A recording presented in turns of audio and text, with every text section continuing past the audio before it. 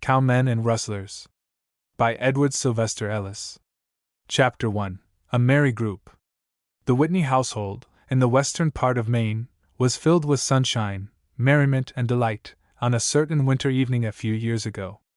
There was the quiet, thoughtful mother, now past her prime, but with many traces of the beauty and refinement that made her the belle of the little country town until Hugh Whitney, the strong bearded soldier, who had entered the war as private and emerged therefrom with several wounds and with the eagles of a colonel on his shoulder, carried her away from all admirers and made her his bride.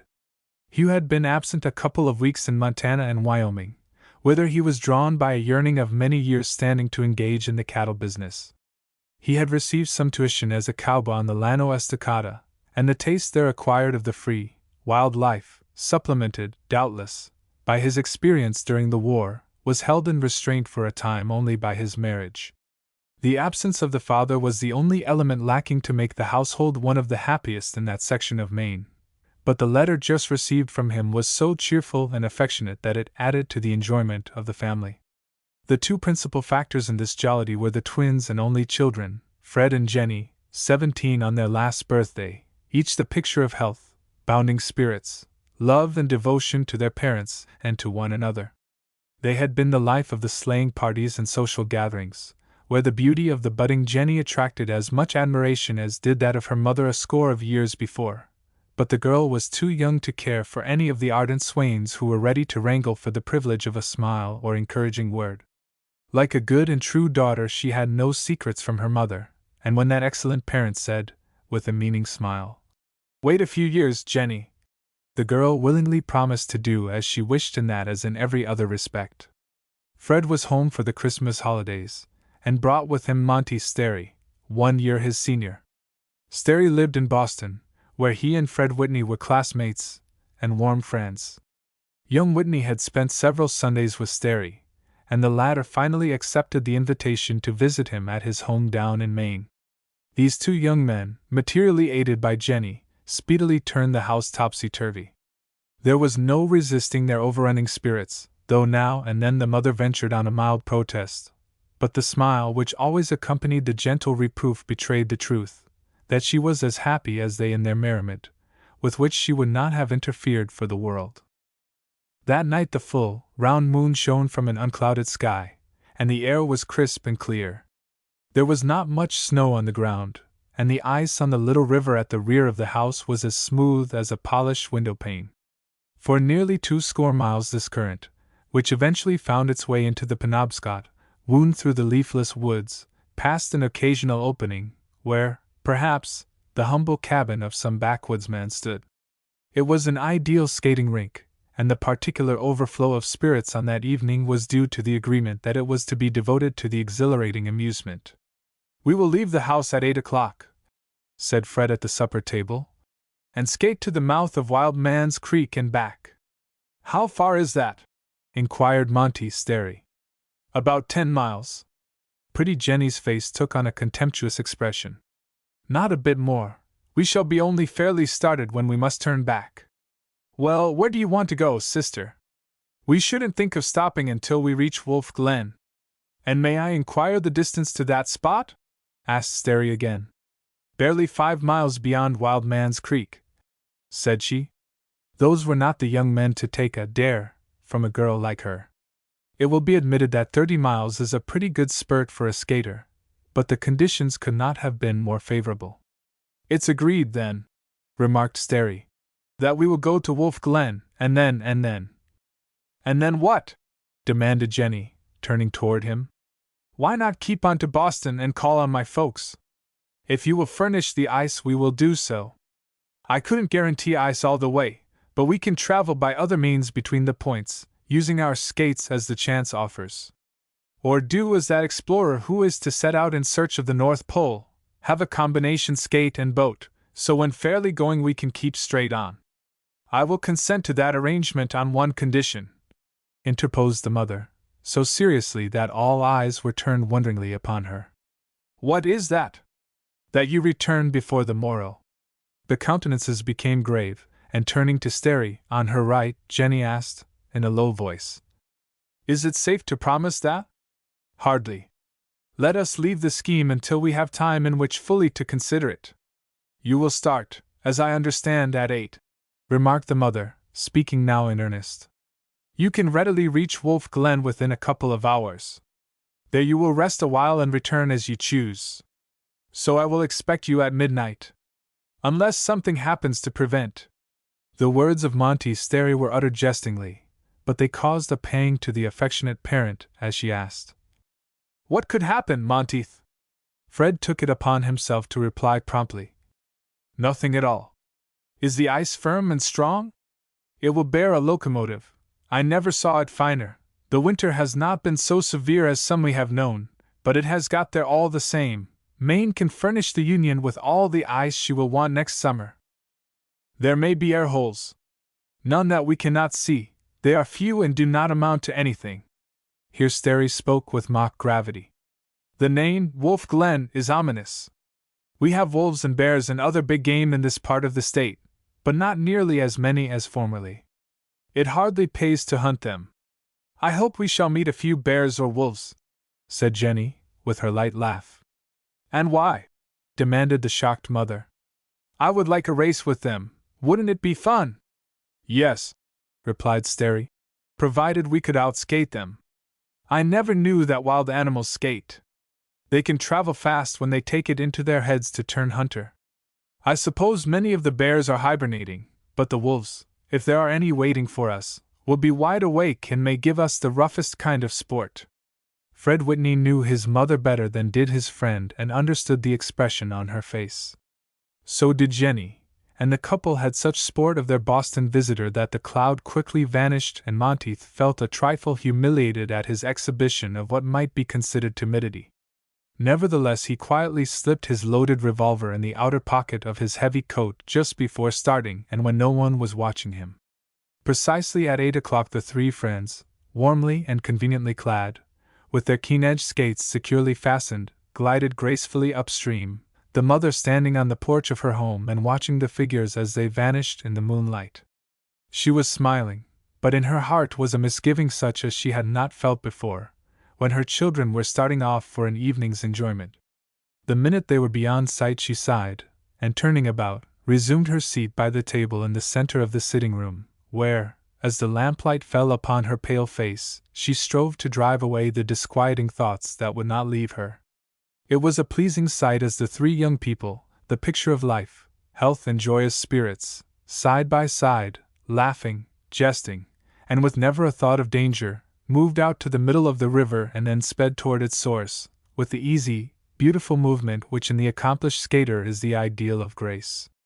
The motion seemingly was attended with no effort, and could be maintained for hours with little fatigue. The small river, to which allusion has been made, was 100 yards in width at the point where they passed out upon its surface. This width naturally decreased as they ascended, but the decrease was so gradual that at Wolf Glen, 15 miles away, the breadth was fully 3/4 of the width opposite the Whitney home. Occasionally, too, the channel widened to double or triple its usual extent, but those places were few in number, and did not continue long. They marked a shallowing of the current, and suggested in appearance a lake. There were other spots where this tributary itself received others.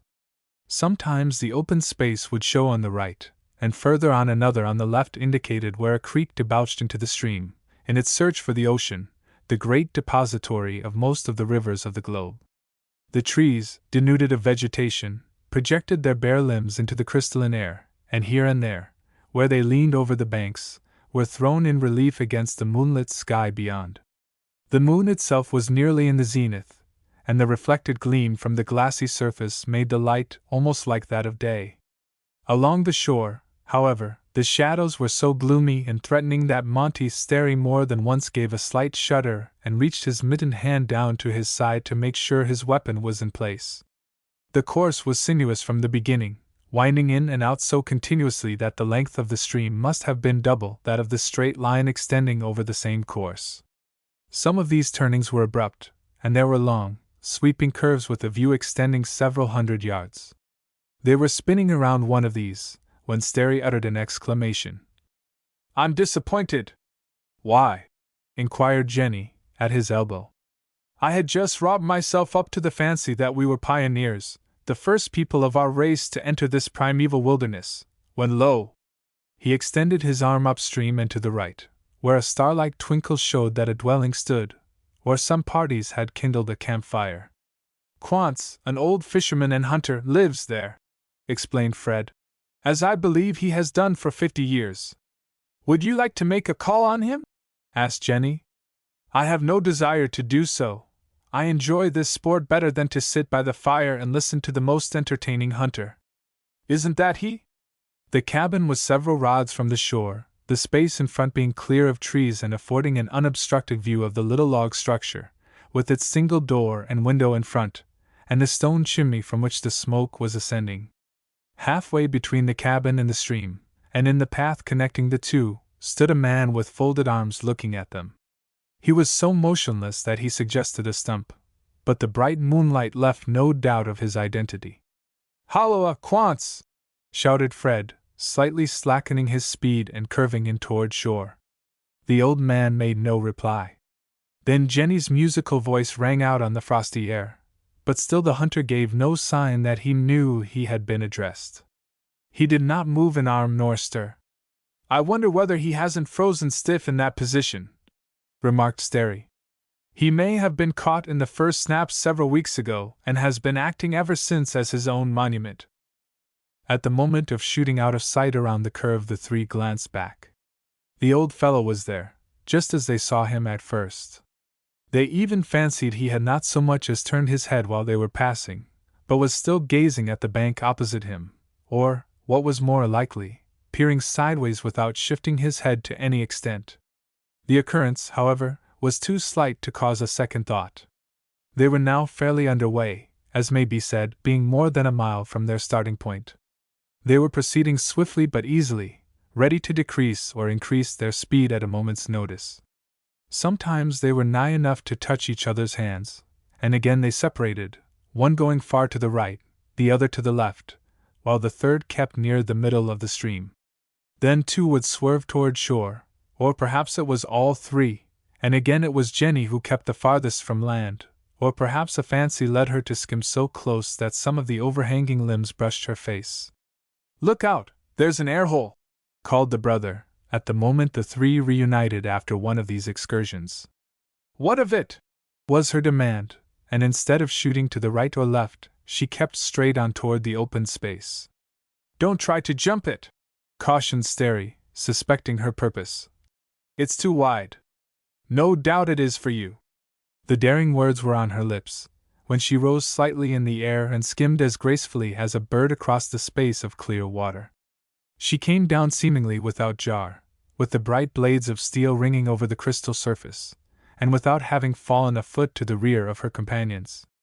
"That was foolish," said her brother reprovingly. "Suppose the ice had given away when you struck it again? What's the use of supposing what could not take place? The air hole might have been wider than you suppose. How could that be when it was in plain sight? If it had been wider, why I would have jumped further, or turned aside like my two gallant escorts. Stick to me and I'll take care of you."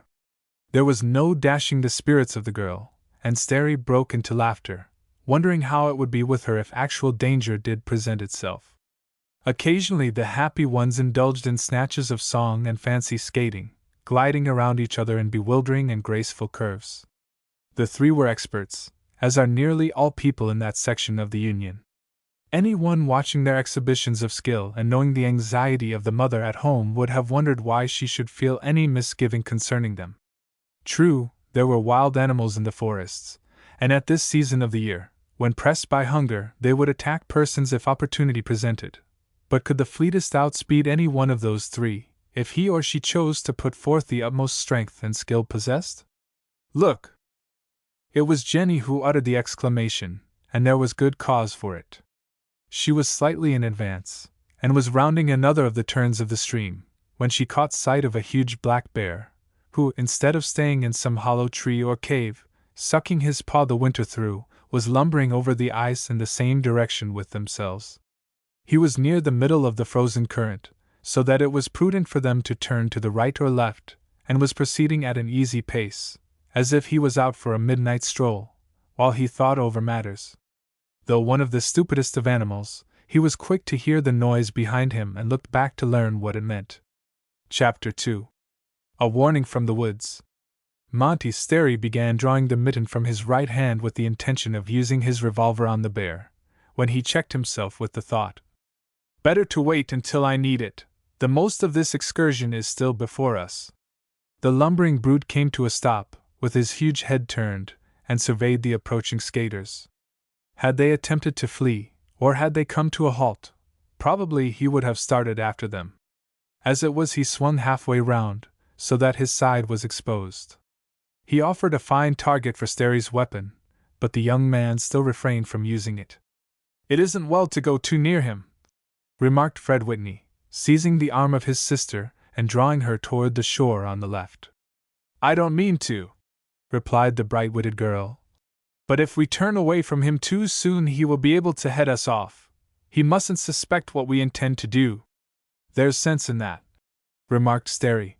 "But don't wait too long." The three were skating close together, with their eyes on the big creature, who was watching them sharply. "Now!" called Fred in a low, quick voice. He had not loosened his grip of his sister's arm, so that when he made the turn she was forced to follow him. The moment was well chosen, and the three swung to one side as if all were controlled by the single impulse. Bruin must have been astonished, for, while waiting for his supper to drop into his arms, he saw it leaving him. With an angry growl, he began moving toward the laughing party. The tinge of anxiety which Fred Whitney felt lasted but a moment. He saw that they could skate faster than the bear could travel, and, had it been otherwise, no cause for fear would have existed, for, with the power to turn like a flash, it would have been the easiest thing in the world to elude the efforts of the animal to seize them. They expected pursuit, and it looked for a minute as if they were not to be disappointed. The animal headed in their direction with no inconsiderable speed, but with more intelligence than his kind generally display. He abruptly stopped, turned aside, and disappeared in the wood before it could be said the race had really begun. Jenny was the most disappointed of the three, for she had counted upon an adventure worth the telling, and here it was nipped in the bud. She expressed her regret. "There's no helping it," said Monteith, "for I can think of no inducement that will bring him back. But we have a good many miles before us, and it isn't likely that he's the only bear in this part of Maine." "There's some consolation in that," she replied, leading the way back toward the middle of the course. "If we see another, don't be so abrupt with him." The stream now broadened to nearly 3 times its ordinary extent, so that it looked as if they were gliding over the bosom of some lake lagoon instead of a small river. At the widest portion, and from the furthest point on the right, twinkled a second light, so far back among the trees that the structure from whence it came was out of sight. They gave it little attention and kept on. Sterry took out his watch. The moonlight was so strong that he saw the figures plainly. It lacked a few minutes of 9. "And yonder is the mouth of Wild Man's Creek," said Fred. "We have made pretty good speed." "Nothing to boast of," replied Jenny. "If it were not for fear of distressing Mother, I would insist that we go 10 or 15 miles further before turning back." Since plenty of time was at command, they continued their easy pace, passing over several long and comparatively straight stretches of frozen water, around sharp bends, beyond another expansion of the stream, in front of a couple of natural openings, and finally, while it lacked considerable of 10 o'clock, they rounded to in front of a mass of gray towering rocks on the right bank of the stream, and skating close into shore, sat down on a boulder which obtruded several feet above the ice. They were at the extremity of their excursion. These collective rocks bore the name of Wolf Glen, the legend being that at some time in the past a horde of wolves made their headquarters there, and, when the winters were unusually severe, held the surrounding country in what might be called a reign of terror. They had not yet wholly disappeared, but little fear of them was felt. The friends could not be called tired, though, after skating 15 miles, the rest on the stone was grateful. They sat for half an hour chatting, laughing, and as merry as when they started from home. The sky was still unclouded, but the moon had passed beyond the zenith. A wall of shadow was thrown out from one of the banks, except for occasional short distances, where the course of the stream was directly toward or from the orb. When Sterry again glanced at his watch, it was a few minutes past 10. They had rested longer than anyone suspected. "Mother won't look for us before midnight," remarked Fred, "and we can easily make it in that time." "She was so anxious," said the sister, who, despite her light-heartedness, was more thoughtful than her brother, "that I would like to please her by getting back sooner than she expects." "We have only to keep up this pace to do it," said Monteith, "for we have been resting fully a half-hour." He paused abruptly. From some point in the wintry wilderness came a dismal, resounding wail, apparently a mile distant. "What is that?" asked Monteith, less accustomed to the Maine woods than his companions. "It is the cry of a wolf," replied Fred. "I have heard it many times when hunting alone or with father." "It isn't the most cheerful voice of the night," commented the young Bostonian, who, as yet, never dreamed of connecting it with any peril to themselves. And then he sang. The verse was hardly finished when the howl was repeated. "It is hard to tell from what point it comes," observed Fred, "but I think it is on the right shore as we go back." "Do you imagine it is far from the river?" inquired Monteith. "I think not, but I may be mistaken." "I am quite sure Fred is right," said his sister. "And more than that, that particular wolf isn't a great way off. I wonder whether he has scented our trail?" Before any comment could be made upon this remark, a second, third, fourth, and fully a half-dozen additional howls rang through the forest arches. They came from the left shore, and apparently were about as far off as the cry first heard. "They are answers," said Fred, in a low voice, in which his companions detected a slight tremor. It was at this moment that the first fear thrilled all three. The cries might mean nothing, but more likely they meant a good deal. The wolf is one of the fiercest of American wild animals when suffering from hunger, though a coward at other times, and a horde of them are capable of attacking the most formidable denizens of the woods. The fact that they were between the skaters and home, and at no great distance from the course they must follow to reach there, was cause for fear. It was almost certain that in some way the keen-scented creatures had learned there was game afoot that night for them, and they were signaling to each other to gather for the feast. Fred and Monteith were not specially frightened on their own account, for, if the worst should come, they could take to the trees and wait for help. They might make a sturdy fight, and perhaps, with anything like a show, could get away from them without taking to such a refuge. But it was the presence of Jenny that caused the most misgiving. True, she was as swift and skillful a skater as either, but that of itself was not likely to save her. But she was the coolest of all, now that the danger assumed a reality. The lightness and gaiety that had marked the three from the moment of leaving home had gone. They were thoughtful, the very opposite in their mood to that of a few minutes before. "I wish I had brought my pistol," said Fred. "I have mine," observed Monteith. "A good Smith & Wesson, and each of the 5 chambers is loaded." "Thank fortune for that. Have you any extra cartridges?" "Not one." "Your pistol may be the means of saving us." "Why do you speak that way?" asked Jenny. "I never knew you were scared so easily." "I am sorry you are with us, sister. My alarm is on your account. I do not see why I am not as safe as either of you. Either can skate faster than I.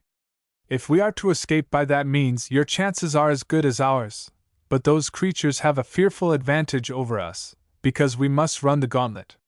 We are not so certain of that. If we hasten, we may pass the danger point before they discover us."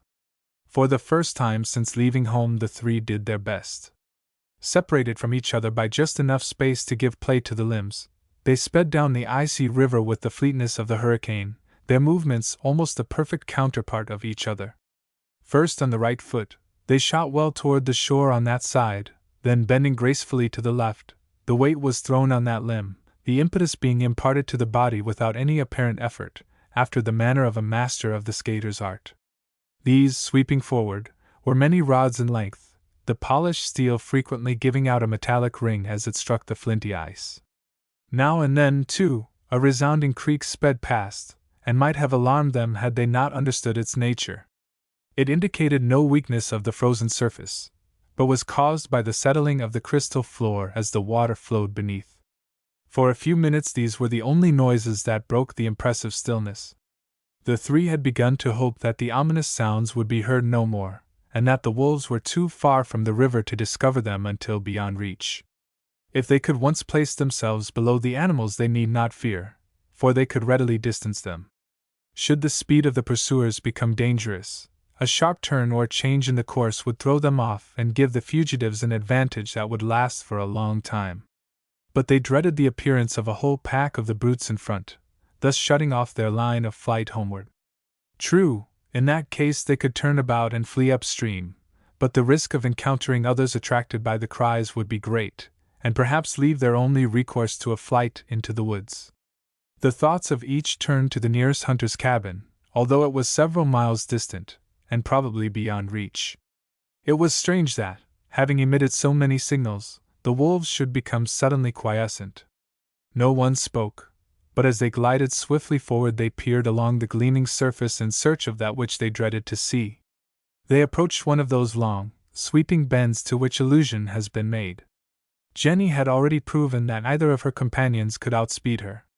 They were doing their utmost, but she easily held her own with less effort than they showed. In truth, she was slightly in advance as they began following the curve of the river, her head, like each of the others, bent forward, to see whither they were going. "They are there!" It was she who uttered the exclamation which sent a thrill through both. They asked for no explanation, for none was needed, and an instant later they were at her side, she slightly slackening her pace. The sight, while alarming, was not all that Fred and Monteith anticipated. 3 or 4 gaunt animals were trotting along the ice near the left shore, but no others were visible. "Keep in the middle while I take a turn that way," said Monteith, sheering in the direction named.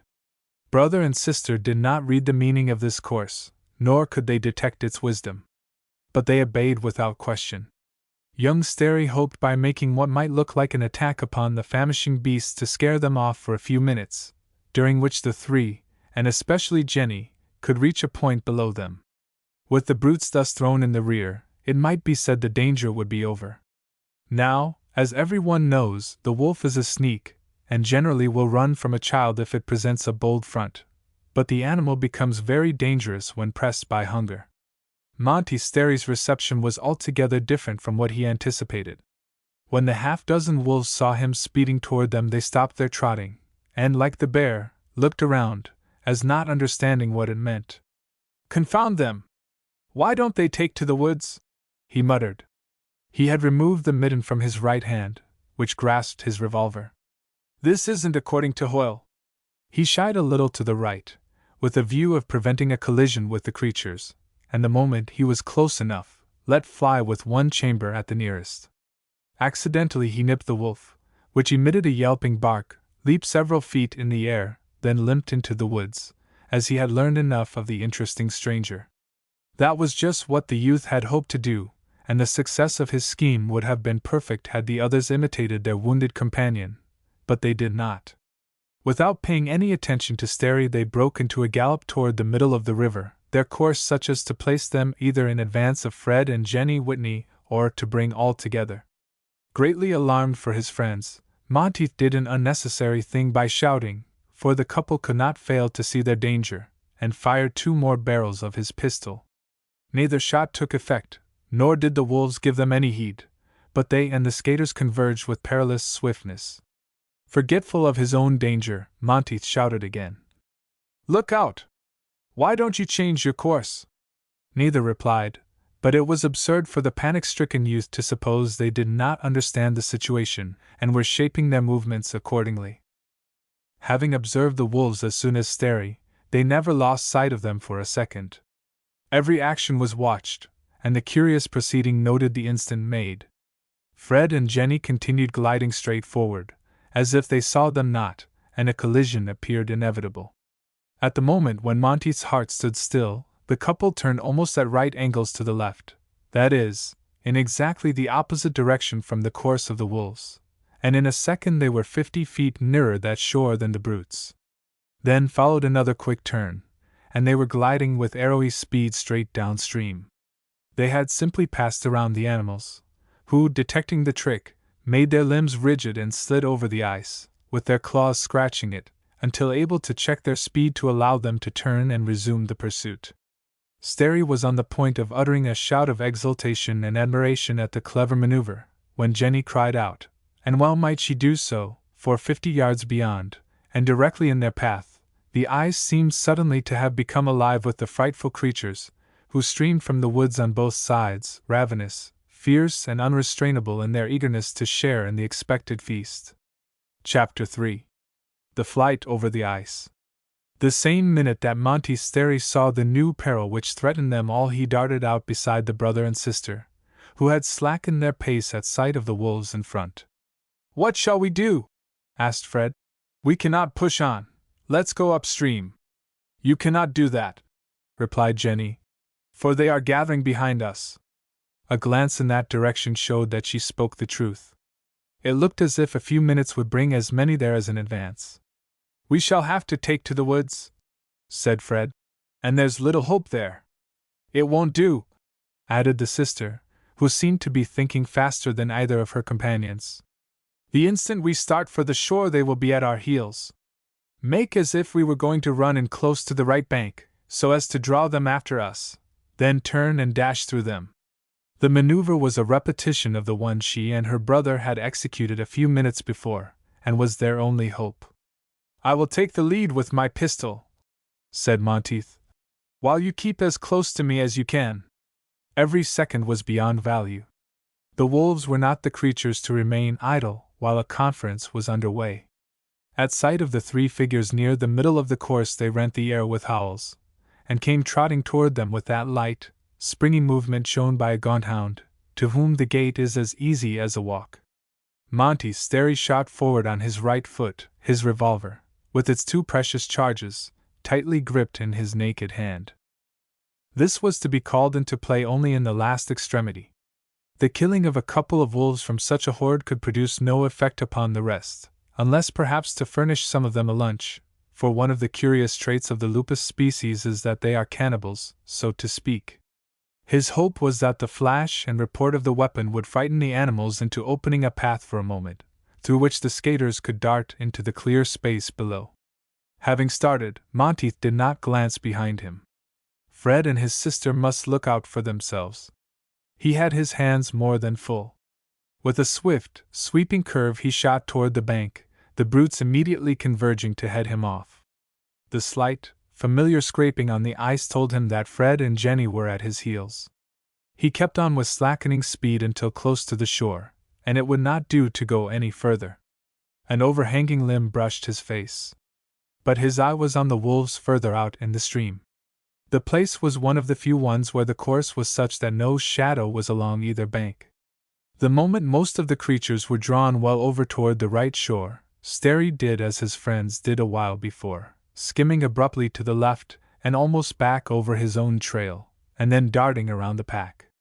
The line was that of a semicircle, whose extreme rim on the left was several rods beyond the last of the wolves swarming to the right. "Now!" called Sterry at the moment of turning with all the speed at his command. Critical as was the moment, he flung one glance behind him. Fred and Jenny were almost nigh enough to touch him with outstretched hand.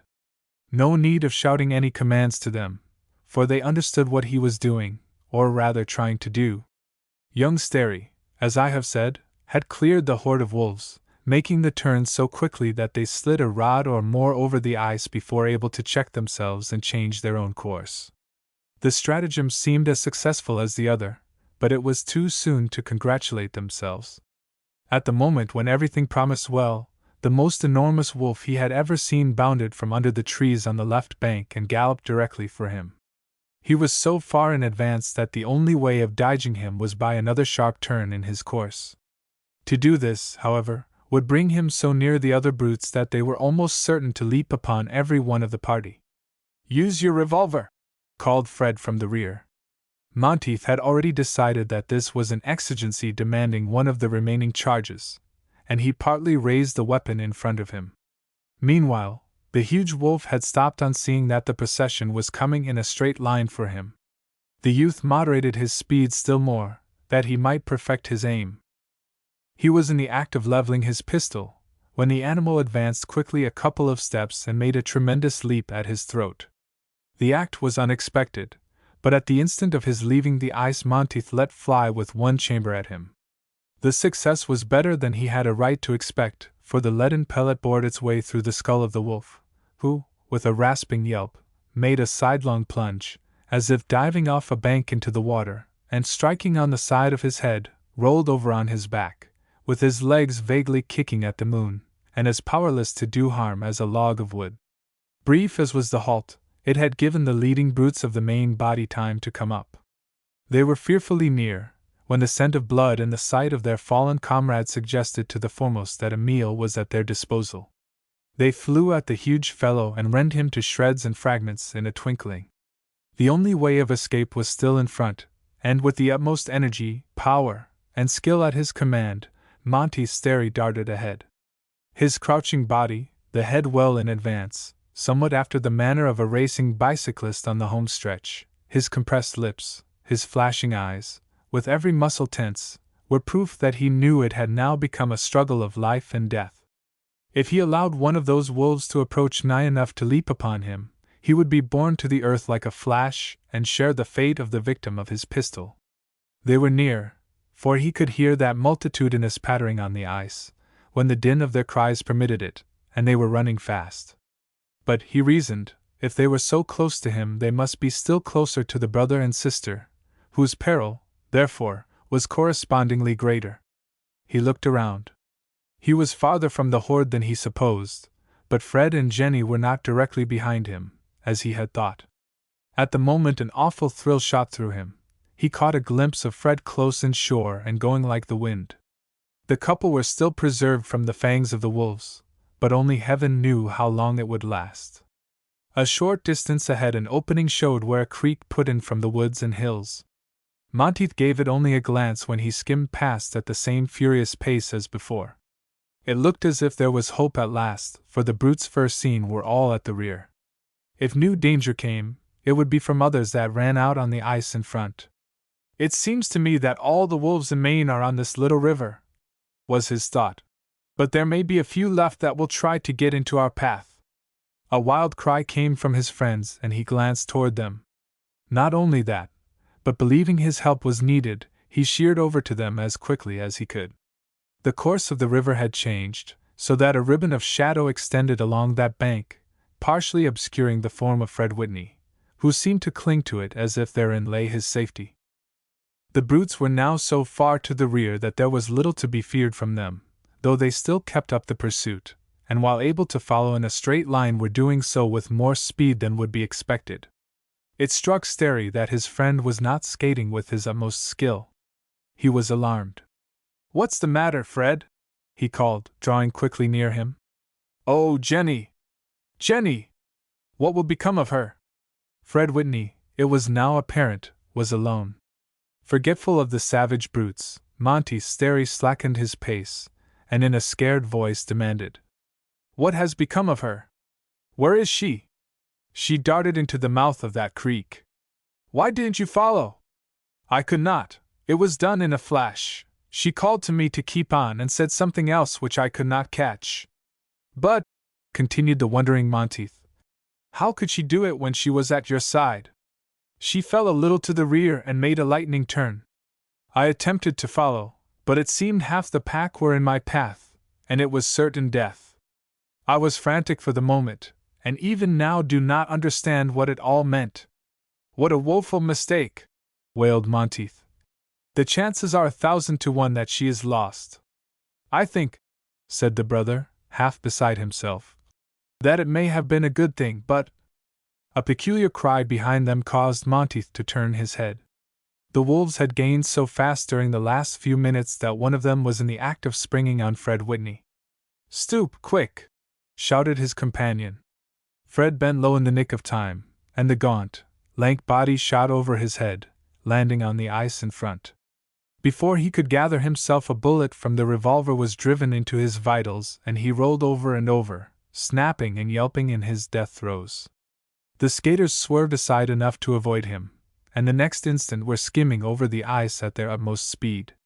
It was not a moment too soon, for the halt was well nigh fatal, but they could travel faster than the animals, and steadily drew away from them until, Ere long, they were safe, so far as those creatures were concerned.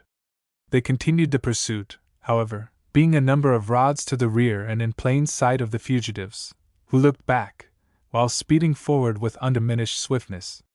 But the couple could not continue their flight, knowing nothing of the missing one. The wolves were between them and her, and Monty Sterry had fired the last shot in his revolver. "How far back does that tributary reach?" he asked. "I never learned, but probably a good way. Its breadth is not half of this." "No, nothing like it. What has become of her?"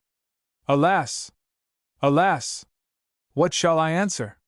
But, Fred, she is not without hope. She can skate faster than either of us, and I am sure none of them was in front of her on the creek, or she would not have made the turn she did.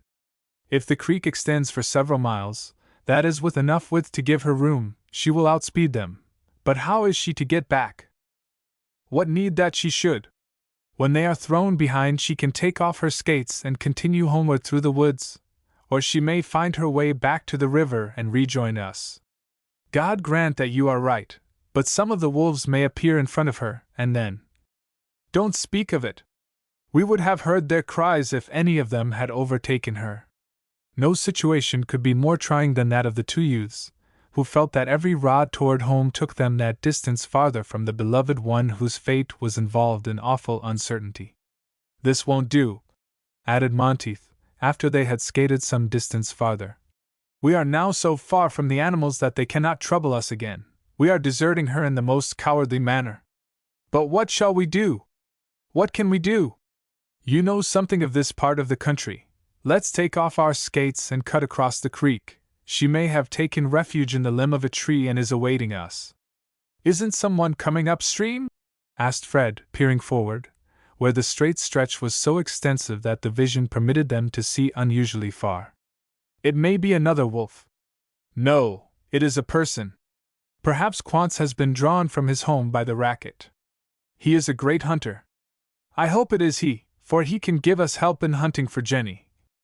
Monteith suddenly gripped the arm of his friend. "It is not a man! It is a woman! Who can it be? Not Jenny, surely. Hurry along! You are no skaters at all. It was she. That was her voice, and it was her slight, girlish figure skimming like a swallow toward them." Within the following minute Fred Whitney clasped his beloved sister in his arms, both shedding tears of joy and gratitude. Jenny had had a marvelous experience, indeed. Controlled by an intuition or instinct which often surpasses reason, she was led to dart aside into the smaller stream at the critical moment when the fierce wolves were so near that escape seemed impossible. She had fallen slightly to the rear, and a single terrified glance showed her a beast in the act of leaping at her. Her dart to the left was only the effort to elude him for that instant, and she was not aware of the mouth of the creek until she had entered it. Then, seeing that it was altogether too late to rejoin her brother, she had no course left but to continue the flight which, until then, she had not intended. The words which she called to Fred, that were not understood by him, were to the effect that she would try to rejoin him farther down the stream, with whose many turnings she was more familiar than he. She ascended the tributary with all the wonderful skill at her command. Not only the brute that was on the point of leaping at her, but 3 others, turned as soon as they could poise themselves and went after her at their utmost bent. But her change of direction was a most fortunate action. As in the case of the abrupt darting aside, when on the surface of the larger stream, it placed her considerably in advance of the nearest pursuers. Add to this her power of outspeeding them when the chance was equal, and it will be seen that her only danger was from the front. The creek was so narrow that if any of the wolves appeared before her she would be lost, for there was not room to maneuver as on the larger stream. But she met none. The first signals had drawn them to the river, and if there were any near, they and she were mutually unaware of it. As her brother had said, she was more acquainted with this section than he. She knew at what points the river and its tributary curved so as to bring them near each other. Reaching that place, she buried the heels of her skate runners in the ice, sending the particles about her in a misty shower, and quickly came to a halt. Then, standing motionless, she listened. In the distance sounded the howling of the animals so repeatedly disappointed of their prey, but none was nigh enough to cause her misgiving. "I hope no harm has come to Fred or Monteith," she murmured. "Both can skate fast enough to leave the wolves behind. They would have done so at once if they had not been bothered by having me with them. Now they ought to be able to take care of themselves." She sat down on the bank and removed her skates. The slight layer of snow on the leaves caused no inconvenience, for she was well shod, and the walk was not far. Her fear was that some of the wolves might sneak up unseen. Often she stopped and listened, but when half the distance was passed, without any alarm from that source, she believed nothing was to be feared. A little farther, and she reached the main stream, the distance passed being so much less than was necessary for her escorts that she knew that she was in advance of them, even if they had continued their flight without interruption. Her club skates were securely refastened, and then she listened again. The cries of the brutes were few and distant, and could not cause alarm. Hark! A familiar sound reached her. She recognized it as made by skates gliding over the ice. Rising to her feet, she remarked, with a smile, "I think I will give them a surprise." And she did. The meeting was a happy one, and before the stroke of midnight all three were at home, where they found the mother anxiously awaiting their return and greatly relieved to learn that despite their stirring experience no harm had befallen any member of the little party.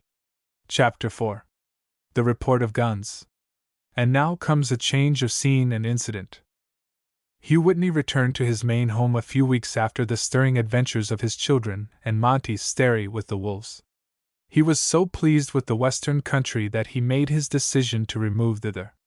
He met with no difficulty in selling at a fair price his little property in the Pine Tree State, and with a portion of the proceeds he bought a ranch near the headwaters of Powder River, to which place he removed, with his family, in the spring of 1890, directly after the incidents related in the preceding chapters. One of the pleasures of this radical change of residence and occupation was that it was pleasing to his son Fred and his twin sister Jenny, now about 19 years of age. Whether the wife shared in the desire to make her home in that new country, or whether she expressed the wish to do so because she saw it would gratify her husband, cannot be said with certainty. There was no doubt, however, about the eagerness with which the brother and sister took part in the removal. Young, ardent, and of sturdy frame, with all the natural yearning of imaginative youth for adventure, the prospect was an inviting one to them. Their father's glowing accounts of the magnificent scenery, its vast resources and limitless possibilities, caused a yearning on their part probably deeper than his own. It is rare that such expectations are fully realized in this life. It cannot be said that those of the brother and sister found more than a partial fulfillment, but though the fateful day came when they regretted the change beyond the power of language to express, yet it was many months before it dawned upon them. Hugh Whitney's herd of cattle numbered several thousand, and on the day when we take up the eventful history of the family, they were grazing on the open ranges along the spurs of the Big Horn Mountains. The two cowmen engaged by Whitney to assist him in the duty of looking after his property were Bud Hankinson and Grizzly Weber.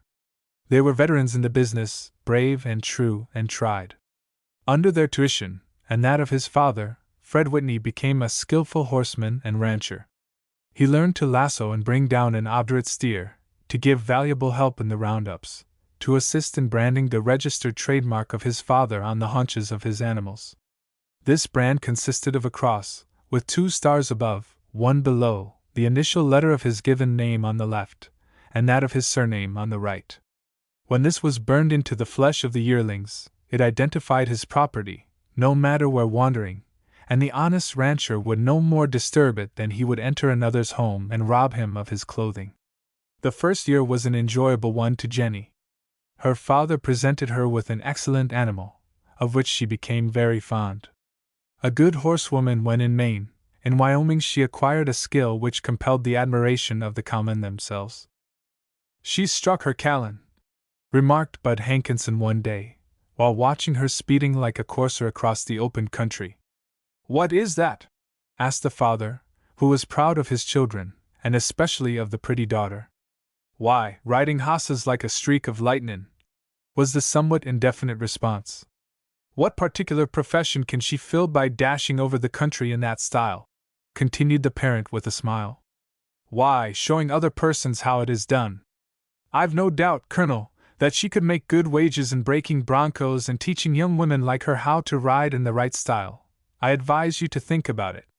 I will do so, replied the parent, with so much gravity that the cowman never suspected his sincerity, but felt the satisfaction of believing he had given his employer a valuable pointer. Another pleasure which followed the removal of the Whitneys to Wyoming was that their friend Monty Sterry followed them within a few months. He had shown some signs of running down in health while attending the high school in Boston, despite the fact that he was one of the best athletes in the institution. But he readily persuaded his wealthy father that a few months' experience in the bracing Northwest would do him more good than anything and everything else in the world. That he might have some pretext other than the one which could not wholly deceive the Whitneys, he engaged to serve the Livestock Association, which was beginning to have trouble with the Rustlers. Matters were not only going wrong, but were rapidly getting worse in Wyoming, and they were glad to secure the services of such a daring and honest youth, who seemed rather to welcome the fact that he could perform his duties faithfully only at personal risk to himself. It need not be explained how it came about that young Sterry found it necessary to give a great deal of his attention to that section of Wyoming in which the Whitneys lived. There appeared to be more need of it there than in any of the other neighborhoods where the outlook was really threatening. The natural consequence was that he became a frequent visitor at the home of his former friend, though he found other acquaintances engaged in the cattle business who were glad to have him take shelter under their roofs. Sometimes he engaged in hunting with them, and several times Fred Whitney and Jenny joined him. There was a spice of peril in these excursions which rendered them fascinating to all three. The particular day to which we refer was a mild afternoon in May, 1892. Jenny was helping her mother with her household duties in their home, where they had lived since coming from their native state. The building was one of the long, low wooden structures common in that section, to which the fashions of the older civilization have not yet penetrated. It possessed all the comforts they required, though it took some time for the brother and sister to accustom themselves to the odd style of architecture. Jenny, as usual, was in high spirits. She had been out for a ride during the forenoon, and was now trying to make up for it by taking the burden of most of the work upon her comely shoulders. In the middle of one of her snatches of song she abruptly paused with the question, "Did you hear that, Mother?" "No, to what do you refer?" "The sound of rifle firing. Something is wrong on the range." The two paused and listened, looking in each other's pale countenances as they did so. "It is rifle firing," said Mrs. Whitney in a scared voice. "What can it mean?" "Trouble with the rustlers," replied Jenny, hurrying through the open door to the outside that she might hear the better. Her mother followed, and the two stood side by side, listening and peering across the wide stretch of undulating plain in the direction of the mountains, whose wooded crests were outlined against the clear spring sky. There could be no mistaking the alarming sounds. They were made by rifles, fired sometimes in quick succession, often mingling with each other, and then showing comparatively long intervals between the discharges of the weapons. "Father said the rustlers were becoming bolder," remarked Jenny, "and there was sure to be trouble with them before long." "It has come," was the comment of the parent. "And who shall tell the result?" "It cannot last long, Mother. A few minutes is a good while at such a time. A score of shots have already been fired, and some of them must have done execution. Father, Fred and our 2 men are unerring shots." "And so are they," responded the mother, referring to the rustlers, who have made so much trouble for the cattlemen of Wyoming. Chapter 5. Looking southward. Mrs. Whitney and her daughter Jenny stood at the door of their ranch listening, with rapidly beating hearts, to the sounds of rifle firing from the direction of the cattle range where the beloved husband and son were looking after their property. 3 shots came in quick succession, then, after the interval of a full minute, 2 more followed, and then all was still.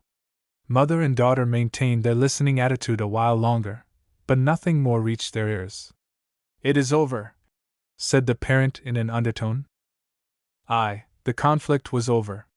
One party was beaten off, but which? And how many brave men, the finest horsemen and rifle shots in the world, lay on the green sward, staring, with eyes that saw not, at the blue sky, or were being borne away by their comrades on the backs of their tough ponies. A brief space and the story would be told. Jenny Whitney shaded her eyes with her hand and gazed to the southward for the first sight of returning friends, whose coming could not be long delayed. The mother was straining her vision in the same direction, watching for that which she longed and yet dreaded to see. But years had compelled her to use glasses, and her eyes were not the equal of those bright orbs of Jenny. She would be the first to detect the approaching horseman. A good field glass was in the house, but neither thought of it. Their attention was too deeply absorbed. "It is time they appeared," remarked Mrs. Whitney, her heart sinking under the dreadful fear of the possible reason why they remained invisible. Suppose there was none to appear? But those keen eyes of the maiden have detected something, and she starts and peers more intently than before. Far to the southward, in the direction of the mountain spurs, and on the very boundary of her vision, a black speck seems to be quivering and flickering, so indistinct, so impalpable, that none but the experienced eye can guess its nature. But the eye which is studying it is an experienced one. Many a time it has gazed across the rolling prairie, and identified the loved father and brother before another could discover a person at all. "Someone is coming," she says to her mother. "Someone!" is the alarmed response. "Are there no more?" "There may be, but this one is in advance." "But why should he be in advance of the rest?" is the query, born of the fear in the heart of the parent. "It is not mine to answer for the present. He may be better mounted and is coming for what? Help. Help! What help can we give them? We have a gun in the house, and there is plenty of ammunition. That means they have suffered, have been defeated. Look closely, Jenny, do you see no others?" She has been searching for them from the first. The approaching horseman is now fully defined against the dark green of the mountains, and the country for half a mile is in clear view. Over this broad expanse Jenny Whitney's eyes rove, and her heart seems to stand still as she answers. "He is alone, I see no others." "Then he brings evil tidings. Our people have been defeated, more than one has fallen." The approaching horseman was riding furiously. His fleet animal was on a dead run, his neck outstretched, mane and tail streaming as he thundered through the hurricane created by his own tremendous speed. The man who sat in the saddle was a perfect equestrian, as are all the Cowmen and Rustlers of the West. He leaned forward, as if he would help his horse to reach his goal at the earliest instant. His broad-brimmed hat fitted so well that it kept its place on his head without any fastening, but his own long, dark locks fluttered over his brawny shoulders, while the trusty Winchester was held in a firm grasp across the saddle in front, where it could be used on the second needed. Jenny Whitney was studying him closely, for he must be father, brother, or one of the two hired men. She was praying that he was a relative, but it was not so. The mother could now distinguish the horseman plainly, though not as much so as her daughter. "I think it is father," she said, speaking her hope rather than her conviction. "No, it is not he," replied the daughter. "Then it is Fred." "No, you are mistaken, it is Bud." "Alas and alas! Why should it be he, and neither my husband nor son?" wailed the parent. Jenny was right. The man was the veteran cowboy, Bud Hankinson, who had whirled the lasso on the arid plains of Arizona, the Llano Estacado of Texas, and among the mountain ranges of Montana, who had fought Apaches in the southwest, Comanches in the south, and Sioux in the north, and had undergone hardships, sufferings, wounds, and privations before which many a younger man than he had succumbed. No more skillful and no braver ranchman lived. Bud had a way of snatching off his hat and swinging it about his head at sight of the ladies. It was his jocular salutation to them, and meant that all was well. But he did not do so now. He must have seen the anxious mother and daughter almost as soon as they discerned him. Jenny watched for the greeting which did not come. "Something is amiss," was her conclusion. The hoofs of the flying horse beat the hard ground with a regular rhythm, and he thundered forward like one who knew he was bringing decisive tidings which would make the hearts of the listeners stand still. The black eyes of the cowman were seen gleaming under his hat rim as he looked steadily at the couple, against whom his horse would dash himself the next minute, like a thunderbolt, unless checked. No fear, however, of anything like that. He rounded to in front of the women, and halted with a suddenness that would have flung a less skillful rider over his head, but which hardly caused Bud Hankinson a jar. He read the questioning eyes, and before the words could shape themselves on the pallid lips, he called out, "The mischief is to pay!" "What is it, Bud?" asked Jenny, she and her mother stepping close to his box stirrup. "We have had a fight with the rustlers, one of the worst I ever seed. There was 8 of 'em." "Was anybody hurt?" faltered the mother. "Wall, I reckon 3 of them rustlers won't rustle again very soon, almost that busness is carried on below, where they've gone. 2 others have got holes through their bodies about the size of my hat." But were any of our people injured?" continued the parent, while Jenny tried to still the throbbing of her heart until the answer came. "Wall, yes," replied Bud, removing his hat and passing his handkerchief across his forehead, as though the matter was of slight account. "I'm sorry to say some of us got it in the neck." Who, how was it?" "Don't trifle. Wall, you see, Zip Peters rode over from Captain Whiting's to tell us about the rustlers, and he hadn't much more in a riv, when along come the others behind him with one of our branded steers. I made them give him up, and then the fight was on. Zip got a piece of lead through the body and the arm, and went out of the saddle without time to say good-bye. My hip was grazed twice, but it didn't amount to nothin', I'm as good as ever. Grizzly lost a piece of his ear, but he bored the rustler through that done it, so that account was squared."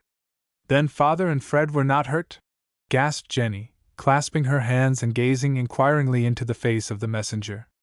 "Wall," he replied, with the same exasperating coolness he had shown after his first exclamation. "I wish I could say that, but it ain't quite so good." What of my husband?" demanded Mrs. Whitney, stepping so close that she laid her hand on the knee of the sturdy horseman. "Tell me quick, and what of Fred, my son?" "Fred fought like a house afire. He killed one of the rustlers, but his horse was shot and Fred got it through the arm, which ended his power to do much fighting, but he laid down behind his hoss and kept it up like the trump he is." "Then he isn't badly injured?" "Bless your heart! Of course not. He will be all right in a few days. His arm wants a little nursing, that's all." In the midst of the rumpus, who should ride up but Montsterry, as he had heard the firing, and the way he sailed in was beautiful to behold. It reminded me of the times down in Arizona when Geronimo made it so lively. He hadn't much chance to show what he could do, for the rustlers found they had bitten off more than they could chaw, and they skiogled after he had dropped one. The wife and mother drew a sigh of relief, but the daughter was far from satisfied. A dreadful fear in her heart had not yet been quelled.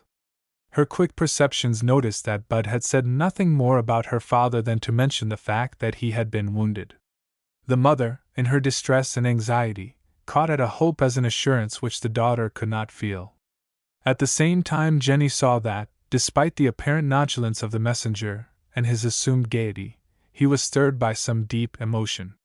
"He is keeping back something, because he fears to tell it," was her correct conclusion. Chapter 6. Cowmen and Rustlers. Jenny Whitney saw something else, which almost made her heart stop beating. To the southward, whence Bud Hankinson had ridden, several horsemen were in sight, coming from the direction of the cattle ranges. They were approaching at a walk, something they would not do unless serious cause existed. The messenger had been sent ahead to break the news to the sad and anxious hearts. "Bud," she said, "you have not told us about Father."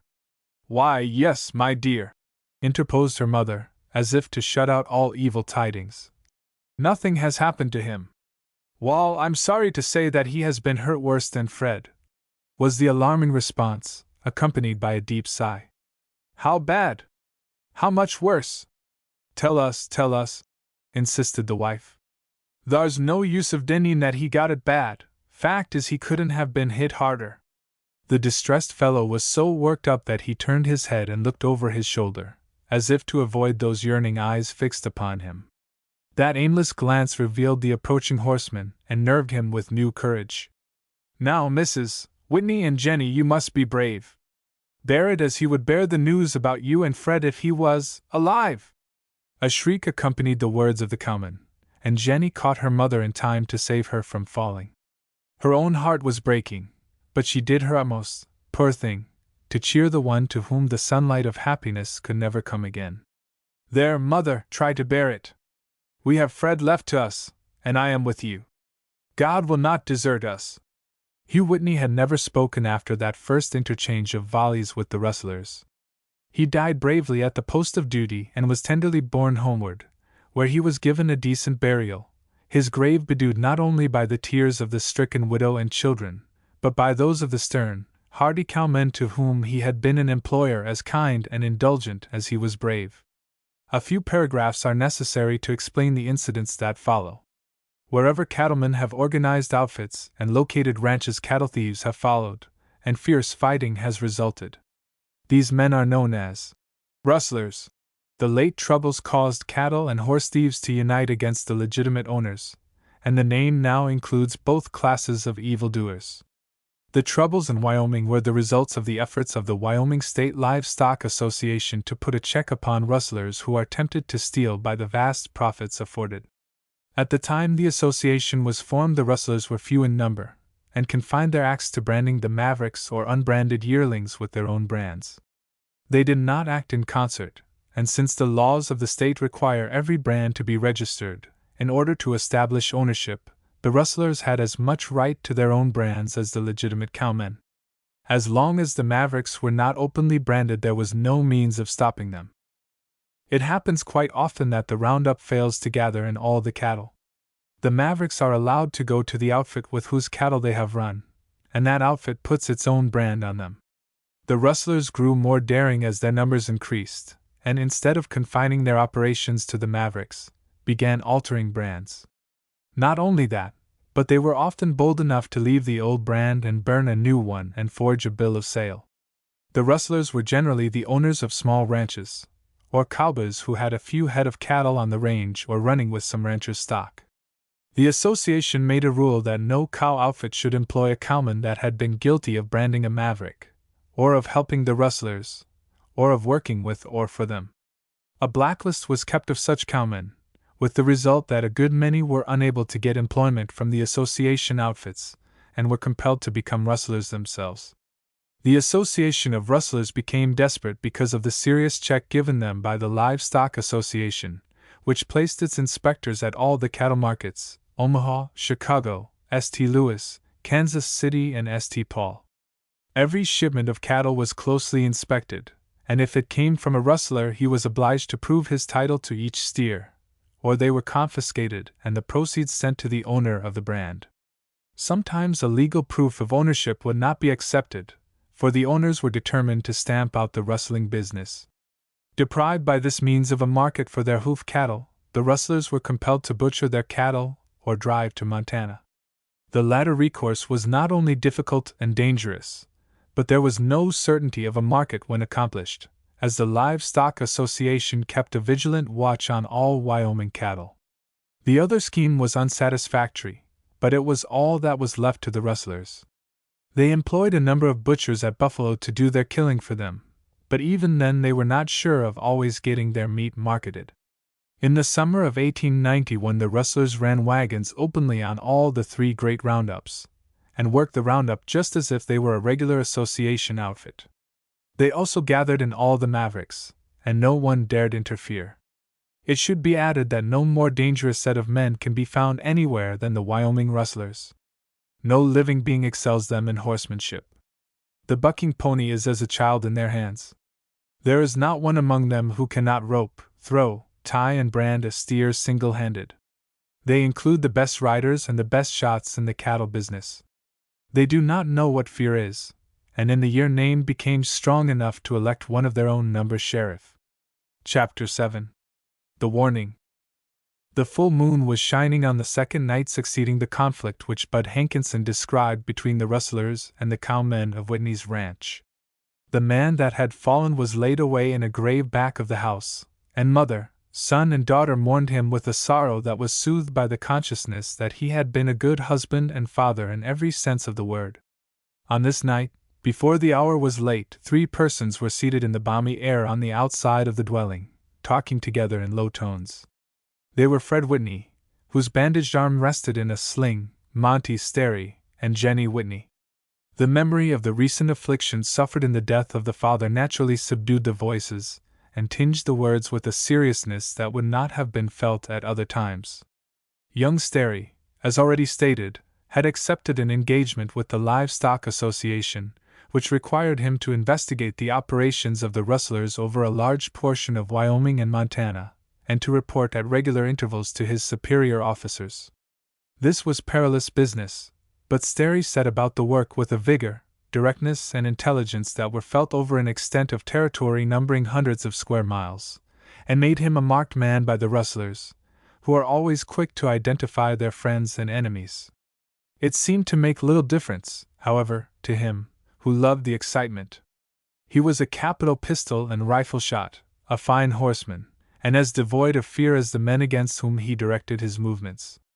Unconsciously Monty Sterry brought a grievous peril upon his friends, who held him in so high regard. Hated intensely by the rustlers, they were not long in learning that he spent a great deal of his time at the Whitneys. They came to be regarded, therefore, as aiders and abettors of his. This enmity was emphasized by the attack of which an account has been given. "I think, Fred," said his sister, oppressed by the shadow that had fallen across the threshold, "we ought to sell out and leave this country." "Why?" he gently asked. "Because not only of what happened yesterday, but of the certainty that such attacks will be repeated." "What reason have you to fear their repetition?" asked Monteith.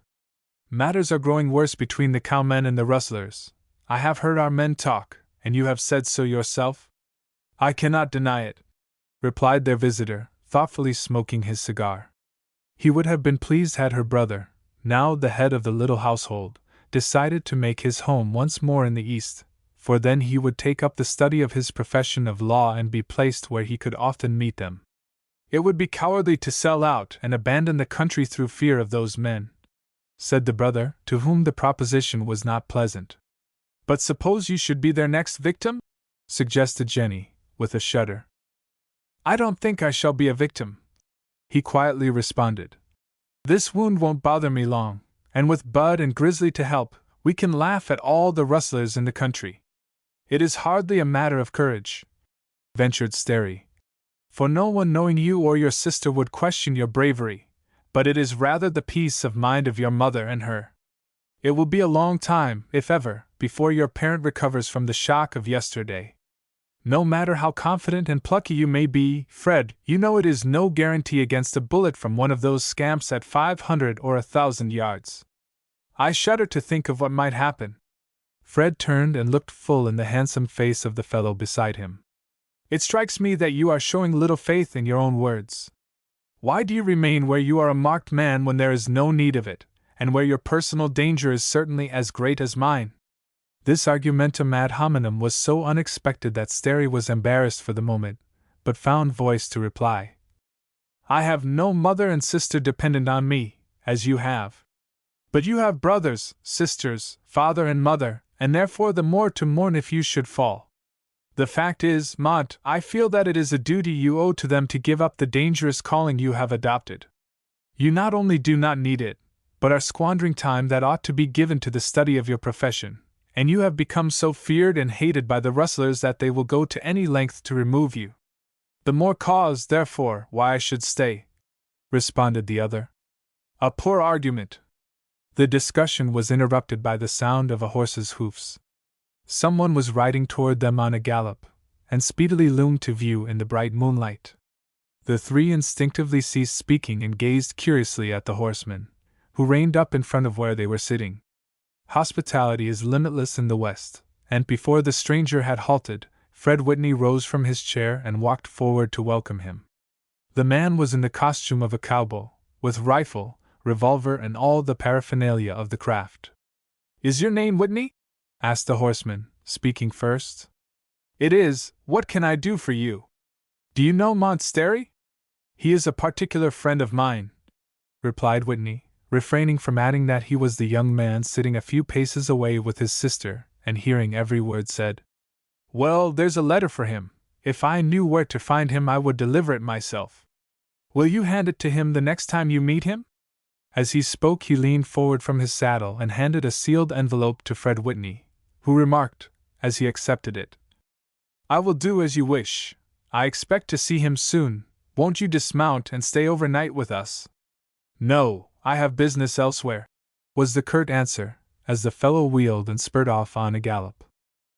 But Hankinson and Grizzly Weber, the two hired men, were absent, looking after the cattle, for the rustler is a night hawk who often gets in the best part of his work between the set and rise of sun. Mrs. Whitney was sitting in the gloom, alone in her sorrow. Jenny wished to stay with her, but the mother gently refused, saying she preferred to have none with her. No light was burning in the building, and that night the weather was unusually mild.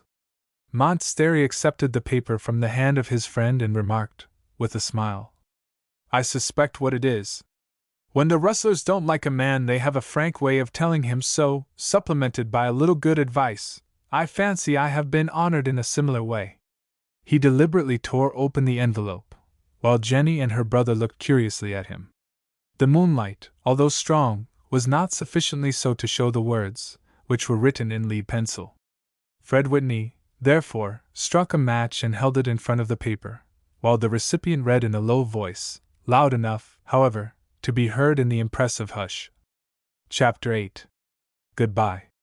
Montsterry read the warning through in a voice without the slightest tremor. Then he quietly smoked his cigar and looked off in the moonlight, as though thinking of something of a different nature. It was natural that Jenny Whitney should be more impressed by the occurrence, with the memory of the recent tragedy crushing her to the earth. She exclaimed, Large Cadmus! Why, Fred, he has visited our house several times. He was here last week. Yes, replied her brother. He has often sat at our table, and by the way, he is a great admirer of yours. Nonsense, was the response. Why do you say that?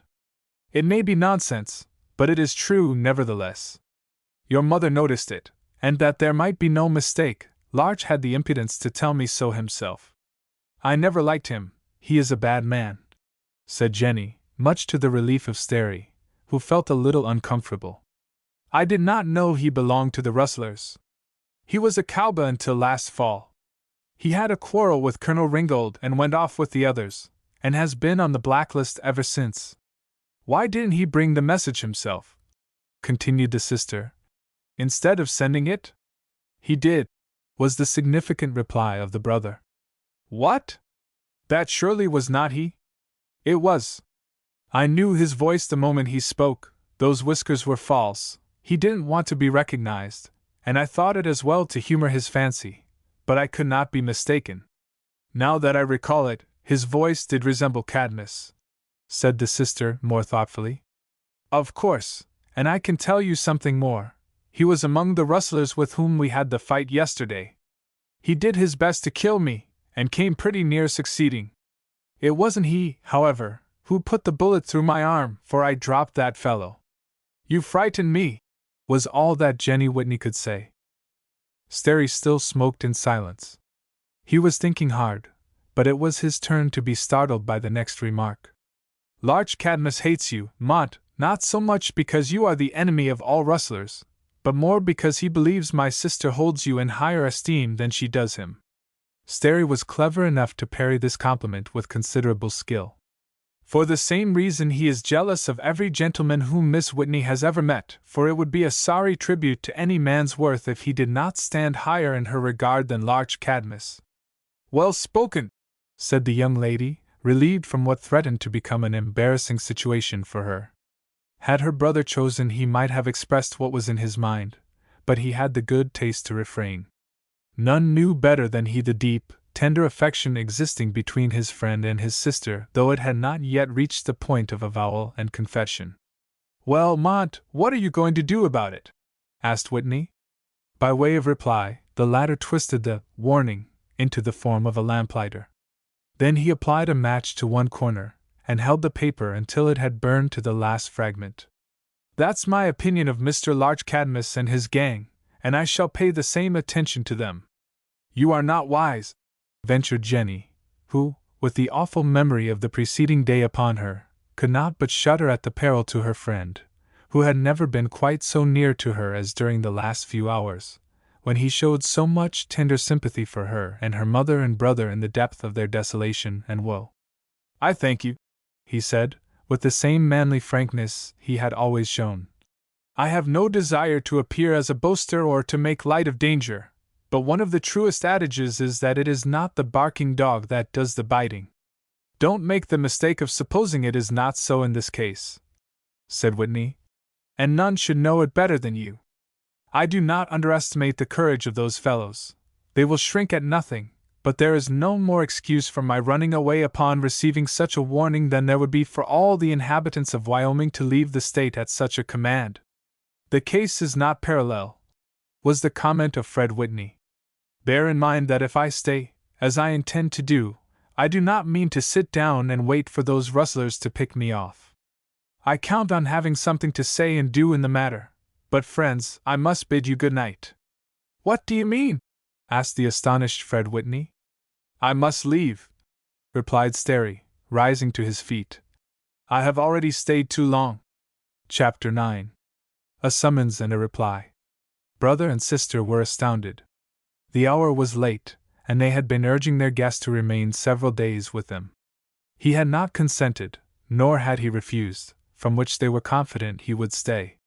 And now he announced his intention of departing at once, riding out into the night. Whither? They protested, but he replied so earnestly that an urgent necessity existed that they refrained.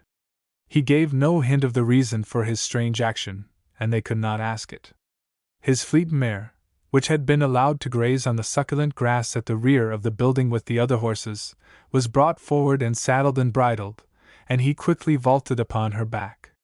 "Remember me to your mother, it is not worth while to disturb her. I hope soon to be with you again."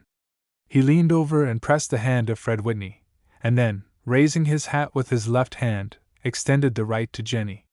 Fred made an excuse to move away a few paces, for he understood the situation. "Goodbye," Sterry said in a voice just low enough to reach the dear one, as he pressed the delicate hand which rested so trustingly in his own. "Goodbye," she answered. "I am sorry you are going." "So am I, but it is better that I should leave. As I said, I trust soon to see you again. Do you know why I hope Fred will decide to return to the East with you and your mother? I suppose because we shall all be safer there." And then she added, forgetting her sorrow for the moment, "That is if we do not go skating to Wolf Glen. It is not necessary to remove as far as Maine, but Father insists that I am wasting time here, when I ought to be home studying my profession. And he is right, Monteith. But," he replied in a low voice, "before I go back I want to make sure that you will do the same. There, goodbye again." He replaced his hat, wheeled and dashed across the prairie without another word. Jenny stood gazing in the direction taken by him for some time after he had disappeared in the gloom of the night. Then she turned to speak to her brother, but he had passed within the house. She resumed her seat, knowing he would soon return. 15 minutes and more went by and she was still alone. "Sh." Was she mistaken, or was that the faint sound of a horse's hoofs in the distance? She turned her head and listened. The murmur of voices, as her brother and mother talked in low tones, did not disturb her, and the almost inaudible lowing of the cattle on the distant ranges was but a part of silence itself. Hardly a breath of air was stirring, but all knew the eccentric way in which sound is sometimes carried by it. Suddenly the reports of rifle firing were heard, faint but distinct, and lasting several minutes. Then other and different noises reached her, still faint but clear. Her power of hearing, like her vision, was exceptionally strong. It was that which enabled her to tell that the last sounds were not made by a single animal, but by several going at a high rate of speed. These, with the reports of rifles, made her certain that the rustlers had attacked Sterry. Meanwhile the young man found matters exceedingly lively. The reception of the warning through the hands of Fred Whitney was proof that his enemies knew he was frequently at his house.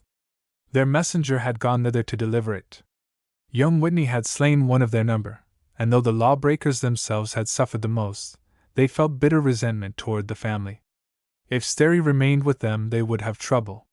He was satisfied that Larch Cadmus recognized him, as he sat in front of the rancher's house, and would not forget to tell it to his comrades, who would speedily make the place a visit. He believed they were likely to do it before the rise of the morrow's sun. If the Whitneys were attacked, his presence would add to the defensive strength, but such an attack would not be made if he was not there. Desperate and defiant as the Rustlers had been, it would be an injustice to represent them as capable of such wantonness. He felt, therefore, that it was his duty to leave the ranch without delay, thus removing an element of grave danger. It would have been hardly wise to make this explanation to them, though he believed Fred suspected it. Turning his back, therefore, upon the dearest spot in all the West to him, he set his mare Queenie on an easy, swift gallop, heading southward toward the ranges where the cattle of the Whitneys were grazing. Sterry, in one sense, was without a home as long as he remained in Wyoming or Montana, while in another sense he was the owner of numberless dwelling places or headquarters. He may be likened to a commercial traveler in a vast and sparsely settled region, where he is well known and welcomed by the inhabitants. The ranchmen who knew him, and there were few who did not, were his friends, for he was working in their interests. At whichever cabin he drew rein, he was certain of a hospitable reception. With no clearly defined idea of where he would spend the remaining hours of the night, he turned the nose of Queenie toward the ranges, among the mountain spurs. Grizzly Weber and Bud Hankinson would stay near the cattle for an indefinite time, and he was debating whether to join them or to ride on to the ranch of Dick Hawkridge, a number of miles to the northeast, when his meditations were broken in upon in the most startling manner. During those perilous times, the lonely horseman, in a dangerous region, relies much on his intelligent steed for warning. While Monty Sterry could do a great deal of thinking in the saddle, he was too alert to drop into a brown study that would divert his thoughts from his surroundings. He was no more than a mile from the Whitney ranch when his mare pricked up her ears, gave an almost inaudible whinny, and slightly slackened her pace. That meant that she scented danger, and her rider was on the qui vive. He tightened the rein and drew her to a full stop. She turned her head to the right and looked steadily in that direction, with her pretty ears thrown forward. This meant that whatever impended was coming from that point of the compass. But the keen eyes of Mont Sterry could not penetrate the moonlight sufficiently far to detect anything. He was out of the saddle in a twinkling, and tried a trick learned from the old hunters. He pressed one ear against the ground, which, as all know, is a much better conductor of sound than the air. This told the story he anticipated. The faint but distinct clamping of horses' hoofs was heard. The number was indefinite, but somewhat to his surprise, none of them was running or loping, all were moving on a walk. The noise was so clear that when he rose to his feet and looked off to the right he expected to see the animals and their riders, and he was not disappointed. On the outer margin of the field of vision the outlines of several horsemen assumed shape. They were approaching, and one of their steeds emitted a whinny, as a salutation to the motionless Queenie, who had shifted her pose so as to face that point of the compass. "S.H.," whispered Sterry to her. But there was no call for the warning. She was too well trained to betray her master, and remained mute. But it was inevitable that if the young man could discern the figures of the approaching horsemen, they must also see him. He leaped into the saddle and turned away. He knew instinctively they were rustlers, and he was almost equally certain they were hunting for him. There were at least three, and well aware of their character, he was only prudent in shying off, with the intention of avoiding them altogether. But they were not the men to be bluffed in that fashion. They were out for the inspector, and did not intend that such an opportunity should slip by unchallenged. "Hello, pard!" called one of the trio. "Where from and where going?" This was a pointed demand, to which Mont Sterry made an equally pointed response. "That is my own business. I will attend to it, and you may attend to yours." All this time he was keeping watch of their movements. Their horses were still walking, but they were now coming straight toward him. At a touch of the rein Queenie headed directly away, and her gait was about the same. She acted as though she shared the thoughts of her master, who shrank from sending her off on a flying run, as would have been more prudent for him to do. A brave man dislikes to flee, even when his better judgment tells him it is the only wise thing to do. The night was so still that Sterry plainly heard the words of the men when talking to each other in an ordinary conversational tone. "I believe that's him," said one of them eagerly. It sounded like his voice, but he wouldn't leave the Whitneys at this time of night when she's there. He's too free with his tongue anyway. We'll make him show up. Say you. Hold on a minute. Do you know anything about Montsterry? We're looking for him. I am Montsterry, was the defiant response. What do you propose to do about it? Chapter 10. A Hot Pursuit. It may be said Montsterry answered his own question at the moment of asking it, for, bringing his Winchester to his shoulder, he let fly at the rustlers, and then with a word and touch of the spur sent Queenie bounding away with arrowy swiftness. Unquestionably it was a daring act on his part, but there was wisdom in it. He knew those men were seeking his life, and would shoot him, as they had threatened to do, on sight. When they met, it would be a question simply as to which got the drop on the other. They were preparing to make a rush at him, and while he had no fear of a contest of speed between Queenie and any animal that wore horsehair, they were altogether too near at the beginning of the contest, and the chance of using their rifles was too much against him. The crack of the Winchester accompanying his sharp reply, with the whistle of the bullet about their heads, gave them a momentary shock, which delayed the pursuit for a few precious seconds. This was the object of the fugitive, for, while that brief interval was thrown away by them, he improved it to the utmost. At such crises a few rods count immensely, and they were made to count on the side of Montsterry. They were insufficient, however, to take him beyond peril. Men like those horsemen are quick to recover from a surprise, and it would have seemed that Sterry was hardly started in his flight when they were speeding after him. He heard their maledictions and knew that the struggle for life was on. Comparatively brief as had been the time spent in the West by Sterry, he had not neglected his education along the lines indispensable to those following his manner of living. At the moment of giving Queenie rein, he flung himself forward on her neck, hugging it close and uttering an involuntary prayer that the bullets might pass harmlessly by him and his horse. There were enough of the missiles to kill several men, but the chance for aiming was so poor that even such fine marksmen as the rustlers had little chance. The mare was only dimly discernible, and she, like their own horses, was going at full speed. Had the sun been shining, the result must have been widely different. The encounter with these men was so unexpected and the several changes of direction by Queenie so sudden and unavoidable that Sterry was not given a chance to take his bearings. The one object was to get as far from them as possible in the quickest time in which it could be done. When that distance became a safe one, it would be soon enough to give attention to the points of the compass. Nobly did Queenie do her duty. She had carried her master out of many a peril, and she could be counted on to do it as long as the ability remained with her. Sterry's anxiety was really more on her account than on his own. He knew there was little danger of himself being struck by the bullets of the rustlers, who, as I have shown, had no possible chance of taking any sort of aim, but she was a conspicuous target, which it would seem they ought to hit with little difficulty. Often must a person in the situation of Sterry leave everything to his horse. He did not seek to guide Queenie, but sat, or rather lay, in the saddle and on her neck, as she skimmed like a swallow over the undulating prairie. Strange imaginings were in the brain of the young man during those few minutes. He listened to each shot of the Winchesters, and then, instead of feeling any apprehension for himself, waited for the dreaded evidence that his horse had been struck. The skillful railway engineer, sitting in his cab, with his hand on the throttle, can discover, on the instant, the slightest disarrangement in the mass of intricate mechanism over which he holds control. His highly trained senses enable him to feel it like a flash.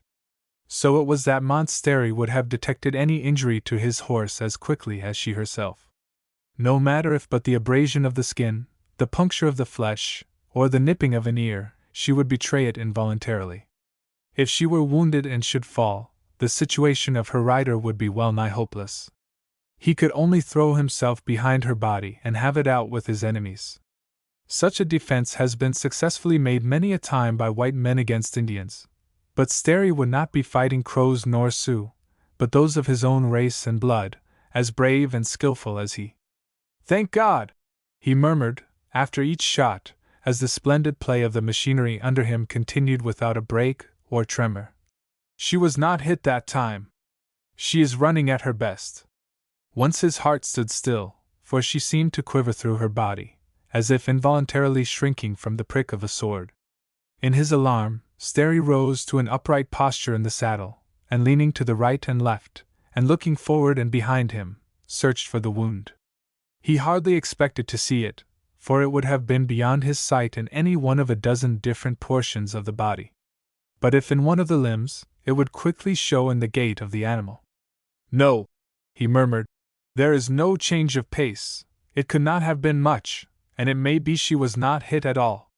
The rustlers fired 2 shots at this moment, when the horseman was more of a target than his animal, but he gave no heed to that. It was she for whom he felt concern. A glance backward brought a thrill of hope. The distance between him and his pursuers had perceptibly increased. Queenie was showing her heels to those who dared dispute with her the supremacy of fleetness. She would soon leave them out of sight, unless it should prove she was disabled by some of the shots. All would have gone well but for the appearance of a new danger of which he did not dream. Suddenly Queenie emitted her faint, familiar whinny, and swerved to the left. She had scented a new peril. In the gloom almost directly ahead loomed the figures of other horsemen bearing down upon the fugitive. They might be friends, and they might be enemies, but it would not do to take chances. Without an instant's hesitation, Sterry wheeled to the left and spoke to his horse. "Now, Queenie, do your best." The mare responded with the same gameness she always showed, but the situation had suddenly become so grave that Monty Sterry assuredly would have been overwhelmed and cut off but for one of the most extraordinary occurrences that ever came to any person in the extremity of danger. Chapter 11. A Strange Diversion. It was the wonderful sagacity of the little mare which intervened at this crisis in the fate of her rider. She was no more than fairly stretched away on a dead run from the new peril when she shot into an arroyo or depression in the prairie. Such a depression suggests the dry bed of a stream through which the water may not have flowed for years. It is sometimes a few feet only in width, and again it may be a number of rods. The rich, alluvial soil often causes a luxuriant growth of grass, cottonwood or bush, which affords the best of grazing and refuge for any one when hard pressed by the enemy. The arroyo into which Queenie plunged had gently sloping sides, and was perhaps 50 feet wide. The bottom was covered not only with grass, but with the thin undergrowth to which allusion has been made, and which was so frail in character that it offered no impediment to the passage of a running horse. Sterry's expectation was that his mare would shoot across the depression and up the other bank with the least possible delay. But of her own accord, and without suggestion from him, she turned abruptly to the left and dropped to a walk. He was astounded, and was on the point of speaking impatiently to her as he jerked the bridle rein, when the occurrence already referred to took place, and made the action of the animal seem like an inspiration or instinct approaching the height of reason.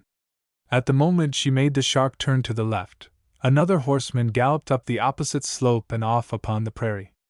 By an amazing coincidence it happened that he was in the arroyo, and in the act of crossing in the same direction with the fugitive, when the furious plunge of the mare sent his own bounding up the farther bank. Sterry caught the situation like a flash. Before Queenie had gone more than a half-dozen rods he brought her to a standstill. They resembled an equestrian statue, so motionless were they for a full minute. The converging parties of pursuers could plainly see the second horseman speeding away from the other side, and inevitably concluded that he was the inspector whom they wanted. They were after him hot-footed on the instant. This man was Ira Inman, a well-known rustler, and the intimate friend of Larch Cadmus. When he saw himself pursued by a half-dozen of his friends he reined up, and calmly but wonderingly awaited their arrival, which took place within the next few seconds. "Up with your hands! Quick about it, too! You're the man we want!" "Wall," replied the leader, surveying them with a grin, and paying no heed to their fierce commands. "Now that you've got me, what are you going to do with me?" If there ever were a set of dumbfounded men, they were the rustlers who closed about the leader and recognized him in the moonlight. The remarks that followed his identification were as ludicrous as they were vigorous. The majority believed he had played a trick on them in pretending to be Mont Sterry, whom all were so anxious to bring down, but there were one or two who were not satisfied. They knew the voice of the inspector, which in no way resembled the gruff tones of Inman. Then, their leader was not given to practical jokes. "What set you to hunting me so hard?" he asked, after the first flurry was over. "We're looking for Montsterry." "Wall, what made you take me for him? Do I look like him in the moonlight?" "But you said you were, and fired at us," explained one. "Fired at you? Said I was that chap? What in the mischief are you driving at?" One, who suspected the truth, now interposed. "We did meet Sterry and hailed him. You must have heard our guns. He dashed into the arroyo. We saw you gallop out on t'other side, and took you for him." "Ah, I understand it all now," replied Inman. "I had ridden down there on my way back from a little scout, when a horseman dashed into the slope behind me like a thunderbolt. My horse was so scared that he went up the other side on the jump, and before I could turn around to find out what it all meant, you lunkheads came down on me with the request to oblige you by throwing up my hands, which I will see you hanged before I'll do." "But where is he? What has become of him?" asked several, looking around, as thought they expected to see the young man ride forward and surrender himself. "Wall, calling to mind the kind of horse he rides, I should say he is about a half-mile off by this time, laughing to find out how cleverly he has fooled you chaps." "It looks as if you was in the same boat, Inman," retorted one of the chagrined party. "I wasn't chasing Sterry. He seemed to be chasing you, for you came out of the arroyo ahead of him." "If he was chasing me," replied the leader, who felt that the laugh was on his companions, "he would have followed me out, but I don't see anything of him." And he, too, stared around, as though not sure the man would not do the improbable thing named. "It was a blamed cute trick, any way you look at it," remarked one of the party. "It was queer that you should have been there, Inman, just at the minute needed. But for that, we would have had him, sure. Wall, you can make up your mind that we have him as good as catched already. He can't get out of the country without some of the boys running against him, and the first rustler that catches sight of Mr. Sterry will drop him in his tracks. If he gets the chance to do it," was the wise comment of another. "That fellow is quick on the shoot and isn't afraid of any of us. He ain't the first one that's made that mistake, only to find himself rounded up at last. Large Cadmus idea of 24 hours notice don't go down with this crowd, eh?" And the crowd unanimously responded in the negative. Chapter 12. The Back Trail. Montsterry had wisdom enough to turn to the fullest account the remarkable advantage gained through the sagacity of his mare. His pursuers, in their haste to head him off, had dashed across the arroyo at a point only a short distance above where he entered, and their leader emerged from it. They were sure to discover the truth in a short time. Waiting, therefore, only until they had passed beyond, he rode his horse a few rods along the depression, and then left it on the same side by which he had ridden into it. Unconsciously he fell into an error of which he was not dreaming. In the short distance past, the arroyo made a sweeping curve, and he had repeatedly changed his own course since leaving the Whitney ranch. Thus it was almost inevitable that he should get the points of the compass mixed, and that he should follow a route widely different from the one intended. Had he paused long enough to note the position of the full moon in the heavens, or the towering Bighorn Mountains, he would have gained an approximate idea of where he was. But despite his experience in the West, he galloped forward at an easy canter, with never a suspicion of the blunder he was making. He was on the alert for rustlers, and kept glancing to the right and left, and to the front and rear. As has been shown, he had little fear of being overtaken in a chase where he was given an equal chance with his pursuers, but his narrow escape rendered him more apprehensive than usual. "I thought of staying with Weber and Hankinson tonight," he mused, "but I think it hardly prudent. The rustlers may pay them a visit, and my presence will only make matters worse, and yet those fellows don't want to start up a band of regulators who will shoot them down without mercy, and that's just what will take place if they carry their outrages too far. My death won't bring the regulators into existence," he grimly reflected. "For one man, more or less doesn't count, but there is much bitter feeling in the country." Once he thought he caught the sounds of horses' feet on the prairie, and checked his mare to listen, but she gave no evidence of suspicion, a thing she was sure to do, if the cause existed. Sterry was so well satisfied by this fact that he did not dismount to test the matter as before. He rode on, however, and held her down to a walk. His eventless course had continued some minutes before a thought came to him of the direction he was following, with the possibility that he was wrong. "I wonder if we are on the right track, Queenie?" he said, addressing his animal, as was his custom when they were alone. "It would be strange if we didn't drift away from our bearings. Hello? That can't be Dick Hawkridge's ranch. We haven't gone far enough for that. But what the mischief can it be, unless a fire that someone has started in the open?" The star-like twinkle of a point of light suddenly shone out directly in advance. It puzzled him by appearing only for a moment, when it vanished as quickly as it entered his field of vision.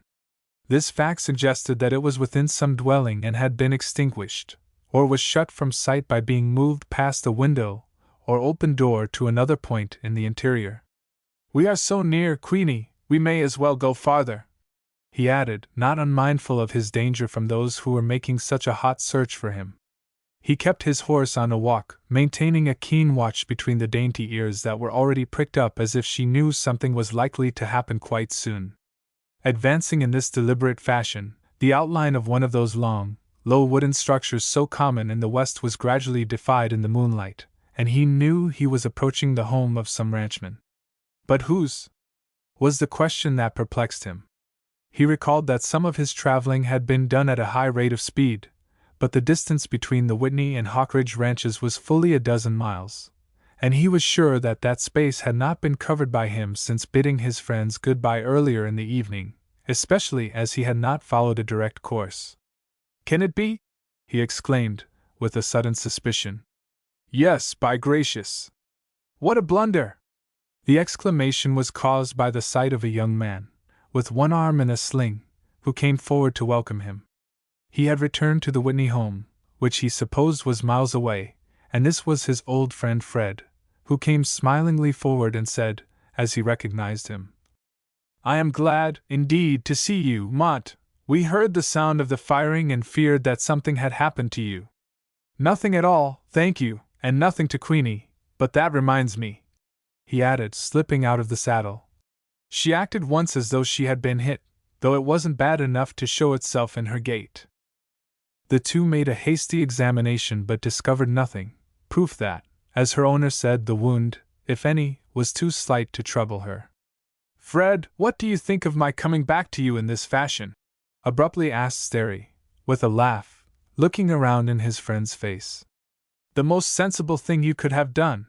It redeems your foolishness in leaving us as you did.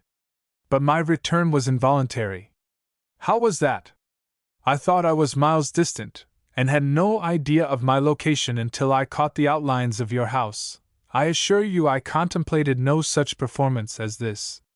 "Well, you're here, so what's the use of talking unless you mean to mount your mare and try it again?"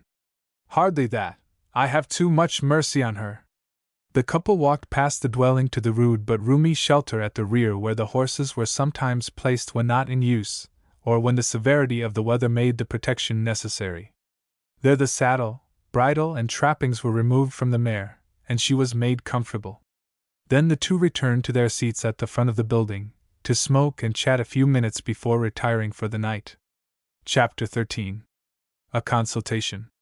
That mysterious warm air current known as the Chinook wind steals through the depressions of the Rocky Mountains, at certain seasons of the year, from the mild surface of the Pacific, and tempers the severity of the winters in some portions of Montana, Wyoming, and the Great West to a degree that renders them milder than many places farther south.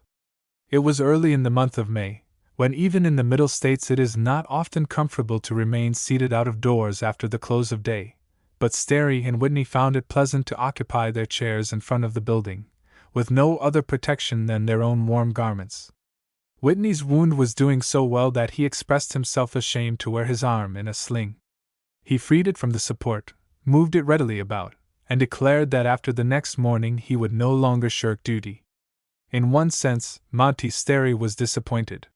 He hoped they would be joined by Jenny, from whom he parted earlier in the evening, but he reflected that the hour was late, and she probably felt that her duty was with her sorrowing mother. "She belongs there," he concluded, "and I respect her for doing her duty." but she heard the murmur of voices after they had talked a few minutes, and appeared at the outer door, where she greeted her friend and listened with an intensity of interest that may be imagined to his account of his brush with the rustlers. Although she had become accustomed to danger during her life in the West, there could be no mistaking her solicitude for him. She said little, however, and excusing herself, bade the two good night. "I tell you," said her brother when she was gone, "if you stay, or rather attempt to stay, in this section, Mont, it is suicide, nothing more nor less. Well, I know times are likely to be warm, but hang it, I can't bear the thought of being run out of Wyoming. It's a mighty big state, and there ought to be room enough for me. You persist in treating it lightly, but it is no trifling matter. You have been warned, were shot at, when we had our flurry with the rustlers, and even while attempting to ride across the country, had the narrowest escape of your life, an escape so curious that it couldn't be repeated in 100 years. It's the unexpected that happens.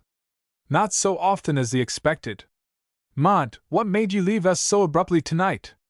"Oh, I can hardly tell," replied the other, carelessly flinging one leg over the other and puffing at his cigar, as though the matter was of no importance. "I know, you believed that if you stayed here you would increase the peril to us. You've hit it exactly, that was it. What sort of friends do you take us to be? That isn't it. Rather, what sort of friend would I be, thus knowingly to place you and your mother and sister in danger? If those rustlers knew where I am, a dozen would be here before sunrise. What of it? We are ready for them.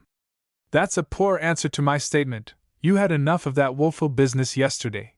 They'd hold me in such hatred that they would burn down your place, if they could reach me in no other way. And yet you propose to stay in Wyoming and have it out with them?" "I haven't said that," remarked Sterry, more thoughtfully. "I may soon leave for a more civilized section, much as I hate to play the seeming coward, but what you said about my parents, brothers and sisters at home, gave me something to think over while riding across the prairie tonight. I shall hate to lose your company, for it is like old times to talk over our school days, but I would not be a friend to allow my selfishness to stand in the way of your good." Sterry smoked a moment in silence, and then flung away his cigar and turned abruptly on his companion. "Fred, if you could have prevented what took place yesterday by sacrificing every dollar of the property you have in Wyoming, you would have done it." "Yes, God knows I would have done it 1,000 times over. Mother will never recover from the blow. And yet you may be the next to fall during this frightful state of affairs. If the situation of your mother and sister is so sad because of the loss of the head of the household, what will it be if you should be taken?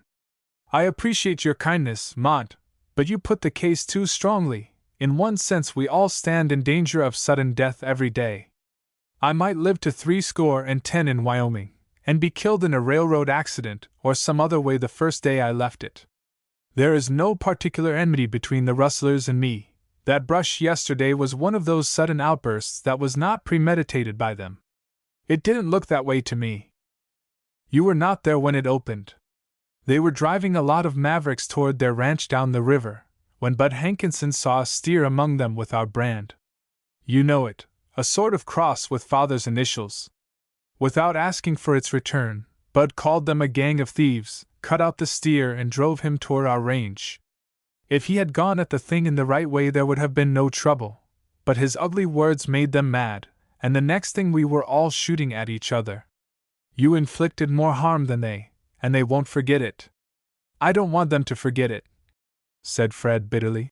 "But they won't carry their enmity to the extent of making an unprovoked attack on me or any of my people." "Possibly not, but you don't want to bank on the theory.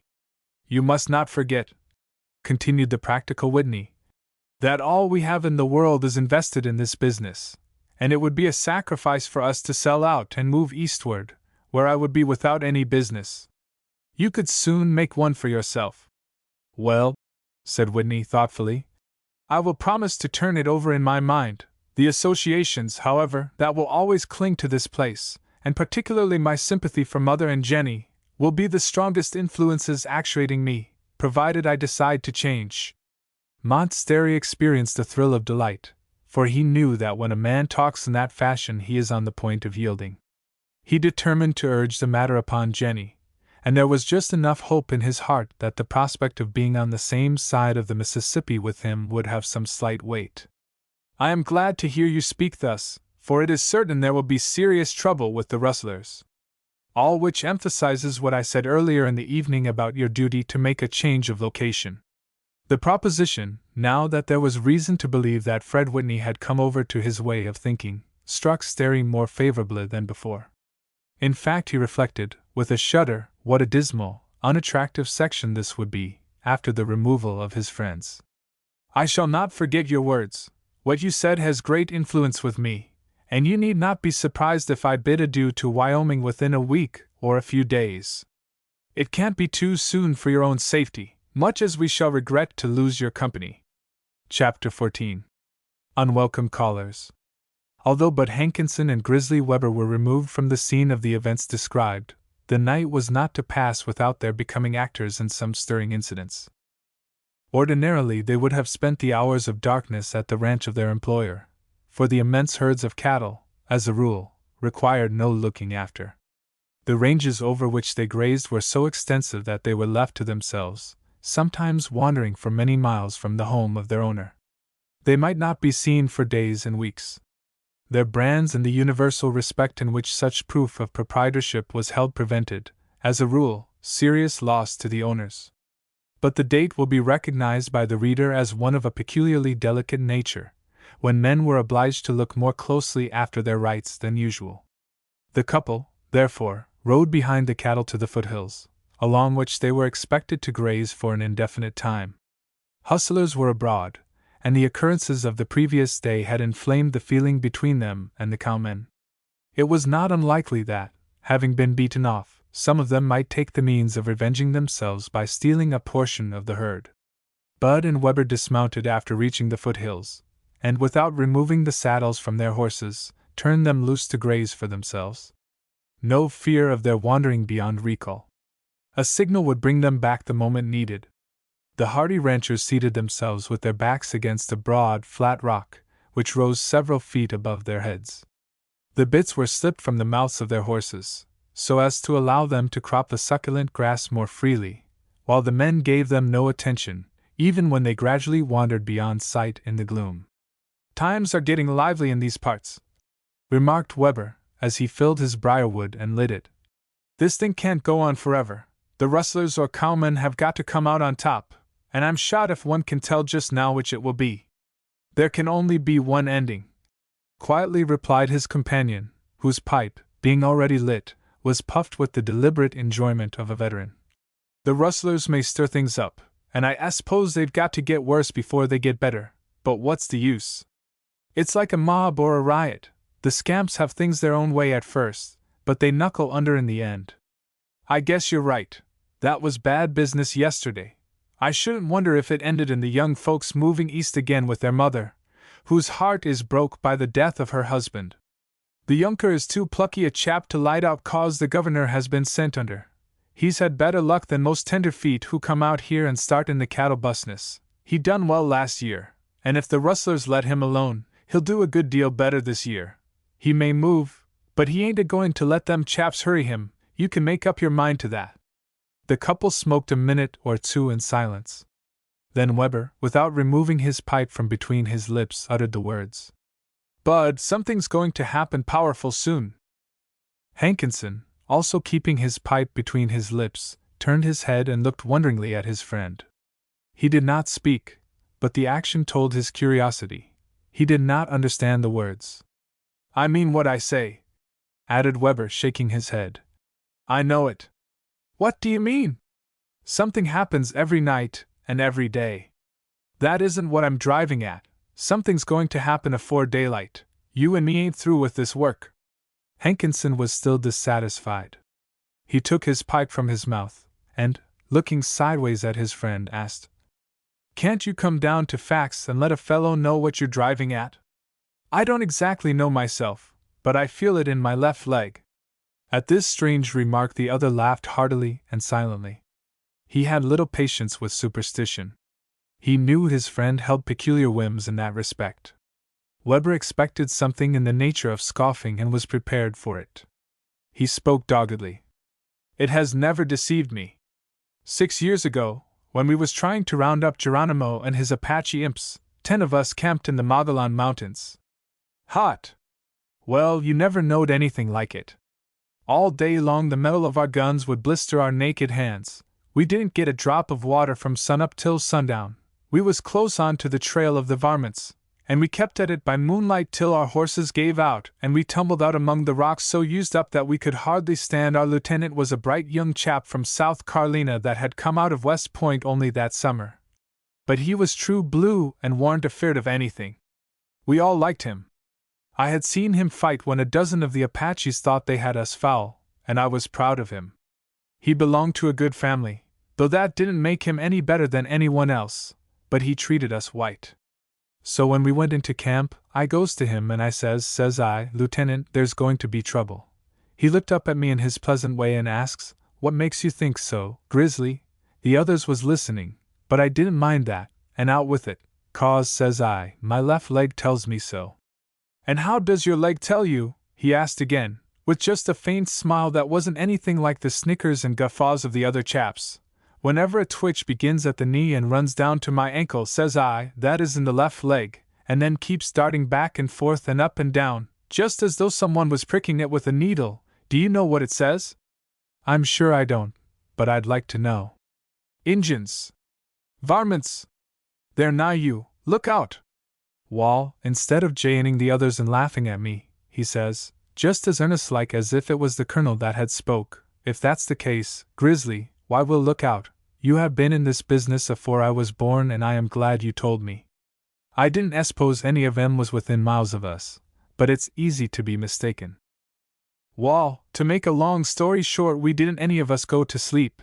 The boys laughed at what I said, but the way the lieutenant acted showed 'em he believed me, and that was enough.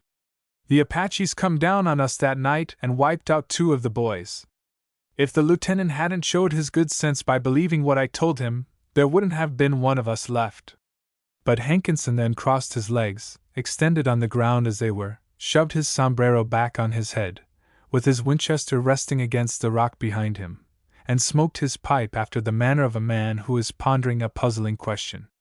The latter assumed much the same position, but, having said sufficient, was not disposed to speak until after the other had given his opinion. Grizzly, when your leg warns you like that, does it speak plain enough to tell you the sort of danger that's coming? Does it say what hour, where the trouble is to come from, and who them that make the trouble will be? No, replied the other contemptuously. How could a fellow's leg do that? How could it do anything except help tote him around when he wanted it to? I've just explained, that twitching is a warning, that's all. I suppose the leg thinks that's enough, so it is. There ain't any Apaches or Comanches in this part of the world. But there's rustlers, and where's the ice? Wall, Grizzly, all I've got to say is let 'em come. It ain't the first time we've seen 'em, and we're generally ready for 'em. We was yesterday, and I reckon we'll get there, all the same, tonight or tomorrow morning. Grizzly Weber felt it his duty to be more explicit. The night I was telling you about down in Arizona wasn't the only time my leg signaled to me. While it allers means that something is going to come, it doesn't always mean it'll amount to much. It has happened that only a slight flurry followed. That may be the case tonight. What's to be done? Are we to sit here on the ground and wait for it? I was going to take turns with you watching, but I guess we hadn't better go to sleep yet. You can sleep till near morning if you like, and when I want to lay down I'll wake you, but afore you do that I'll take a look around. Weber rose to his feet, yawned, stretched his long, muscular arms, looked about him and listened. The moonlight enabled him to see only a comparatively short distance in any direction. Nearby were the forms of several cattle stretched upon the ground and sleeping. 1 or 2 were still chewing their cuds, but the scene was suggestive of rest and quiet, the reverse of what he told his friend was coming. The horses had drifted too far off to be visible, but it was certain they were within signal distance. Rocks, stunted undergrowth, bushes, and the rich, luxuriant grass met the eye everywhere. Thousands of cattle were scattered over an area of many acres, and unless molested by dishonest persons, would be within ready reach when the time for the roundup arrived. Neither eye nor ear could detect anything of the peril which the rancher believed impended with the same faith that he believed the sun would rise on the following morning. That faith could not be shaken by the profound quiet. Without speaking again to his friend, he strolled toward the north, that is parallel with the spur along whose slope the cattle were grazing. As he moved forward, they were continually in sight. Most of them were lying on the ground, but a few were on their feet, browsing and acquiring the luscious plumpness which has made that section one of the most famous grazing regions of the Union. They paid no attention to the rancher while making his way around, among and past them. They were too accustomed to the sight of the sturdy cattleman to be disturbed by him. An eighth of a mile from the rock where he had left his comrade, Weber once more paused. Nothing as yet had come to confirm that peculiar warning described, but his faith knew no weakening on that account. From a long way came the sound of rifle firing, sometimes rapid, and sometimes consisting of dropping shots. "They're at it somewhere," muttered the rancher. "It doesn't come from the ranch, so I guess the folks are all right." The reports were too far off for him to feel any interest in them. That which was foretold by the twitching of his limb must come much closer to answer the demands of the occasion.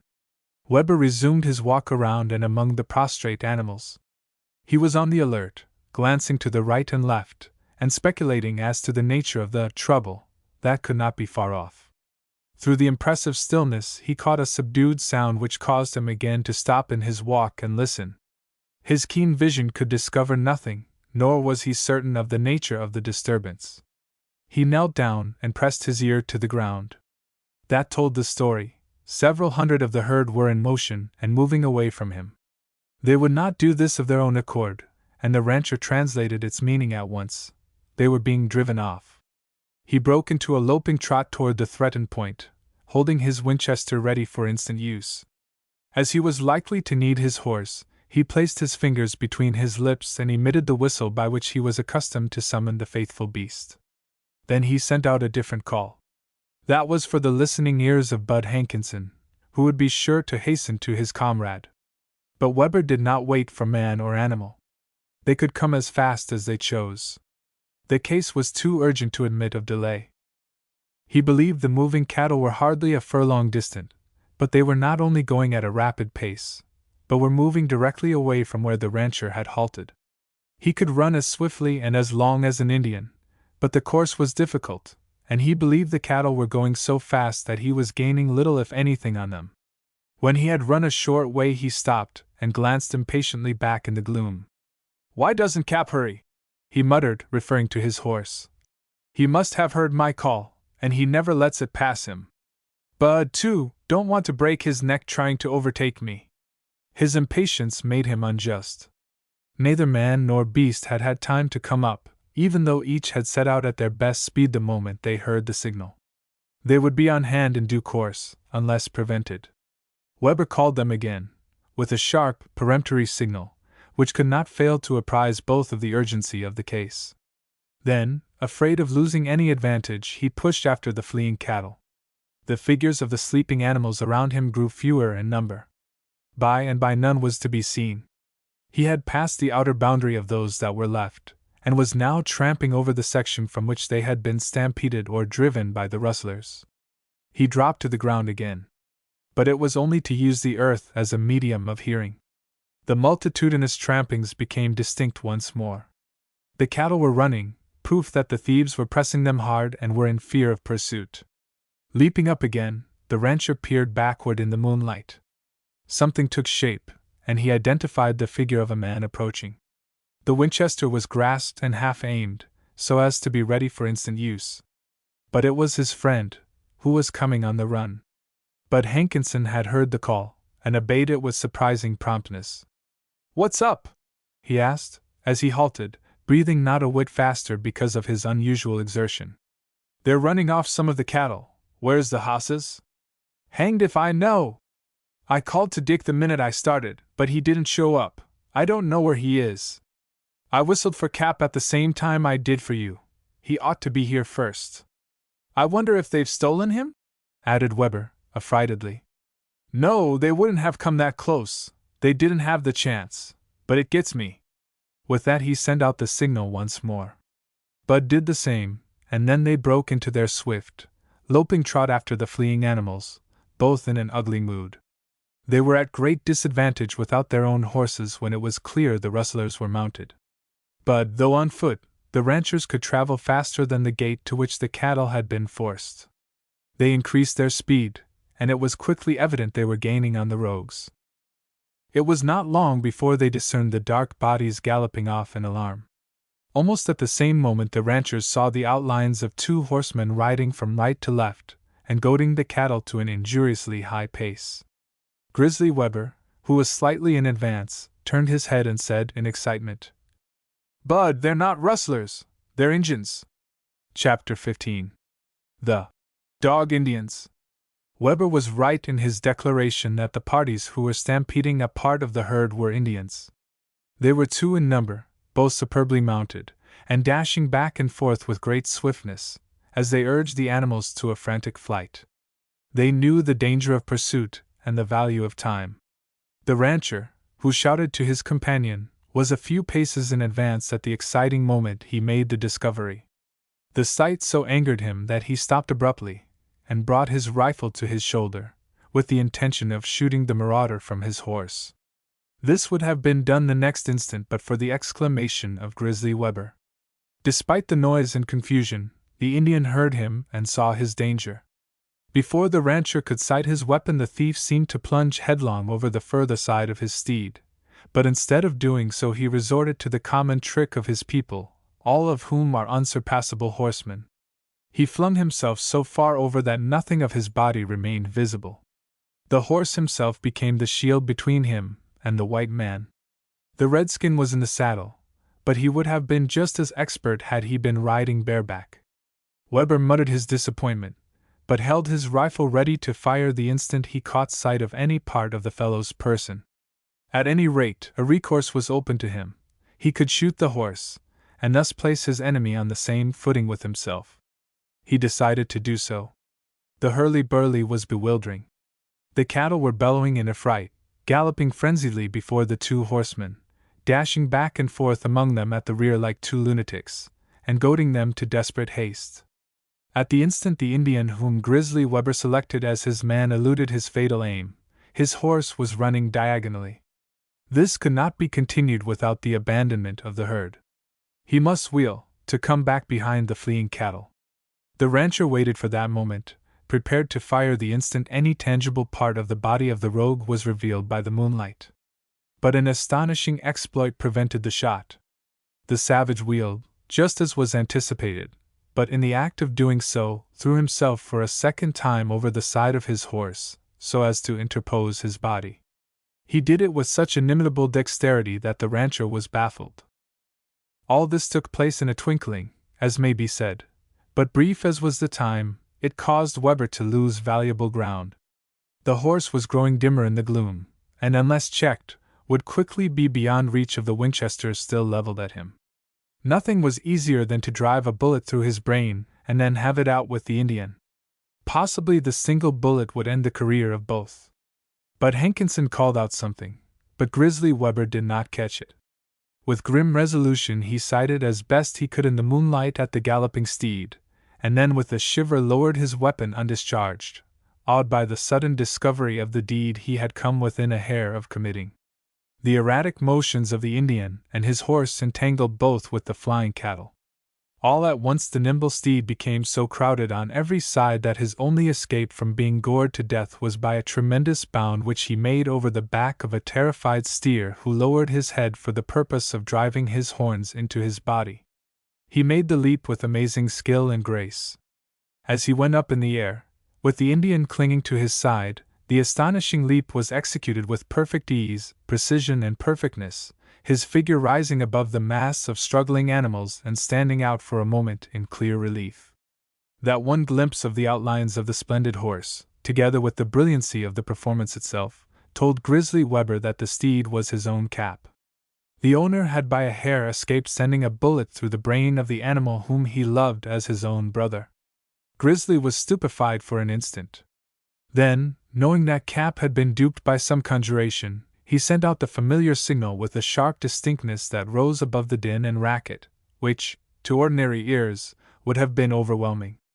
The result was remarkable, and approached the ridiculous. Cap heard the call, and instantly turned to obey it. The Indian on his back strove furiously to prevent and to keep him at his work. Cap fought savagely, flinging his head aloft, rearing, plunging, and refusing to follow the direction toward which the redskin twisted his head by sheer strength. It was a strife between rider and steed, and the latter made no progress in either direction while keeping up the fight, which was as fierce as it was brief. The Indian could not force the horse to obey him, and the efforts of Cap to reach his master were defeated by the wrenching at the bit.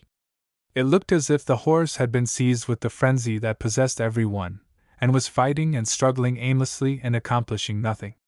But Grizzly Weber was not the one to stand idly by and allow this extraordinary contest to go on. Nothing intervened between him and the daring marauder, and he dashed toward him. The redskin's audacity, nimbleness, and self-possession excited the admiration of Grizzly Weber, angered though he was at the trick played on him.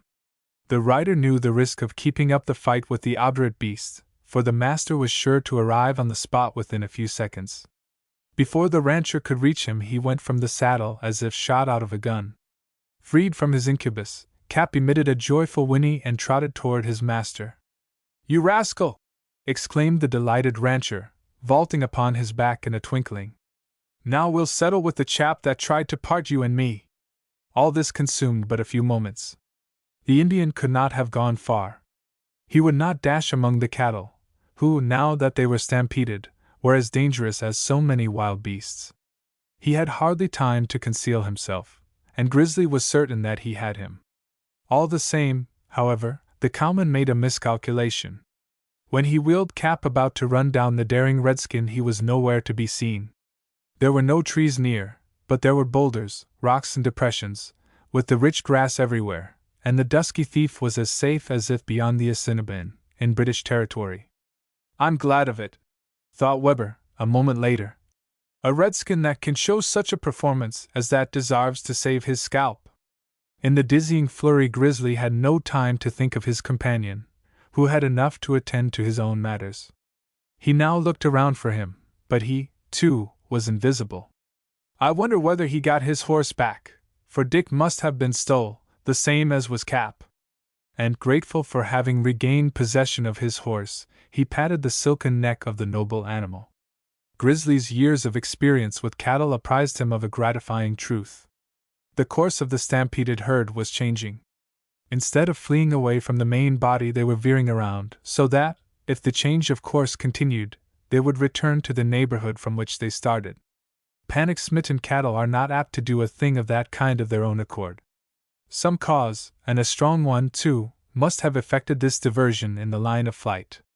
All at once, above the din, sounded the penetrating voice of a man, who was striving with Herculean energy to change the course of the wild animals. One sound of that voice was sufficient to identify it as Bud Hankinson's.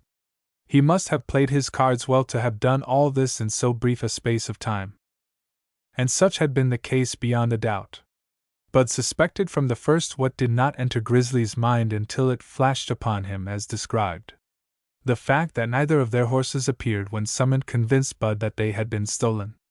True, even in that case they would have obeyed the signal, had they been near enough, and had the circumstances allowed them to identify it. But, although not far off, the noise immediately around them shut out the call of Grizzly from their ears, until he repeated it, as has been told. Hankinson anticipated his friend in this act. In his case, the thief in the saddle of Dick gave it up at once. He leaped off, and whisked out of sight. It was then Bud called to Grizzly that the thieves had their horses. But the other did not catch his words, and therefore, gave them no further heed. The instant Bud's feet were in the stirrups, he set his horse bounding along the side of the herd, with the purpose of checking the stampede by changing its course. Grizzly understood matters and set off after him, leaving to the sagacious Cap to thread his way to the other side of the running cattle. In the course of a few minutes the ranchers opened communication and pushed their work with a vigor which brought good results. The cattle were tired. They had been on their feet most of the day while grazing, were growing fat, and naturally were indisposed to severe exertion. Their pace dropped to a walk, and sooner than would have been supposed, the fright passed off. The herders kept them moving until close to the main herd, where they were allowed to rest. Bud and Grizzly dismounted once more, turning their horses loose, and seated themselves on the ground. The night, as will be remembered, was mild, and they did not need their blankets to make them comfortable. "Wall," was the smiling remark of Grizzly, as he began refilling his pipe. "My leg didn't deceive me this time. No, I'll own up it played square. But Grizzly, if we've got to fight the red varmints as well as rustlers, there will be some lively fun in Wyoming and Montana before the thing is over. The Injuns won't take a hand in this. You know who them two thieves were, don't you? A couple of dog Injuns, of course. There isn't anybody else that's got anything to do with this. It's sort of queer, that is, it has struck me so 2 or 3 times, that the Injuns have tramps among 'em the same as white folks. They call 'em dog Injuns, I suppose, 'cause they don't claim any particular tribe, but tramp back and forth over the country, slipping off their reservations whenever they get a chance." "Yes, there are plenty of 'em," assented Bud. "We've met 'em before. You'll find 'em as far north as the Saskatchewan and as low down as the Rio Grande. But I say, Grizzly, they were 2 slick ones. I never seen finer work." "Nor me either. If they had been satisfied with taking our hosses, we'd never seen 'em agin." "Gracious," added the rancher. "For myself, I'd rather lost half the herd than Cap." "It seems to me," said Bud, after smoking a moment in silence, "that although them dog Injuns was pretty smart in getting out of the way when we come down on 'em, they weren't smart in trying to run off the cattle. They must have known we'd find it out at daylight and would be after 'em hot-footed." Grizzly had been puzzling over the same phase of the question. The dog Indian is a vagabond, who, belonging to some particular tribe, as of necessity must be the case, affiliates with none, but goes whithersoever his will leads him, provided he is not prevented. Sometimes they remain on the reservation for weeks and months, as orderly, industrious, and well-behaved as the best of the red men.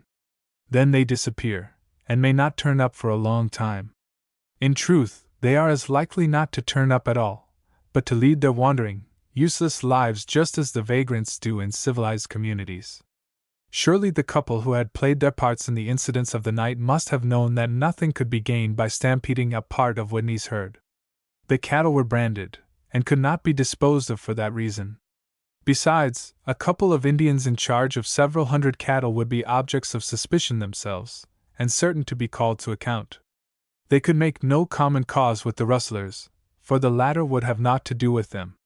More than likely Grizzly Weber hit the truth when he said, "It was a piece of pure deviltry on their part. When they got into the saddles they felt safe. Instead of making off with the hosses, they thought they would stir up a little fun by stampeding the cattle. After injuring 'em by rapid driving for a good many miles, they would have paid no more attention to 'em, and let us find 'em as best we could." "Yes," assented Bud. "They bit off more'n they could chaw, and so lost the hosses. But Grizzly, have you noticed there's been several guns shot off around the country tonight?" "Yes," replied the other, indifferently. "I've heard 'em several times, but I haven't obsarved any coming from the house. It must be that some of the boys are having fun tonight instead of sleeping like lambs, as they ought to do. And there'll be more of it tomorrow, but that's what we've got to expect at all times. I'm going to sleep. Call me when you want me." Bud spread the blanket, which he had taken from the back of his horse, on the ground and lay down. Hardly 5 minutes passed when he was wrapped in sound slumber. To prevent himself from becoming unconscious, Grizzly rose and walked slowly around and among the herd. He had no thought of anything further occurring, for the dog Indians would be certain to keep away from that neighborhood after what had occurred. He did not feel easy, however, concerning his friends at the ranch. He knew trouble was at hand, and he would have been glad if the mother and daughter were removed beyond danger.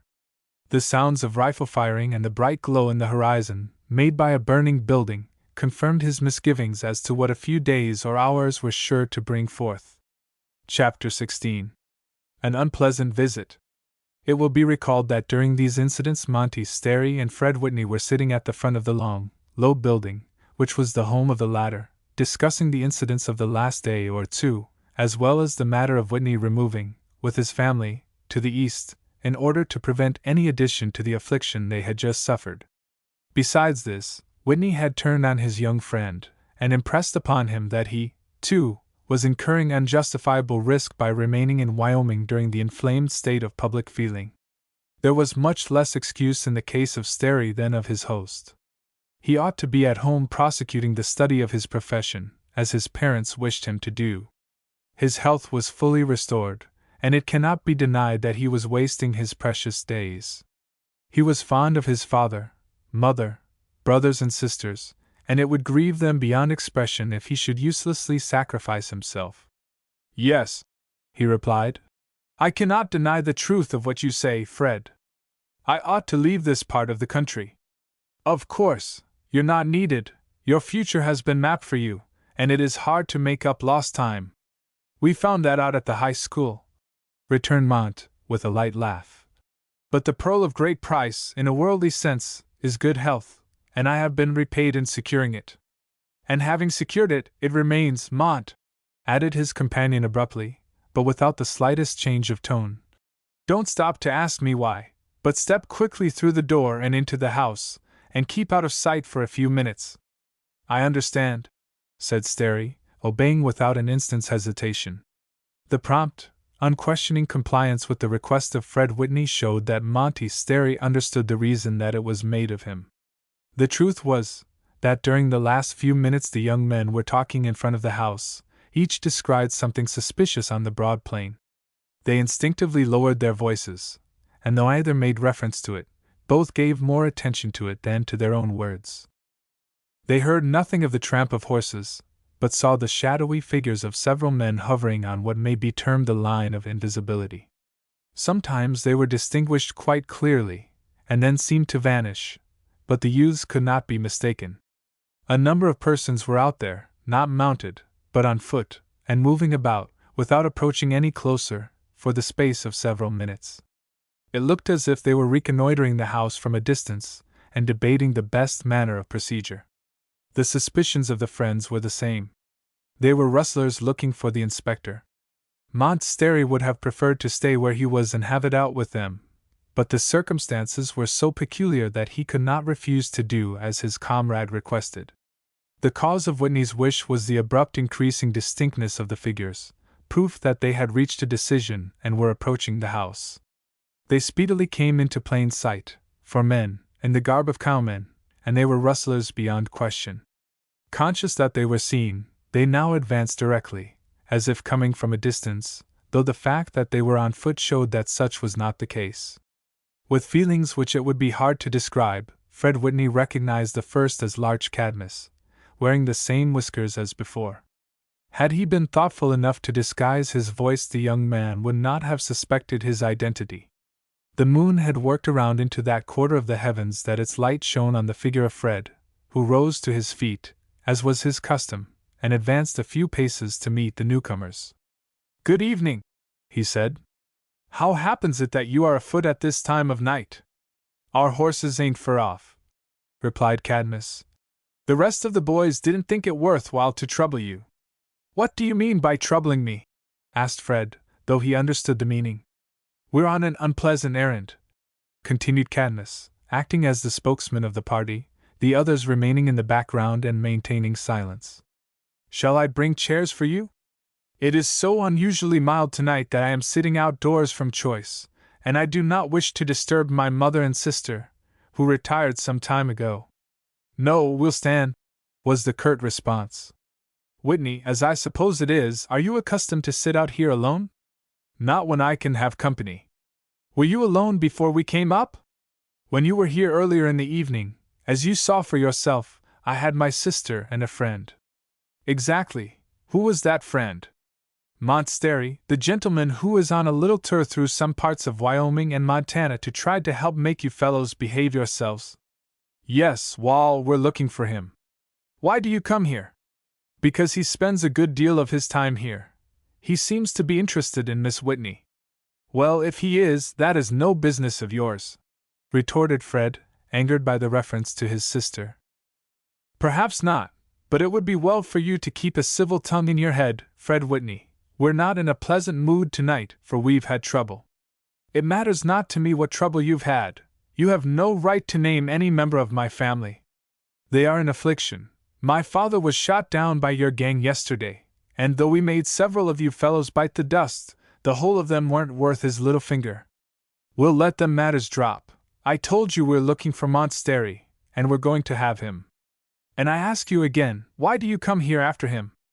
I don't deny that he was with me, but he left fully 2 hours ago. We know that. He gave us the slip, but we believe he came back. And I ask what reason you have for such belief. Why did he bid us goodbye and ride away? I know that he had not the slightest intention of returning for several days, said Fred, sticking to the technical truth. We don't care what his intention was, he did come back. How do you know that? He was sitting in that chair alongside of you less than 10 minutes ago. You were smoking and talking, though you didn't speak loud enough for us to catch your words. Where is the proof, large Cadmus, of what you say? Without noticing this penetration of his disguise, the rustler turned and spoke to the nearest of his companions. Spark Holly, how was it? I seen 'em both and heard 'em talking, was the prompt response of the individual appealed to. Are your eyes better than the others? Asked Fred. They don't have to be, replied Cadmus, speaking for him. While we stayed in front of the house, Spark stole round to the rear, where none of your family seen him. He got to the corner and had a good look at both of you. Does he know Sterry? Inquired Fred, purposely raising his voice, that his friend, standing a few feet away within the house, should not miss a word. He don't know him, but I do, and the description Spark gives fits the man we're after to A.T. We want him. But the notice you gave Sterry allowed him 24 hours grace. Why do you ask for him now? Them was my sentiments, but when I joined the party under Inman, a little while ago, he told me the boys had reconsidered that matter, and decided that after what Sterry has done, and tried to do, I hadn't any right to make the promise. That may be their decision, but it cannot affect yours. You are bound by the pledge you made in writing to him. Large Cadmus, like his companions, was growing impatient.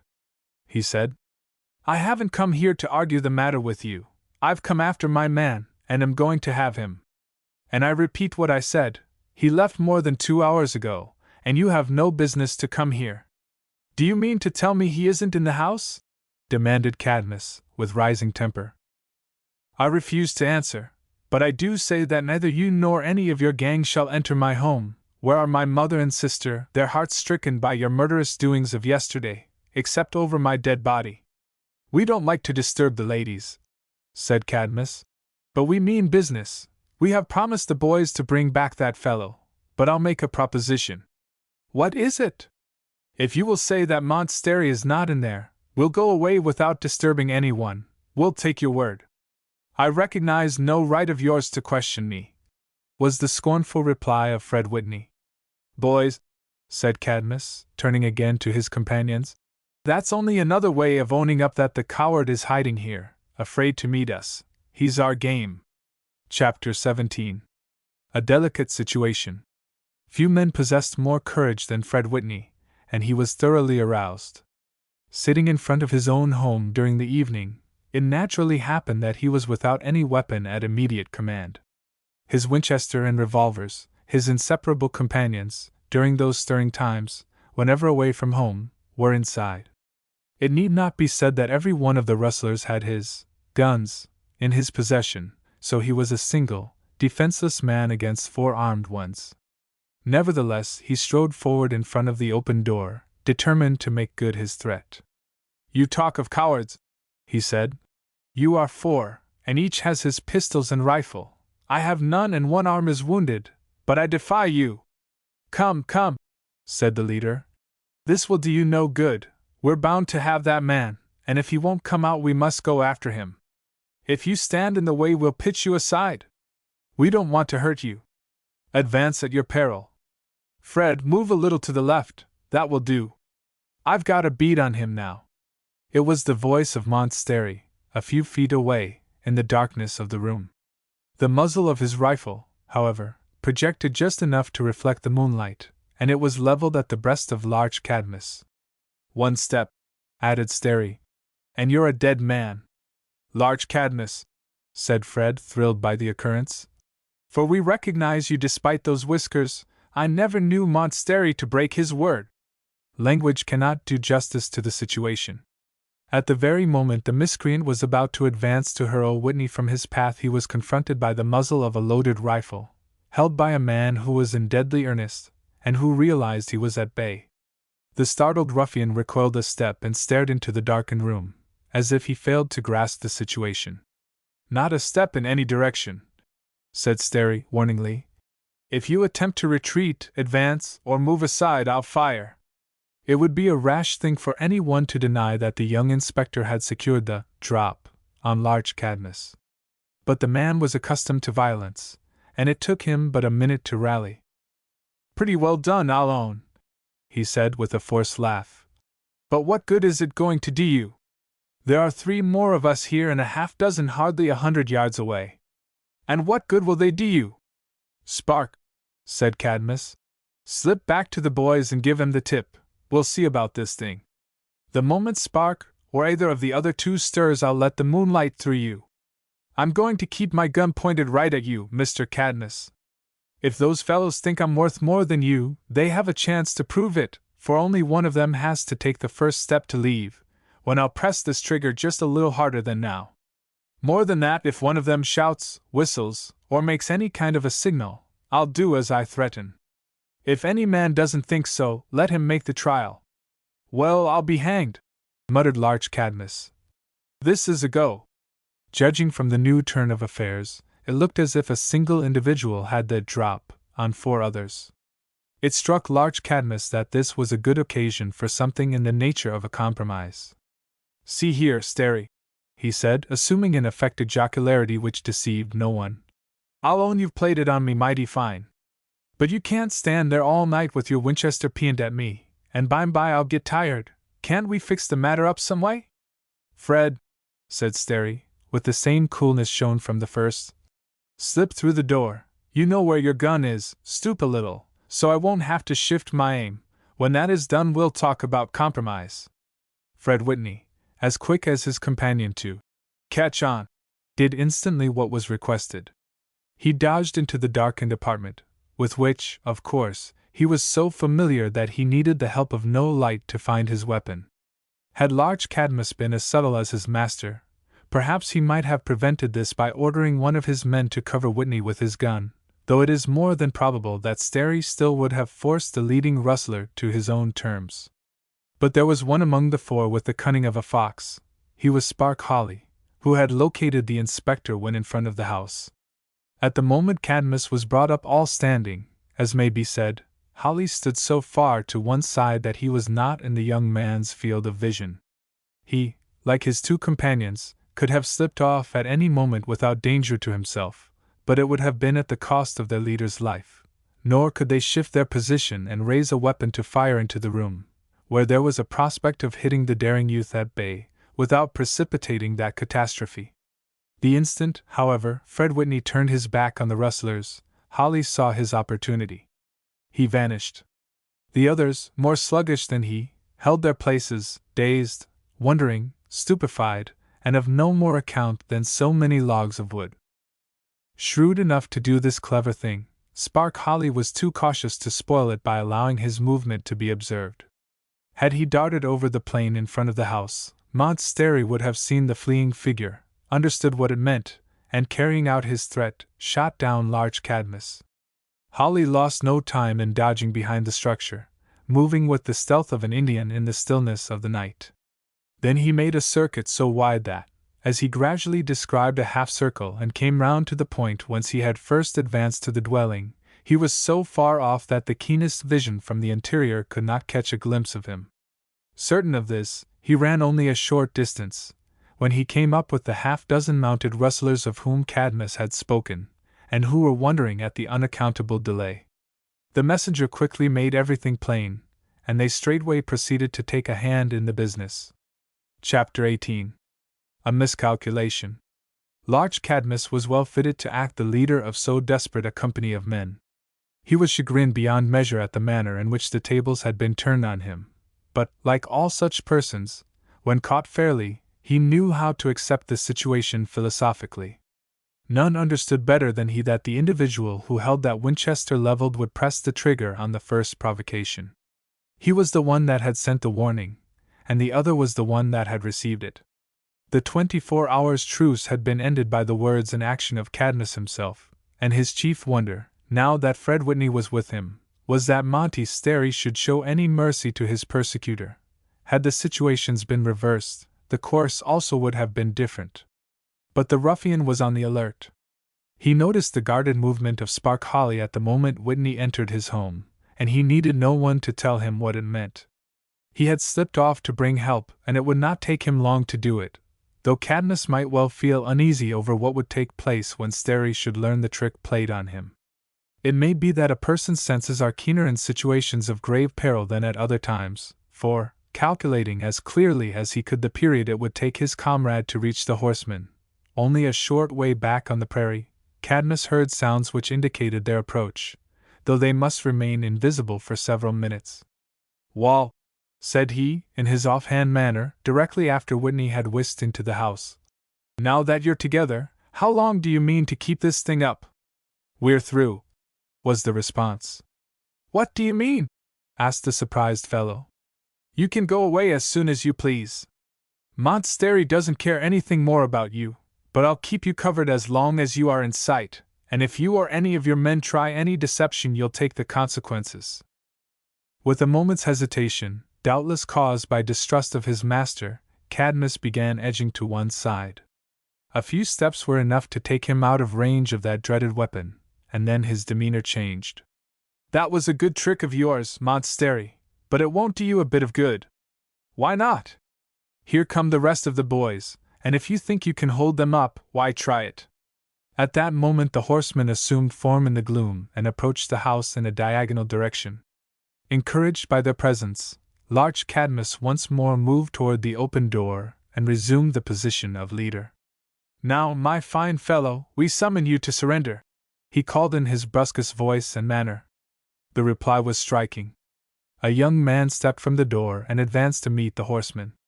There was an instant when Cadmus believed his victim had come forth to give himself up as commanded, but one glance showed that it was Fred Whitney. He calmly awaited the coming of the mounted men, saluted them, and said, "You have come for Mont Sterry, and Cadmus there assures me that if I give him my word that he is not in my house he will accept the statement. Do you agree to it?" "How's that, Larch?" asked Ira Inman, turning toward him. "Them was my words, but—" "Well then, I have to say that Mont Sterry is not in my house. The only persons there are my mother and sister. But I seen him, and he got the drop on me. How's that?" "Yes," replied Whitney, enjoying his triumph. "He was there a few minutes ago, and he did get the drop on you and the rest of your fellows, but I took his place. He went out of the back door, mounted his mare, and if there's any of you that think you can overhaul him, you can't start a moment too soon." No man who heard these words doubted their truth. They told such a straightforward tale that they could not be questioned. They would have been zanies had they believed that, with the back door at command and the certain approach of his enemies, Sterry had waited for them to attack him. True, he and his friend would have held a strong position, in which they could have made it warm for the others, but the ultimate advantage must have been on the side of the assailants. The laugh was on Cadmus, and those were the men who, in their chagrin, vented their feelings upon him. The worst of it was, he was as angry as they. But he might well ask how he could have helped himself, and whether any one of them would have done any better. The foxy Holly, at a whispered word from Inman, darted around the end of the building and entered the stables. A brief examination showed that no animals, all being known to him, except those belonging to Whitney, were there. Had any doubt remained, it was removed by his sense of hearing. Without the intervention of the dwelling to obstruct the sound, he caught the faint, rhythmic beating of the earth, barely audible and gradually growing fainter in the distance. It was just such a sound as is made by a horse going at a leisurely, sweeping gallop, and that was the explanation he gave it. Mont Sterry was safe beyond pursuit, for there was no horse in the company that could overtake him. Spark Holly returned to the party in front and made his report.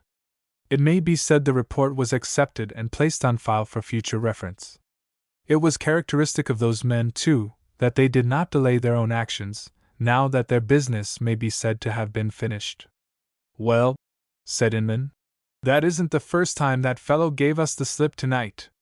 The way he did it before was mighty clever, but I don't see that he deserves any credit for fooling Cadmus, for any one would have known enough to do that. But remember that Mr. Montsterry is still in Wyoming, and we are not through with him yet. And there ain't any 24 hours truce," added Cadmus. "After what has taken place, there's little fear of Sterry making any mistake on that point," said Whitney, who was so pleased over the outcome of matters that he could speak in gentler terms than he would have used had the circumstances been different. It would seem strange that these men, who but a brief time before were so hostile to the single person now in their power, should converse without the least offensive action. But most, if not all, of the doings of the men concerned in the late troubles in that section were in hot blood, and would not have occurred had time been taken for thought and consideration. Inman and his brother rustlers wheeled about and rode off in the direction whence they came. Their movements indicated that they had no intention of following Sterry, since the course taken by him was almost directly the opposite, but Whitney was not fully satisfied.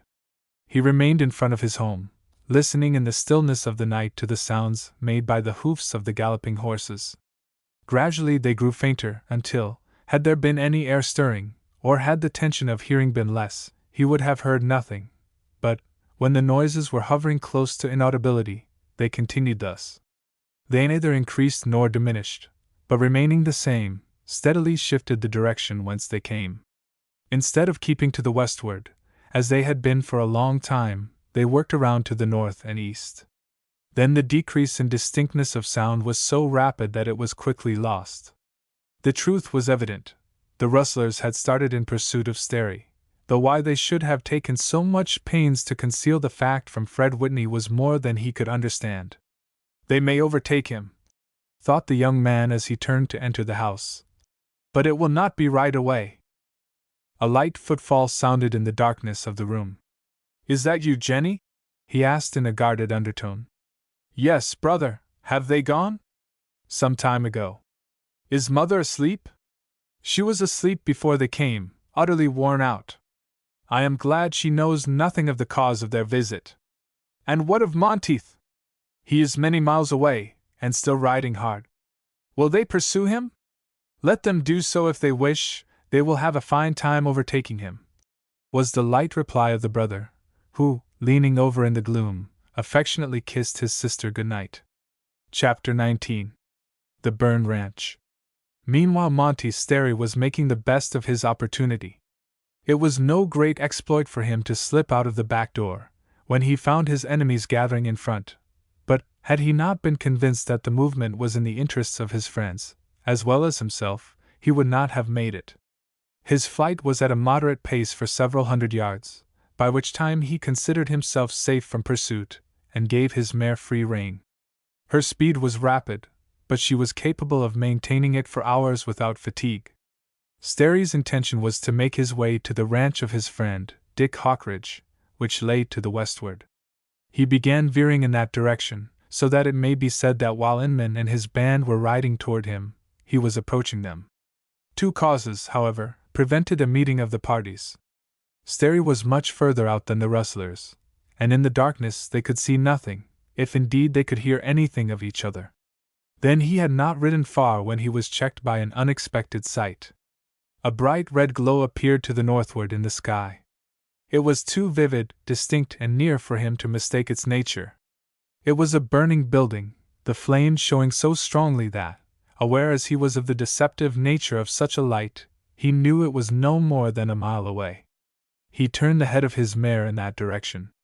"Things seem to be stirring tonight," was his thought as he galloped forward, with his gaze fixed on the burning structure. "That may be an accident, but such accidents are not common in this part of the world." His supposition was that it was the work of the rustlers, but he was mistaken. The building was similar to that occupied by the Whitneys, though somewhat smaller, and burned so fast that when he reached the spot it was a mass of blazing embers, with hardly a semblance of the original structure remaining. The sight was interesting of itself, but the attention of Sterry was riveted by the figure of a man lying motionless on the ground, only a few paces in front of where the door had been. His nerveless right hand still grasped the Winchester with which he had evidently made a sturdy fight when stricken down.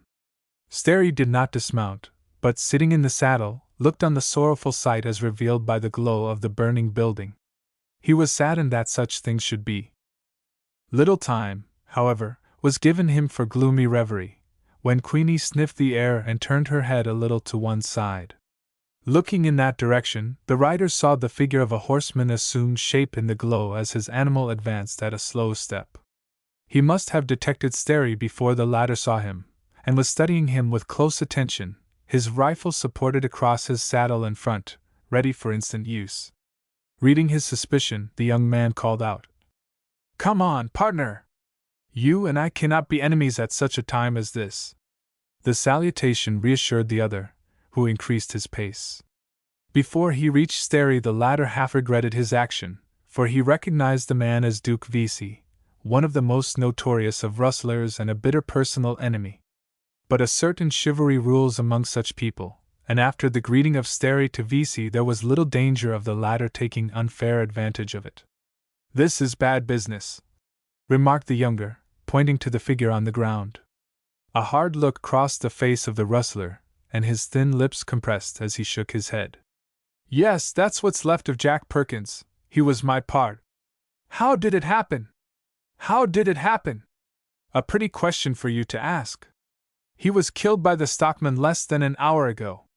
But they didn't ride hither and shoot him down, I am sure." "I don't know what you can be sure of," said Vesey ominously. "Jack and I were riding along peaceable like, when we heard horsemen behind us. We didn't pay any attention to them till we got home and Jack slipped off his horse. I concluded to stay in the saddle until the fellows came up and I had a talk with them. They were Captain Asbury and his stockman, and the first thing they called out was an order for us to throw up our hands." "Well," continued Vesey grimly, "we aren't in that kind of business, and the next thing the guns were popping all around us. Jack had nerve. I wish the poor fellow had stayed in the saddle.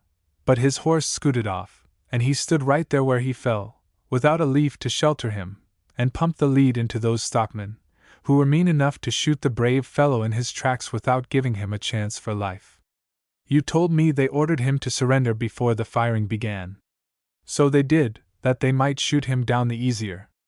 I had a hot chase with them, and it was a pretty close call for me, but they didn't keep up the hunt for long. You would think," added Vesey bitterly, "that they would have been satisfied with dropping poor Jack, without burning down our home, but that is the style of the stockman." Here was a representative of each of the factions, or associations, so hostile to each other. The rustler knew Monty Sterry, and must have felt a consuming resentment toward him. His words and manner indicated, too, that he was not averse to a quarrel. He had fought the stockman more than once, and with the memory of the recent collision and the advantages on the other side, he welcomed the chance of a conflict on anything like equal terms. Monteith did not stand in any personal fear of the famous rustler, and was fully armed and on the alert. Without seeming to do so, he kept a watch on the man, but he disliked the thought of a personal encounter with him. The scene, the surroundings, and his own nature, revolted, and he resolved to submit to all that it was possible to bear before falling back on the last resort. "No doubt," said Sterry, "there has been injustice on both sides, and stockmen as well as rustlers have done things for which there is no justification. I hope the trouble will soon end." "It will end as soon as we get justice." "Yes," Sterry could not help retorting, "for if justice were done to you rustlers none would be left. However," he hastened to add, "there is no reason why you and I should quarrel, Vesey. I had no share in the death of your friend, and if the case is as you represent it, he was more sinned against than sinning. Of course you had no share in that simply because you wasn't here, but you have been concerned in other affairs like this where some of the rustlers have gone down." "It is quite possible I have," coolly replied Sterry, "inasmuch as when a man is attacked it is his duty to defend himself. I have not yet been convinced that I ought to stand up and allow others to do as they please when weapons were in my hands." "You have no business in Wyoming anyway," said Vesey angrily. "You have been sent here by the association to do its underhand work." "Duke Vesey," said Sterry. You are a man of too much education to talk in that way. If you and I quarrel, it will be your fault, but don't fancy that I hold you in any fear. Good night. Chapter 20. The Truce. It was a dignified proceeding on the part of Monty Sterry, and the rustler possessed enough gentlemanly instinct to appreciate the feelings of the young man, who had attested his courage too often for anyone to question it. But at the moment of wheeling his mare to ride off, both caught the sound of approaching horsemen, and Sterry checked his animal. Who are they? He asked, glancing at the rustler. How should I know? They may be some of your folks. They are as likely to be yours. I don't think, Duke, it is wise for us to stay here where we offer such inviting targets, for whoever the party may be, one of us is sure to be an enemy. Monty Sterry moved away from the area of illumination as he spoke, Vesey keeping close to his side. Is it understood, Duke? Asked the younger. There's a truce between you and me? Of course. If you know anything about Duke Vesey, you know he's square. If they happen to be some of our boys, I won't take any advantage of you, nor let them, if I can help it. And if they are Captain Asbury and others, I will reciprocate. Enough was said. Enemies though the men were, no bosom friends could have been more in unison for the time. Ready to shoot each other on sight less than an hour before, and as they were liable to be within the following hour, they were equally ready to risk their lives, if necessary, to carry out the pledge just exchanged. They had to ride but a short way when the gloom became deep enough to protect them against the sight of the horsemen who were approaching from the opposite direction. 6 men rode into view, halting on the spot vacated by the couple just before, the one at the head being recognized in the glow of the burning ruins as Captain Asbury, with whom the affray had taken place a short time previous. Sterry knew each, as did his companion. All the party do not seem to be there, remarked Sterry. They are not, replied Vesey. 3 are missing. I wonder if anything can have happened to them? Accidents are liable to take place in this part of the world. Hands up! Was the startling command that broke upon the couple at that moment, from a point directly behind them. The truth was, Sterry and Vesey had been seen by the horsemen as they stole away in the gloom. Captain Asbury, suspecting they were rustlers, sent 3 of his men out beyond them on foot, and they did their part so well that they came up without alarming either of their horses, who ordinarily would have detected them. I've been trapped, muttered Vesey, savagely, glancing at the figures standing but a short way off in the moonlight, with their Winchesters leveled.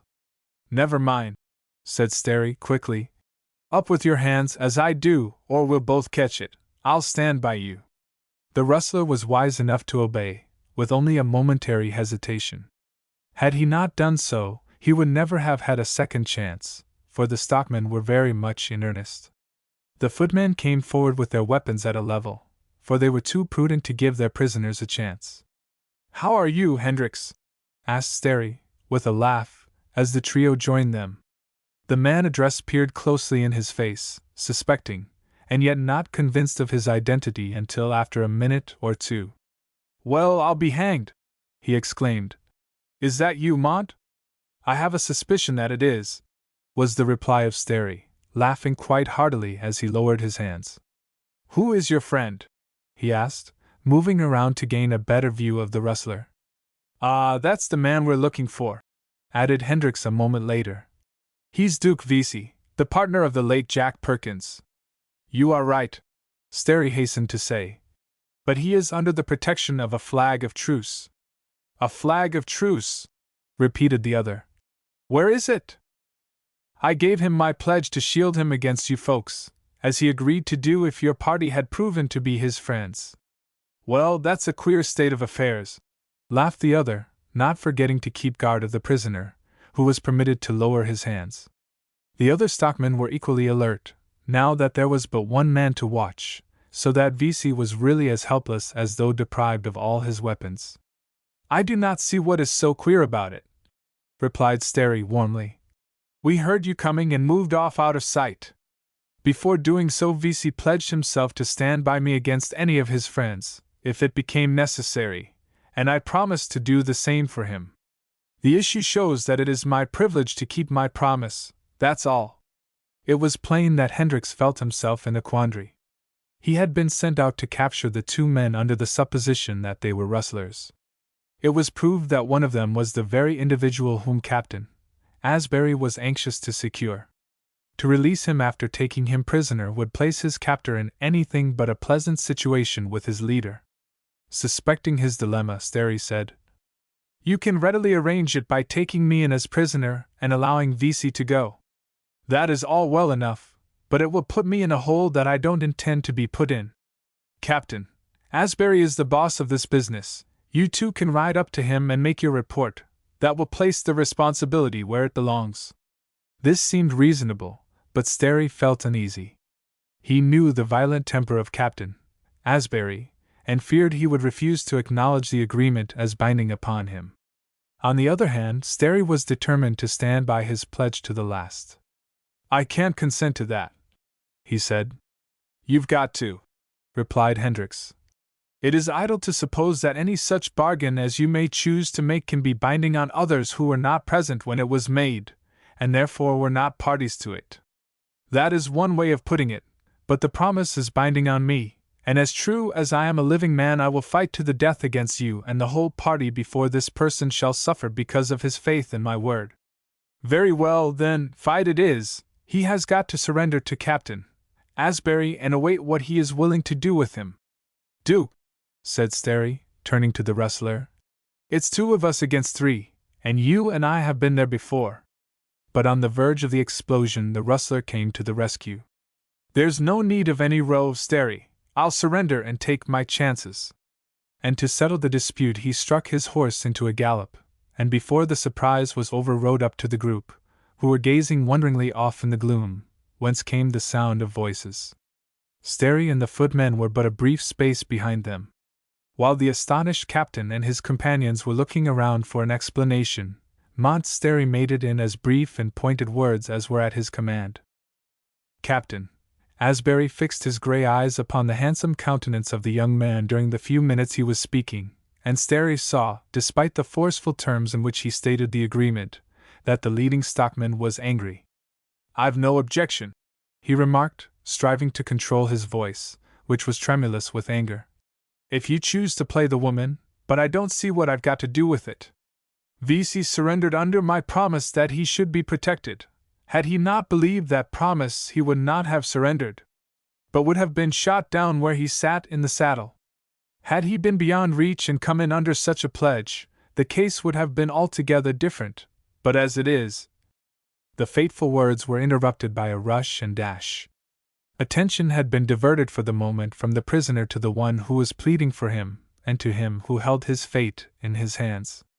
The observant Vesey saw the inevitable trend of events, and taking advantage of the chance, was off like a thunderbolt. The parting glimpse showed him leaning forward on his horse, who was plunging at utmost speed straight away in the gloom. A half-dozen shots were sent after him and something like pursuit was attempted, but brief as was the start gained it was sufficient, and he was soon beyond all danger. Chapter 21. A messenger in haste. The daring escape of the prisoner did not tend to improve the temper of Captain Asbury, and he indulged in a number of emphatic expressions, during which Sterry was dignified enough to hold his peace. But the leader of the stockmen quickly recovered his self-poise and accepted the matter as one of the peculiar incidents liable to take place at any time. His version of the difficulty with the rustlers differed from that given by Vesey. They rode up to the house, not knowing who dwelt there, and were received with a shot, which, fortunately, did no damage. Duke Vesey was at the rear, near the structure in which the horses were stabled, when he hurriedly mounted and dashed off, just as he had recently done. He did not make a fight like his companion, who, as was represented, stood his ground. He was repeatedly summoned to surrender, but paid no heed to it, and it became a choice whether to shoot him down or allow him to empty the saddles. While Sterry could not feel so well disposed toward Vesey after hearing this account, he did not regret the part he had acted, and he was also suspicious that Captain Asbury had tinged his version with a little romance. The incident itself was of small moment, but the consequences were likely to be far-reaching and important. One of the rustlers had fallen and his companion had escaped. His story of the fight would place the blame wholly upon the stockmen, and inflame the feeling between the rustlers and ranchmen, already at a dangerous intensity. Captain Asbury was out with his men for the purpose of arresting several of the most notorious of the offenders against the law. Those rustlers were sufficiently powerful to make trouble. If they were given time to organize, they could sweep the captain and his little party from the earth. There was reason to believe they would do that very thing, now that Duke Vesey was at liberty to spread his account of the last outrage. Captain Asbury held a brief consultation with his men, all, including Sterry, taking part. The consensus of opinion was that they ought to effect a junction with some of the larger parties of stockmen known to be abroad, or withdraw to some safe point like Buffalo, Riverside, or the nearest military station. Ira Inman, Larch Cadmus, and the others were on the warpath, and at no great distance. Morning would probably find them in sight, if the stockmen should stay where they were. Captain Asbury decided to ride to the westward, in the hope of effecting a junction with friends or of reaching a point where they would be secure against their assailants. The night was well advanced, but their horses had done comparatively little traveling and were capable of a good deal more. The captain took the lead, holding only occasional converse with his men as he swung along at an easy pace, but he, like the rest, was on the lookout for danger, which was liable to approach from any point of the compass. A marked change showed itself in the temperature. The weather, as will be remembered, had been unusually mild earlier in the evening, but it now became sharp and chilly, as though the breath from the snowy mountain crests was wafted down upon them. In a valley-like depression, an hour later, where there was an abundance of grass, beside a flowing stream of water, the party went into camp, with a couple of their number on guard, just as they would have done if in a hostile country, which in point of fact was the case. The night passed, however, without any disturbance, and all were astir before sunrise. The men were provided with several days' rations, while the succulent grass afforded the animals all the food they needed, so there was no trouble on that score. Captain Asbury and Monty Sterry mounted their horses and rode to the crest of the nearest elevation, which was fully 100 feet in height and commanded a wide sweep of country. The morning was clear and bright, and the first glance they cast to the northward revealed a stirring sight. A horseman was less than a half-mile away, and riding at headlong speed, as if in the extremity of mortal fright. "What can it mean?" asked the puzzled leader. "No one is pursuing him, and I see no cause for his panic." "I suspect," replied Sterry thoughtfully, "that he is a messenger bringing important tidings to you." Chapter 22. Important tidings. It seemed strange that the messenger, if such he was, should know the right course to follow in order to reach the camp of Captain Asbury, for he was riding directly toward it, and that, too, at the highest speed of which his horse was capable. But Monty Sterry had noted a fact which escaped the captain, though he was an observant man. The horseman was not approaching the camp at the moment the couple reached the crest of the elevation and began scrutinizing the surrounding country. He was going at right angles to it, but, as it afterward proved, he carried a glass, with which, at that moment, he was also scanning the horizon for something he was very anxious to find. Fortunately, he caught sight of the couple, and though he could not be assured of their identity at so great a distance, the suspicion of the truth as to Captain Asbury caused him to put his animal to his best speed. In a brief time he rode up. While some rods away he recognized the captain and saluted him. A little nearer approach and he identified Sterry, who was astonished beyond measure to discover that he was his old friend, Dick Hawkridge, toward whose ranch he had ridden on the preceding evening. "You're out early, Dick," was the salutation of Sterry, as his old friend reined up beside him and extended his hand. "And are riding hard," added Captain Asbury, who liked the young man. "I ride hard," replied Hawkridge gravely, "because there is need of it. I was looking for you." "And why looking for me?" inquired the captain. "Because you and your men are in great peril." "Ah! What might be its nature?" "From the rustlers." "I was trying to persuade myself that it was they who were in peril from us, but you put it differently. It might be as you wish if you had 25 or 50 men, but with less than a dozen, and more than twice that number looking for you. Discretion is the better part of valor. Tell me, Hawkridge, how all this interesting information came to you," continued Captain Asbury. "My ranch is not far to the northward. My cattle are ranging among the foothills of the Big Horn Mountains, and all my hands are with them. I sat up late last night, going over my accounts and trying to get them into shape, and it was past midnight when 2 rustlers rode up. I supposed they meant to stay all night and invited them in. I have never had any trouble with them, and they had 2 purposes in calling. One was to give me a little advice, and the other to secure information. Their advice, I suppose, was that you cast in your fortunes with them, and take up the business of branding mavericks and altering other brands. Hardly that, but it was that I should keep out of the trouble, for there are going to be ugly times. Now you know that, however much I may wish to let things proceed smoothly, I will never identify myself with the lawbreakers. I gave my callers to understand that, and I think they respect my position. It seems to me," added Hawkridge thoughtfully, "that there have been some woeful mistakes made. The Cattle Association have organized an expedition to rid Johnson, Natroma, and Converse counties of cattle thieves, as they call them. They have imported 25 picked men from Texas, every one of whom is a fighter and dead shot, with Captain Smith, an ex-U.S. Marshal, as their leader. One of the party may be taken as a type of the rest. He is Scott Davis, once a guard on the Deadwood coach, and he carries a gun with 20 notches on the stock, each representing the death of a road agent or other outlaw.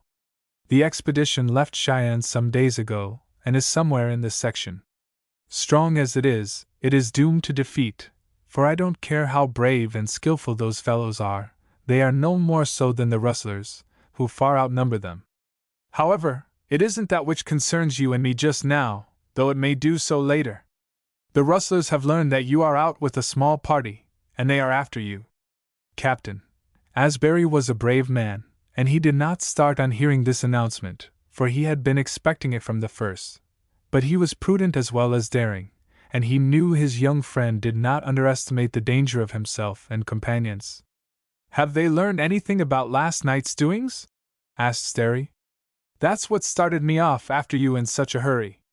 My callers stayed more than 2 hours, and were about leaving when who should ride up but Duke Vesey, with his story of the killing of his comrade, Jack Perkins, by you and your men. I suppose he called it a murder," remarked Captain Asbury sarcastically.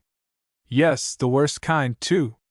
I knew he was drawing a long bow, but he will tell it to others, and it will spread like wildfire. He was looking for IRA Inman, Large Cadmus, and his party. There are more of them than you and others are aware of, riding up and down the country, ripe for any mischief. From what I know, Inman and a dozen of the most desperate rustlers are in the neighborhood, and as the 2 fellows who were at my ranch volunteered to help Vesey find them, they will do it pretty soon, if they have not already done so. Vesey declared it as his belief that you would be discovered not far from his burned home, so as soon as they left I mounted my best horse and started to give you warning. I appreciate your kindness, Hawkridge. How did you know the right direction?" "I knew the course to Vesey's ranch, and was speeding that way when I caught sight of you and Sterry on the top of this hill. I took a squint through my glass, was pretty sure of who it was, and then came like mad.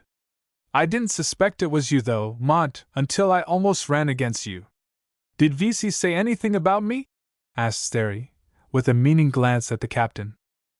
"He said you had acted like a white man in some dispute, but he didn't give the particulars and I didn't question him.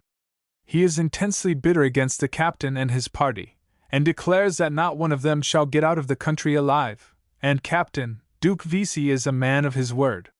"Then I suppose I may consider myself disposed of," replied Asbury, with a laugh. "Not as bad as that, but it depends upon yourself. What do you advise?" "Start southward at once with your men. If you meet the Texans and their friends, join them if you choose. It will make their strength so much the greater, and they need it all. If you fail to meet them, keep on till you cross the Platte and strike Fort Fetterman. In other words, Captain, you have no business to be where you are." Chapter 23. At Bay. Captain Asbury drew a cigar from his pocket and lit it, first offering one to each of his companions. He puffed in silence for a minute or two, evidently absorbed in thought. He was a veteran of the Civil War, and had learned to be cool in dangerous crises. "Hawkridge," he remarked, removing his cigar.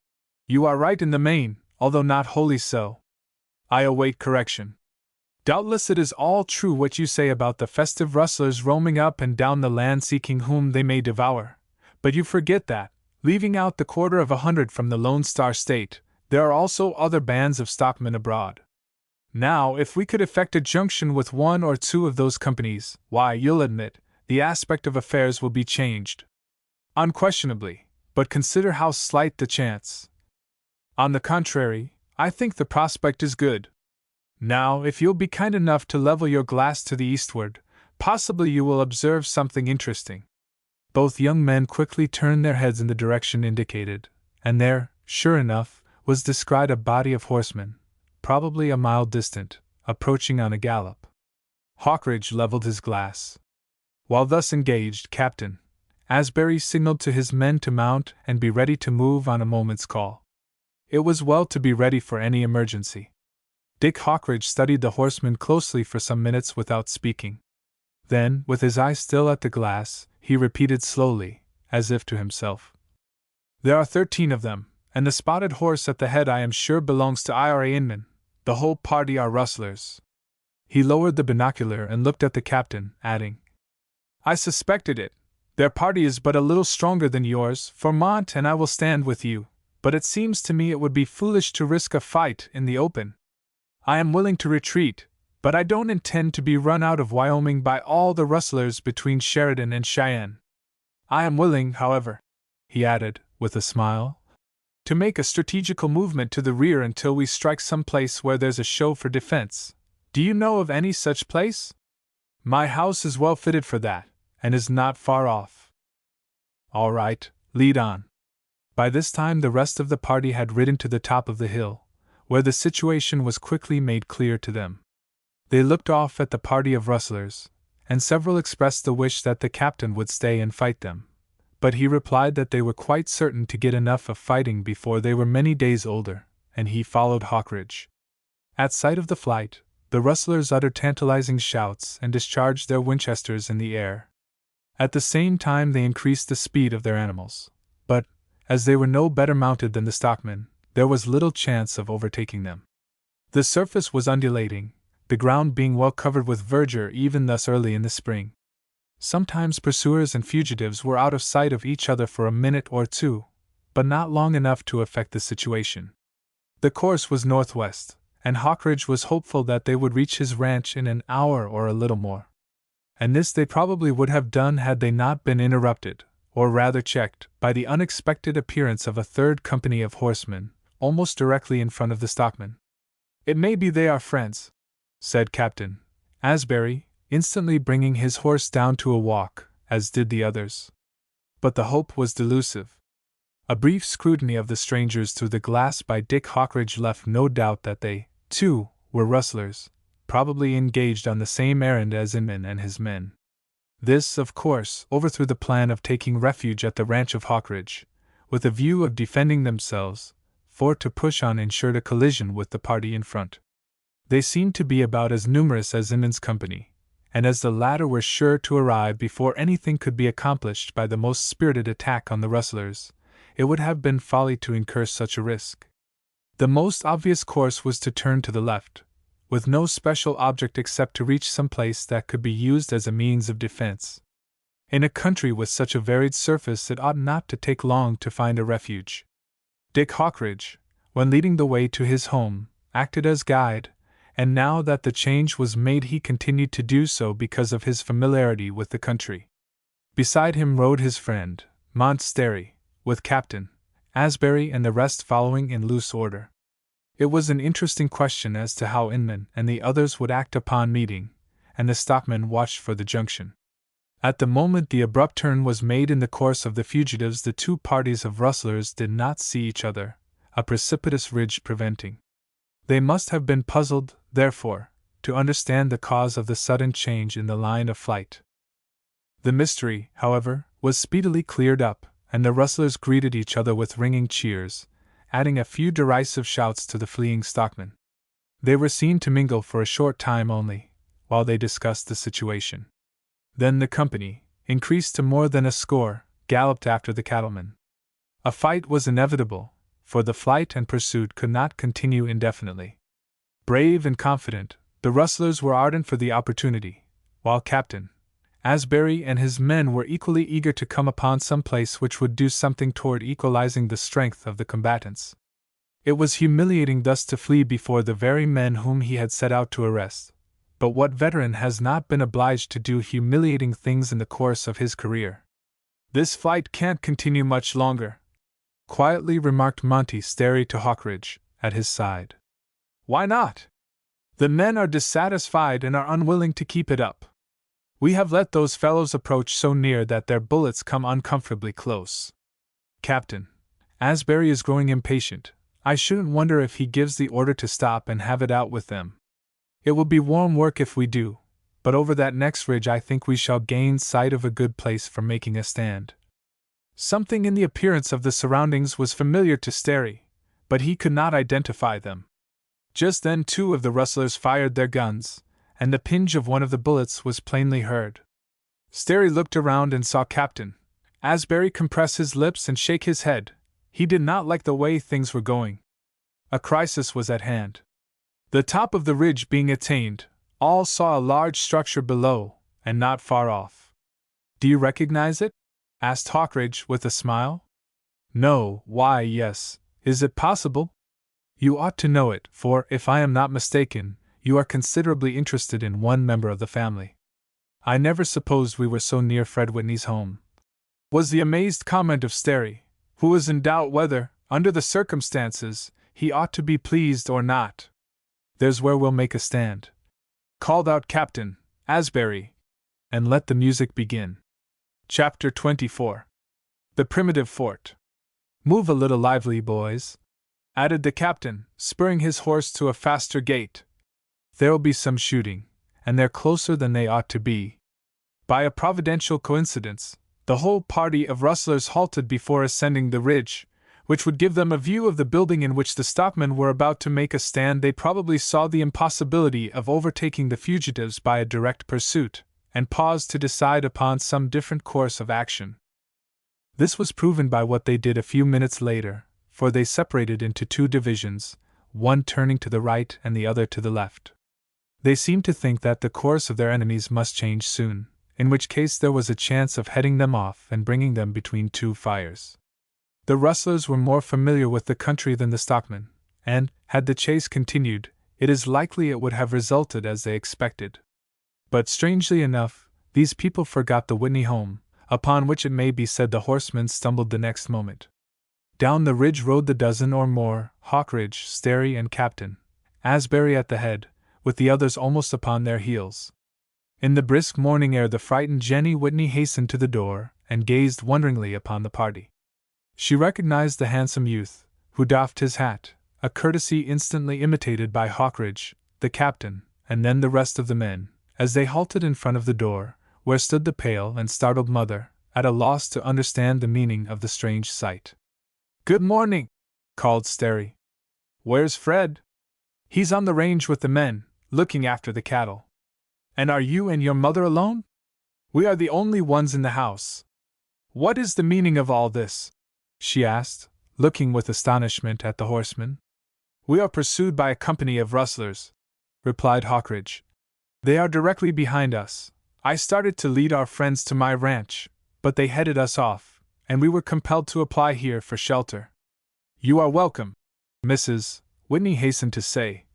"Dismount and come in as soon as you can." Sterry, Hawkridge, and Captain Asbury thanked her simultaneously. Time was beyond value. They expected every instant to hear the crack of the rifles and the shouts of their enemies on the crest of the ridge, and could not comprehend why they were delayed. They dashed to the structure at the rear and a short distance from the dwelling, into which they ran their horses, slipped off their trappings, and hurried back to the house. Every one was inside and not a shot fired, nor was a rustler seen. It was beyond explanation. But the stockmen were wise enough to turn to the best account the grace thus given to them. They stationed themselves at the front and rear doors and windows with loaded weapons, on the alert to wing the first rustler who showed himself. Sterry found time to exchange a few words with Jenny and her mother. "It is too bad," he said, "to put you to this trouble and danger, but the rustlers outnumber us more than 2 to 1, and it was the only hope that offered itself. And glad am I that it did present itself. Oh, if my poor husband had been here when they attacked him! When do you expect the return of Fred? Not before night, and the hands may not come with him. He does not dream of anything like this. Nor did we, a little while ago. Had any other refuge presented itself, we would have seized it. But I never suspected we were near your home until we came over the ridge and saw it but a few rods away." "But where are they?" asked the wondering Jenny. "That's something I don't understand, for they were near enough for their bullets to whistle about our ears. They have seen where you took shelter and are afraid to attack you." "That may be, but why don't they show themselves?" At this moment Captain Asbury approached. Repeating his regrets that they should place their friends in such danger, he said, "As there is no saying how long we shall have to stay here, we ought to learn the nature of our defenses. Our horses are in the stables, where, if the rustlers choose, they can get them, and they will be pretty sure to choose to do it. They can steal to the rear of the sheds and take them out without risk. Now, Mrs. Whitney, we have enough rations with us to last, in a pinch, for 3 or 4 days. How are you fixed?" "We have but a small quantity of food in the house, none worth mentioning." "No matter how slight, it is worth mentioning. Under the circumstances, I think we can say we are provisioned for the whole time of the siege, which must be over in less than a week." "But how will it end?" asked the lady. The captain shrugged his shoulders. "Take no thought of the morrow, but what worries me is the question of water. How about that?" A hurried examination disclosed that there was not quite 2 pailfuls in the house. Even that was more than usual. The small stream from which the supply was obtained was beyond the stables in which the horses were sheltered. Water from that source was out of the question while the siege continued. Several of the men had a small quantity in their canteens, but, inasmuch as no such contingency as this was anticipated, little preparation had been made. Still Captain Asbury expressed himself gratified at the result of his investigation. The weather was so cool that a moderate amount of the precious fluid would prevent suffering, and he decided that, dispensing with what ordinarily was used for cooking purposes, they could get along quite well for 3 days, and possibly longer. The lower part of the flat building consisted of 2 parts, used respectively for the kitchen and the dining and sitting room. There were 4 apartments above, 1 for the parents, 1 each for the son and daughter, and 1 for visitors. These, of course, would be held sacred for the members of the family, while the others found sleep, as opportunity presented, below stairs. There were windows on all sides of the house, and the structure, while not strong, was, of course, bullet-proof. Before all this was ascertained, the rustlers showed themselves. But instead of appearing on the ridge, over which the cattlemen had ridden, half of them showed themselves on the other side, having circled around back of the stables. A moment later the rest were observed on top of the ridge. Thus, with the exception of the broad level plains stretching in the direction of the Bighorn Mountains, it may be said that the ranch was surrounded by the rustlers, who held the stockmen at bay. What would be the result? None could foresee. Hawkridge drew Sterry aside and said, in a guarded undertone, "There is only one thing to be feared." "What is that?" "It is easy for them to burn this building." "Do you think they will do that, when they know a couple of women are inside?" "It doesn't follow that there is any necessity of their being burned, nor indeed of any of us suffering from fire. When you touch off a barn the rats get out, and that's what we shall have to do. But they will give us a chance first." "Yes, a chance to surrender, and we might have done that without putting ourselves to all this trouble." "And suppose we do surrender, after making the best fight we can, what are likely to be the terms offered?" "They will treat the majority, including myself, as prisoners of war, but Captain Asbury, and probably you, will be accepted, he because of the killing of Perkins last night, and you because you have disregarded the warning to leave the country when ordered to do so. All of which is mighty interesting to the captain and myself," remarked Sterry, with little evidence of fear. But we will hope for better things. Chapter 25. The Flag of Truce. In one important respect the combatants showed commendable discretion. Although there had been considerable firing on the part of the rustlers, none of the cattlemen were hurt. It is not unlikely that the bullets were intended to frighten them, since such excellent marksmen otherwise could not have discharged their weapons without execution. Captain Asbury and his men had not returned a shot. When their enemies appeared on more than one side of the building it would have been easy to pick off several without risk to those sheltered within the house. But he gave orders that nothing of that sort should be done. The bitterness between the parties was already intense. There were hotheads on both sides eager to open the lamentable conflict, but were it done, there was no saying where it would end. It was wise, therefore, that the leaders forbore from active hostilities at this early stage of the business. From the front of the structure the plains stretched in the direction of the Big Horn Mountains. It was across this that Jenny Whitney descried, 2 days before, the return of her friends with the body of her father. She now ascended to the second story and peered long and frequently in the same direction, in the hope of catching sight of her brother. Meanwhile Captain Asbury disposed of the members of his party as best he could. They needed no instructions from him to avoid in every way possible annoying the ladies, who were considerate and kind. About midday, excitement was caused among the besieged by the appearance of a flag of truce. A man rode over the ridge, down which the cattlemen had come in such haste, holding a white handkerchief fluttering over his head. His horse walked slowly and the rider kept his gaze on the front of the house, as though in doubt of the reception awaiting him. 100 feet away he came to a halt, still flourishing the peace signal above his hat. Captain Asbury was the first to discover the messenger and hurriedly arranged for the interview. Inasmuch as that fellow is neither Inman, Cadmus, nor any one of the leaders, it is not the thing for me to meet him. You have recognized him? Was the inquiring remark of Hawkridge, glancing with a smile at the officer. No, who is he? Duke Vesey, who does not feel particularly amiable toward you. I will meet him, volunteered Monty Sterry. The captain shook his head. While that fellow is friendly to you, perhaps, others of the company are very resentful. It isn't best to tempt them. Hawkridge, you are the best one to act. Very well, I will do so. The horseman had come to a stop and was gazing fixedly at the building, as if waiting for a response to his advance. Jenny Whitney descended the stairs at this moment. I think I see Fred coming, she said with some agitation. Will they do him any harm? No, replied Sterry. They have nothing against him.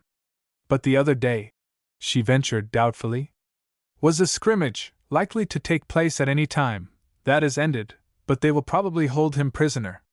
During this brief conversation a brisk search was going on among the 3 men for a white pocket handkerchief. None of them possessed such an article, the hue in each case being different. Hawkridge appealed to Miss Whitney, and she produced a linen handkerchief of snowy whiteness. Just the thing, he said, drawing back the door sufficiently to allow him to pass out. I don't think I will be detained long. It is understood, he added, turning to the captain, that we don't consider the question of surrender under any terms. It will be better to report, and then decide what to do. Hawkridge bowed and passed out. He waved the spotless linen in front of his face as he walked toward the horseman, and both smiled when they recognized each other. Well, Duke, what is it? Asked the footman, as though he were asking an ordinary question of a friend. I reckon you can guess. Since the 2 companies came together, Ira Inman is at the head of the army. Some of the boys are wild to begin shooting, and they'll do it pretty soon. Before that, Inman decided to offer you folks a chance to give in. That's my business. You simply demand our surrender, as I understand it? You've guessed it the first time, replied Vesey, with a nod of his head. What terms do you offer? You'll be treated as prisoners of war, but, added the rustler, it is hardly right to say that. It's Inman's idea to hold you as hostages for the right treatment of any of our boys that may fall into the hands of the stockmen. That is quite different. Let me ask, Duke, whether this treatment is guaranteed to all of our folks? I wish I could say it was, Dick, but I can't. Inman makes 2 exceptions, Captain, Asbury and Montsterry. That Sterry showed himself so much of a man and was so square toward me when I was caught that I would do anything I could for him. I appealed to Inman to let up on him, but he won't. Some of the boys are so mad they will shoot him on sight. And Captain Asbury? Vesey's face became hard.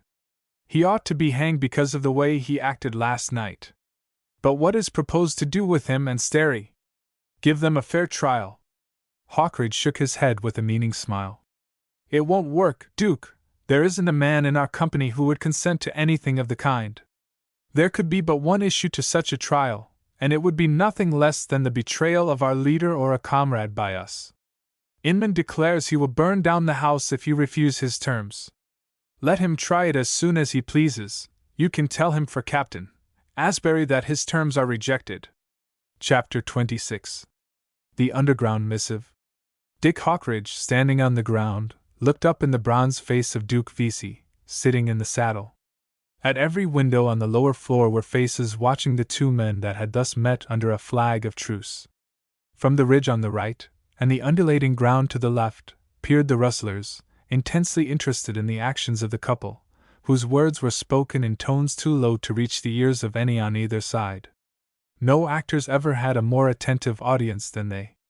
When Hawkridge announced to Vesey that his proffer was rejected, for it was useless to report first to Captain Asbury, as he had been told to do, the horseman said, Dick, you would have been a cur to accept such terms, though I would do anything to even matters with that Asbury. But I want to get a message to Montsterry. You can trust me to carry it. It is for him alone. I have it in writing. Well, goodbye.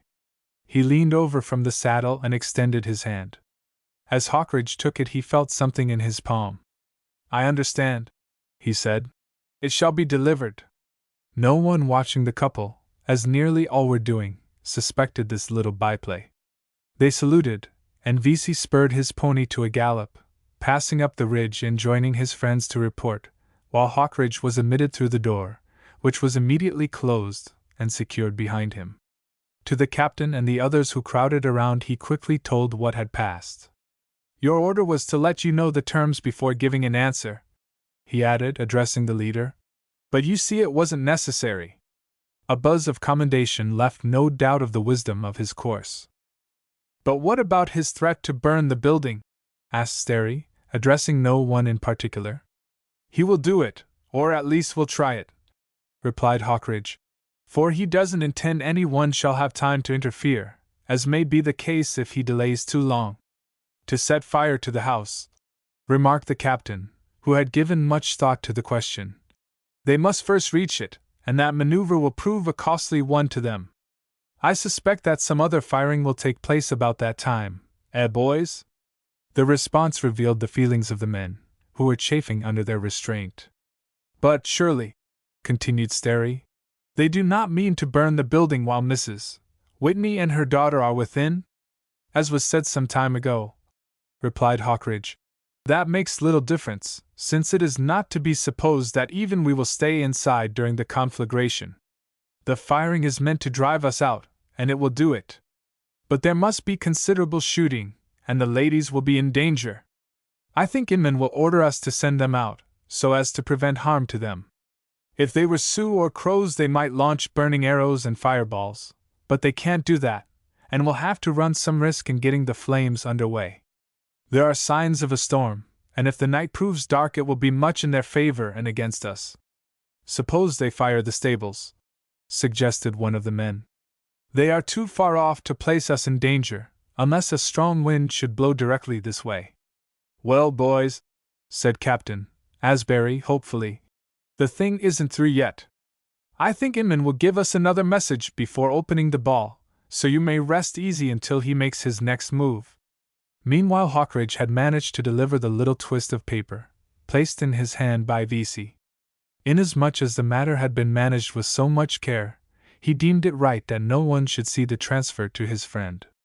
Sterry was surprised and glanced down at the object, but quick to catch on, closed his palm again and took part in the conversation.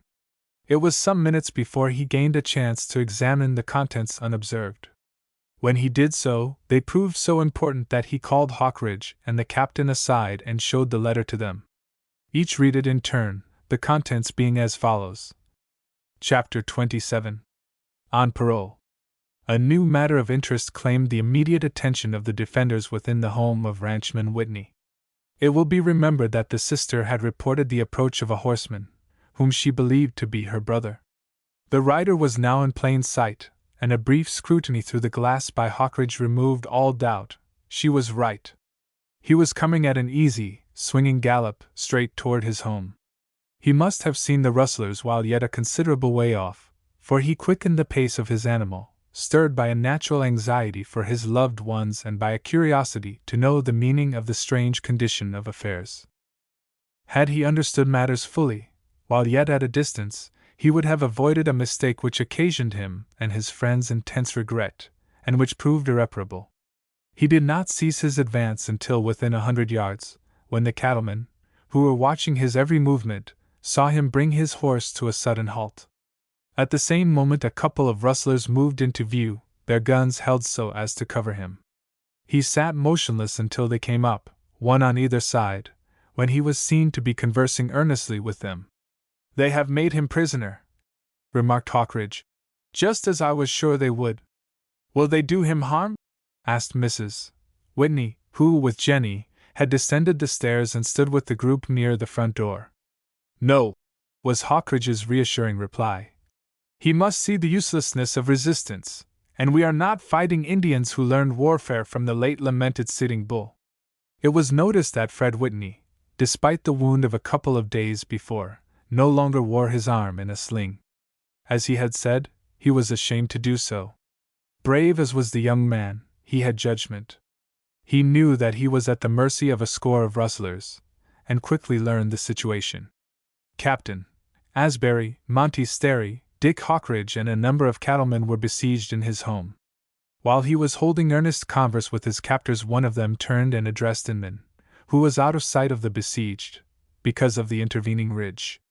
His reply caused Whitney to dismount and walk in that direction, he, too, passing out of the field of vision.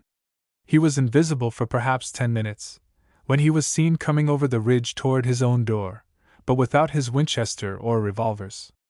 A moment later he was admitted. He kissed his mother and sister and grasped the hands of his friends, who crowded around to congratulate him and hear what he had to say. "They told me everything," he replied, looking into the glowing faces, and smiling at the anxiety depicted on several. "I have made a woeful mistake, boys." "How's that?" asked several in the same breath. "Hankinson and Weber have moved several miles further into the mountains, so nothing will be seen of them for several days, and perhaps not for a week.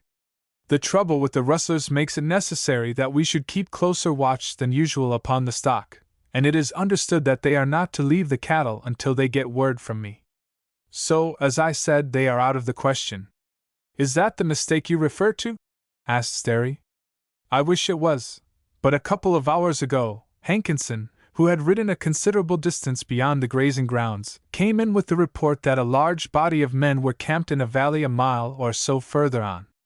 There must be 50 at least." Captain Asbury emitted a low whistle. "Rustlers again! By and by we'll have all there are in Wyoming swarming about this house." "No, Bud visited them, and found they were cattlemen on the hunt for rustlers. Had he known of Inman's party out here he would have given them a pointer, but of course he doesn't dream of anything of the kind. Now, the mistake I made is this: when I saw the horsemen gathered about the buildings and ridge, I ought to have wheeled and ridden as hard as I could to the stockmen. They would have been here before night, and wound up this business in a jiffy. But I kept on and rode right into the trap set for me, and can do nothing." No one could question the justice of Whitney's self-condemnation, but there was no help for it. "How is it you were allowed to join us?" asked Captain Asbury. "I am here under parole. You see they took my horse, rifle, and pistols from me. I would not have been allowed to come to you except upon my pledge to return within 15 minutes. "And what will they do with you, my boy?" asked his mother, alarmed by the information. "Nothing, so long as I remain a model prisoner. But how are you fixed for defense?" He was quickly made acquainted with the situation of affairs. "Ah," he added with a sigh, "if there was some way of getting word to the stockmen, but I see none." "They will not be likely to give you a chance?" Fred shook his head. "I'm afraid I overdid the thing. I asked them to be allowed to go back to my cattlemen, but they would not listen to it. They acted as if they were suspicious, and told me I must stay with them until the trouble ended, which they assured me would be soon." Sterry glanced significantly at Asbury and Hawkridge. He recalled that singular message from Duke Vesey. If all went well, it might contain a shadow of hope. It was deemed best, however, to make no reference to it, even for the benefit of Whitney, who was questioned until he described as exactly as he could the location of the cattlemen. The grace had expired. No one thought of advising Whitney to disregard his parole, and no urging could have induced him to do it. He affectionately kissed and embraced mother and sister, warmly shook the hands of his friends again, assured them of his hope that all would come out right, and then, passing through the door, was seen to walk up the ridge and pass over the summit, to take his place among his captors, there to await their pleasure. "Sterry," said Asbury, drawing him and Hawkridge aside, "you were saying a while ago that nothing could induce you to accept the offer of Vesey to slip out in the darkness of the night." "No, as he presented it, such a flight would have been a piece of cowardice altogether different from my flight last night. It would have weakened your defensive force and helped no one but me. Now, however, it wears a different aspect.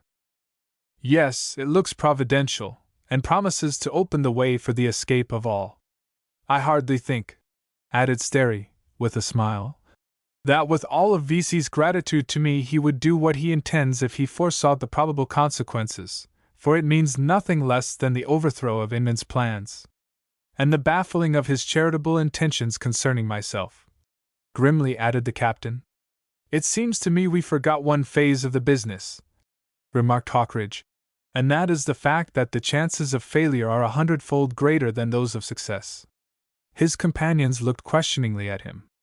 "Perhaps it will not be difficult for Vesey to secure the placing of himself and friend at the stables, as he promises to do, but it seems unlikely that, with the dark night and the temptation for some of us to try to get away, they will be the only couple that will be on the lookout at that time. But supposing they are," added Hawkridge, "Sterry will have to mount his horse and ride off. There will be some of the rustlers beyond him, and how can he pass them unchallenged?" "If it proves too risky to try on horseback, I can do it on foot," replied Sterry. "In the darkness I will be taken for one of them, and if questioned, can throw them off their guard. The tramp to where the stockmen are in camp I judge to be little if any more than 5 miles, and it won't take me long to travel that after getting clear of these people. I have a strong belief that the whole scheme is doomed to failure," said Hawkridge, and Captain Asbury agreed with him. Chapter 28. The Final Summons. Now came hours of wearisome waiting, especially to the besieged, who found in their close quarters little freedom of movement. Some of the men stretched out on the lower floor and slept, others talked and engaged in games of chance, while a desultory watch was maintained, through the doors and windows, upon the rustlers, several of whom were continually in sight. Before the afternoon had half passed, all doubt of the coming darkness was removed. The sky became heavily clouded, the air was raw and chilly, and no moon was visible. Several distant rifle shots were heard an hour later, but no one could conjecture or discover the explanation. Probably they signified nothing. Fred Whitney showed himself on top of the ridge once, and waved his hand in salutation to his friends. This was done to reassure his mother and sister, who were anxious, despite what he had said to them. Many longing glances were cast across the broad plain in the direction of the mountains. Like shipwrecked mariners scanning the horizon for the rescuing sail, the besieged were hopeful that some good fortune would bring the strong body of stockmen that way, but the vision was rewarded by no such welcome sight. Captain Asbury received a shock just before night closed in. So many hours had passed without the exchange of a shot that both parties exposed themselves freely. Had they chosen, a good many might have been picked off, but the general understanding that the hour had not yet come for action threatened, at times, to change the impending tragedy into a most ordinary situation. Captain. Asbury was sitting by one of the front windows, smoking his briarwood, and looking nowhere in particular, when he saw a man kneeling on top of the ridge and carefully sighting his gun at him. Before the fellow could secure an aim, the officer moved quickly back out of sight, and he vanished. I have no doubt it was Duke Vesey, he thought. What a pity I did not shoot him last night. He judged it not worth while to tell any of the rest of the incident, but he took care not to tempt the fellow again by a second exposure to his aim.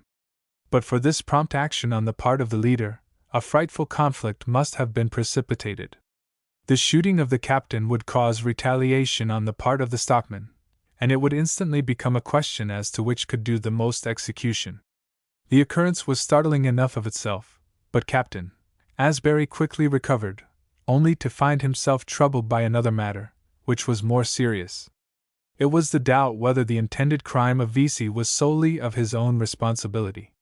Was it not likely that he had received permission from Inman to end the suspense by shooting the captain of the stockmen?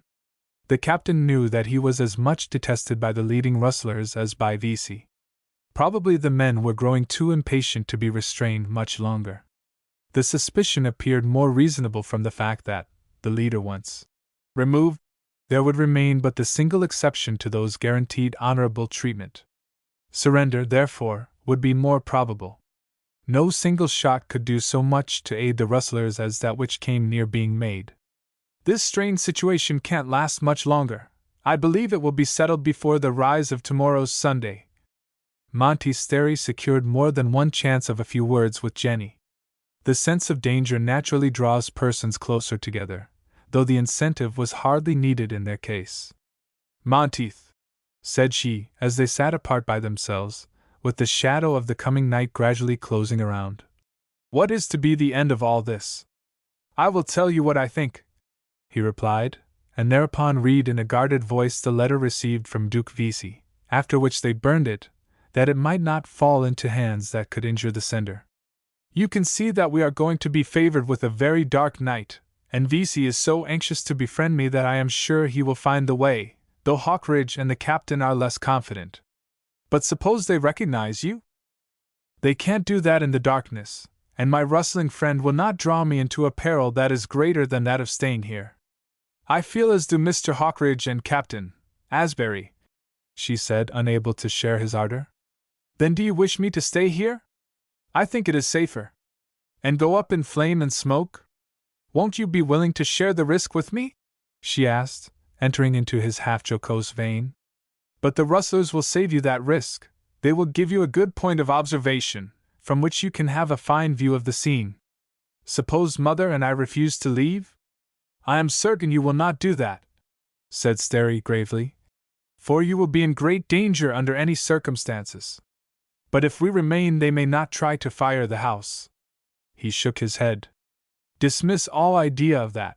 Do not fancy, because hours have passed without the exchange of a shot, that there is any friendship between the parties. By and by a gun will be fired, somebody will be hurt, and then they will be at it like so many tigers. No, Jenny, he added, when the warning comes for you and your mother to withdraw, you must do so, not only for your own sake, but for ours. And how yours? We, that is, the men, can fight much better when your presence causes them no anxiety. But tell me, do not Captain Asbury and the rest feel hopeful of beating off the rustlers? Of course they will make a brave fight, and there is a chance of their success, but I shudder when I think of what the cost will be to both sides. How much better if all this can be averted. True, indeed. And if I could be assured that you would succeed in reaching the camp of the cattlemen, I would bid you Godspeed. I certainly will never reach it by staying here, and I think if my chances were doubly less they ought to be taken for the sake of the good that will come to all. At this juncture Captain Asbury, sitting near the window, called out, Here's a visitor! In the gloom he was not clearly visible, even though he was seen to advance, and heard to knock on the door. But when the latter was opened, Fred Whitney stepped inside. Here the gathering darkness was more pronounced, for it was not deemed prudent to have a light. Inman has sent me with his ultimatum, said the messenger. He says he has given you abundant time to think over the matter, and wants your decision. What are his terms? asked Captain Asbury. The same as before. He promises to treat all of us as prisoners of war, with the exception of Sterry and myself. We are guaranteed a trial, which is another way of saying we shall be shot. I will allow my men to vote on the question, added the leader. The indignant protests, however, compelled the officer to recall his harsh remark. Of course I knew that would be your reply, Fred hastened to say. And it is what Inman and Cadmus expect.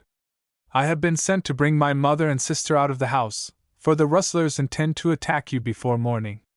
That means, too, that they intend to burn it. The three defenders who were in the secret saw the danger in which this placed Sterry's intended flight. If the attack were made before 10 o'clock, there could be no possible opportunity for his getting away. Some means, therefore, must be found for deferring the assault until after that hour, if it could be accomplished without arousing the suspicions of the rustlers. Chapter 29. A Strange Occurrence. Do you know, inquired Sterry, how soon it is contemplated making the attack?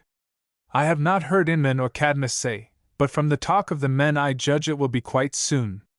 Probably within a couple of hours? Sooner than that, by 9 o'clock at the latest. It was the mother who now spoke. Suppose Jenny and I decline to leave the house? That has been considered, replied the son, and I am sorry to say it will make no difference. The rustlers are in an uglier mood than before, wrathful because they have been kept idle so long. They can claim that they have given you ample notice, and if you refuse to come out they cannot be held blamable for the consequences. This would never do, and Hawkridge interposed. If the attack cannot be prevented, Fred, it must be delayed. On what grounds? Any that you can think of. They must not disturb us until near midnight. But I shall have to give a reason. I am as anxious as you to do my utmost, but I do not see how I can do anything. The quick wit of Jenny came to the rescue. Tell Captain Inman and Large Cadmus for me that we have a number of articles we wish to save from destruction. Ask them in the name of Mother and myself to give us time in which to gather them together. Fred was silent for a moment. At least it will do no harm to try it, even though I do not believe it will be of any use. Ask them to make it between 11 and 12. We will then have time to collect all we want, in fact a good deal more time than is necessary. I do not see the need of this, replied the brother, who, it need not be repeated, had no knowledge of what was in the minds of the few. I think I can say that if I do not return in the course of 10 or 15 minutes, you may consider your prayer granted. Bidding them good-bye once more, he passed out of the door and disappeared in the darkness, which had now fully descended and shut from sight the impatient rustlers. It was a peculiar situation in which the defenders, including the mother and sister, dreaded the return of the head of the household, but the front of the dwelling was watched with an intensity of interest it would be hard to describe. By gracious! There he is! Exclaimed Dick Hawkridge, hardly 10 minutes after Fred's departure. It's no use.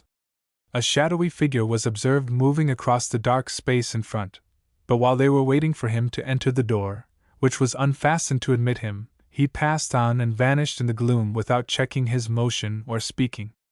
That wasn't Fred, whispered Jenny. I know his walk too well. It makes no difference, replied Sterry.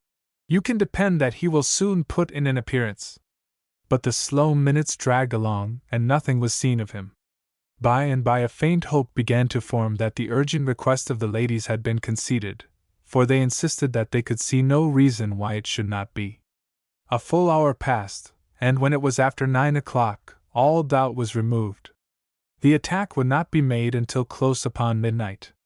Monty Sterry would be given the chance, provided Duke Vesey showed the way for him. The crisis was so near that it was deemed best to let all know what was in contemplation. Captain Asbury, therefore, explained it to the men, as the daughter had explained to the mother. Those fellows can't be trusted, the leader added. They may seek to give the impression that the delay has been granted, while preparing to assail us when least expected. The night is dark, as you see, and favorable to their plans. Keep the closest watch possible on all sides of the house, for to set fire to it they must approach near enough to touch the building. Suppose we catch sight of someone stealing up? Asked one of the cattlemen. Challenge him, and if he does not give a satisfactory response, fire. What will be a satisfactory response? The voice of Fred Whitney, and I may say of Duke Vesey, or the announcement that the individual is the bearer of a message for us. In the latter case, of course, he will approach from the front. When you shoot, too, boys, you mustn't throw away any shots, for this isn't going to be child's play. We understand that, was the significant response of a couple of the stockmen.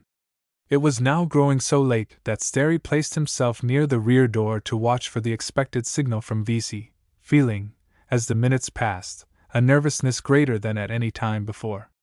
Since no light burned in the house, the only means of determining the hour was by striking a match and holding it in front of a watch. Hope became high when 10 o'clock was at hand. Sterry half expected, in case everything promised well, that Vesey would manage to give something in the nature of a preliminary signal, but the closest scrutiny showed nothing of the kind. Captain Asbury, who maintained his place near one of the front windows, close to the door, suddenly called, "Come here a moment, Sterry." The young man stepped hastily across the room. "You have everything clear in your mind?" was the question which struck the young man as slightly inopportune. "Yes, as clear as I can have. Why do you ask?" "I wanted to be certain, for your task is a delicate one.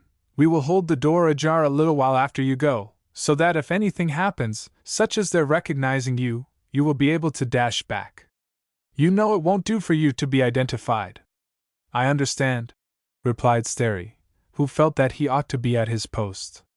He hastily stepped back, and as he did so was surprised to find the door drawn open several inches. "What does that mean?" he asked of the several gathered around in the darkness, whose faces he could not see. "Why," replied Hawkridge, "what does it mean, indeed? I thought you passed out just now." "You see I did not. Why do you make such a remark?" "Someone went out," was the amazing declaration. Chapter 30. The Missing One. Monty Sterry was astounded by the declaration of Dick Hawkridge that someone had passed through the rear door while he was talking with Captain Asbury. "Who was it?" demanded he. "I told you we thought it was you," replied his friend. "But you know it wasn't," he replied impatiently. "Then I have no idea who it was. Someone has taken advantage of the moment I spent with the captain. I wonder if he had anything to do with it," he added, growing unjustly suspicious in his resentment. He strode across the room, and, knowing where the leader was, demanded, "What is the meaning of this, Captain Asbury?" "The meaning of what? While I was talking a few seconds with you, some persons slipped out of the back door. Do you know anything of it?" "It is beyond my comprehension," replied the leader in a voice which removed all distrust of him. And forgetful, in his excitement, of his duty at the front, he stepped hastily to the rear, where most of the men had crowded, despite the orders for them to maintain a strict watch. "I heard you and the captain speaking," said Hawkridge in explanation, "but your voices were so low that I would not have identified them anywhere.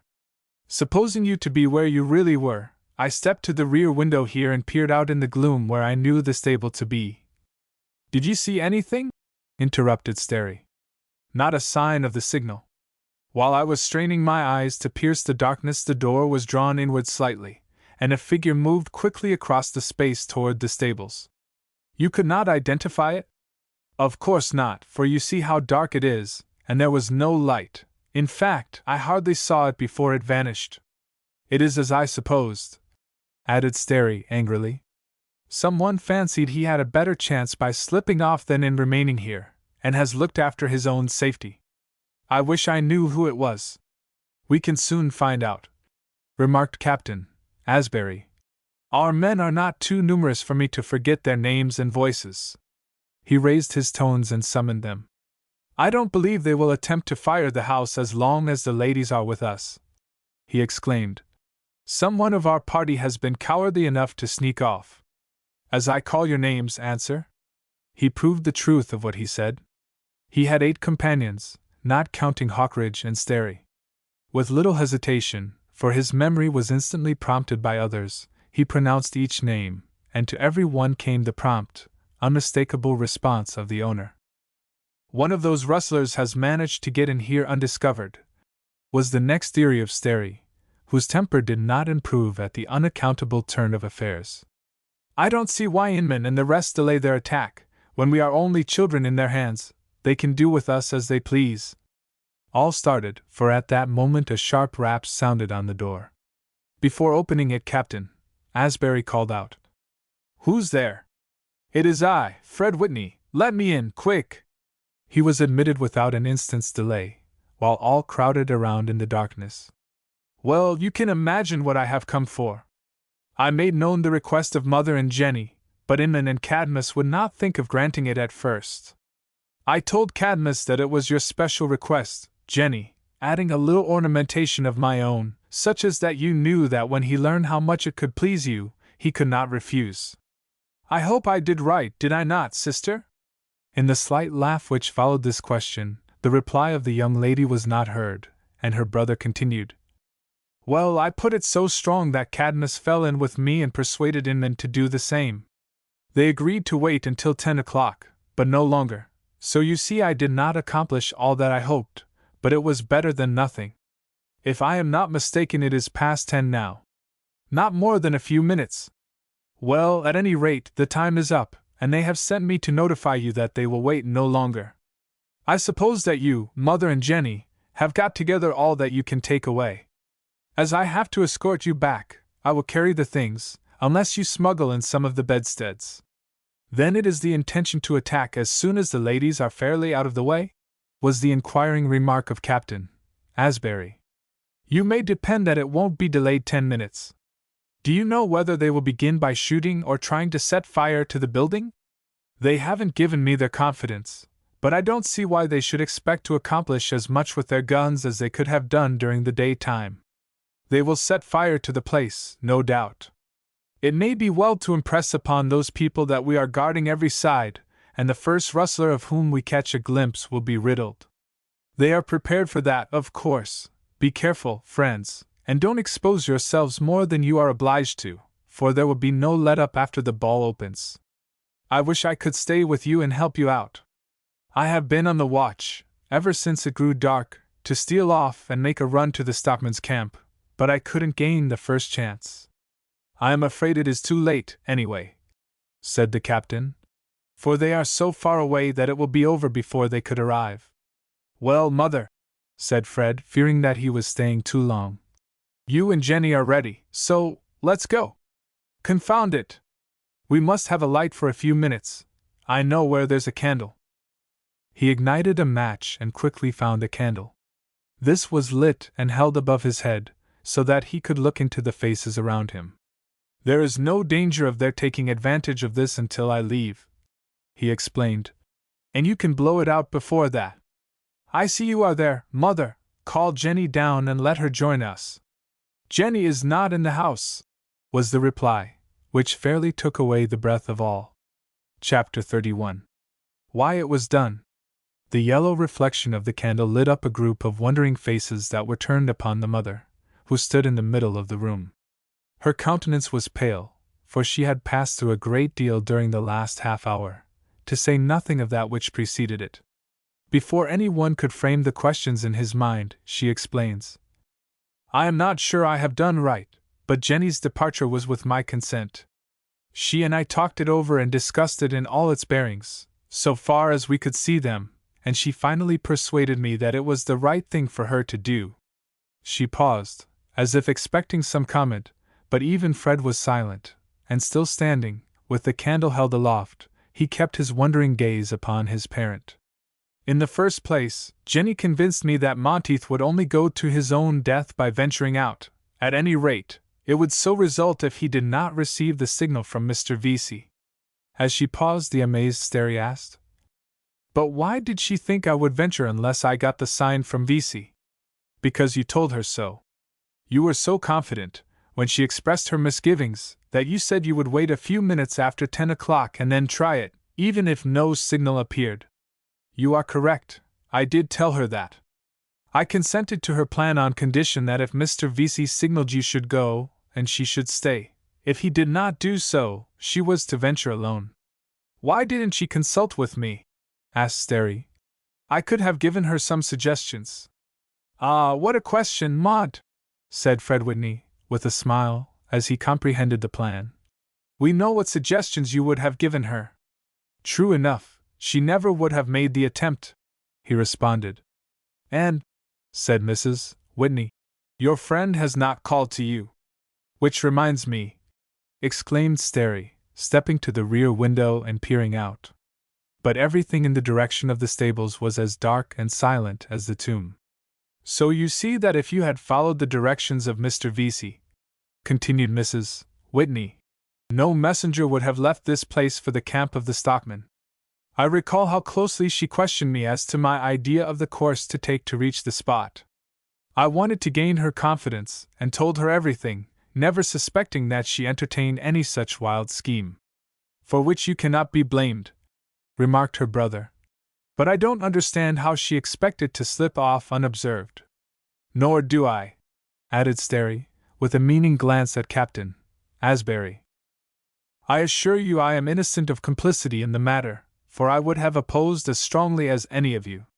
It was that single difficulty which puzzled her, said the mother. But Providence opened the way. While she stood trembling, with her cloak wrapped about her, Captain Asbury called Monteith. I whispered to her now, and drew back the door. She stepped through, and was gone before anyone, excepting myself, suspected anything. But what reason can she have for believing Vesey will favor her plan? Asked Sterry, feeling an admiration for the daring young woman. He will be as much amazed as anyone. The Rustlers have notified us to leave the building, but have not said that they have a preference of one door over the other. If she finds herself confronted by strangers, she can easily explain who she is and say that her mother will soon join her. Can there be any objection to such a course, or is she likely to suffer on that account? Who could reply unfavorably to this question? The Rustlers would simply conduct her to a place of safety, there to await the coming of her parent. Failure could bring no embarrassment to Jenny Whitney. The great difficulty, after all, remarked Captain Asbury, as it occurs to me, is that if your estimable daughter presents herself before Mr. Duke Vesey, he will refuse his help. What reason can she give that will induce him to aid her to pass beyond the camp? I can think of none, but Jenny is hopeful that if she can see him alone he will permit her to do as she wishes. Does she contemplate walking the half-dozen miles or so to the camp of the cattlemen? Asked Sterry in dismay. Oh, no, she expects to ride Mr. Sterry's mare. But, stammered Monteith. She thought of all that, smiled the mother. She took her saddle with her. Well, I'll be hanged if this isn't a little ahead of anything of which I ever heard or read, was the only comment Monty Sterry could make, as the full scheme unrolled before him. Jenny may fail, continued the proud parent. But if she does, her situation and that of all of us will be no worse than before. If she fails, then you too, Mr. Sterry, would have failed and lost your life without helping us. I am not prepared to admit that, but my part in the business seems to have passed beyond discussion. Mrs. Whitney was about to continue her words when she ceased and faintly asked for a glass of water.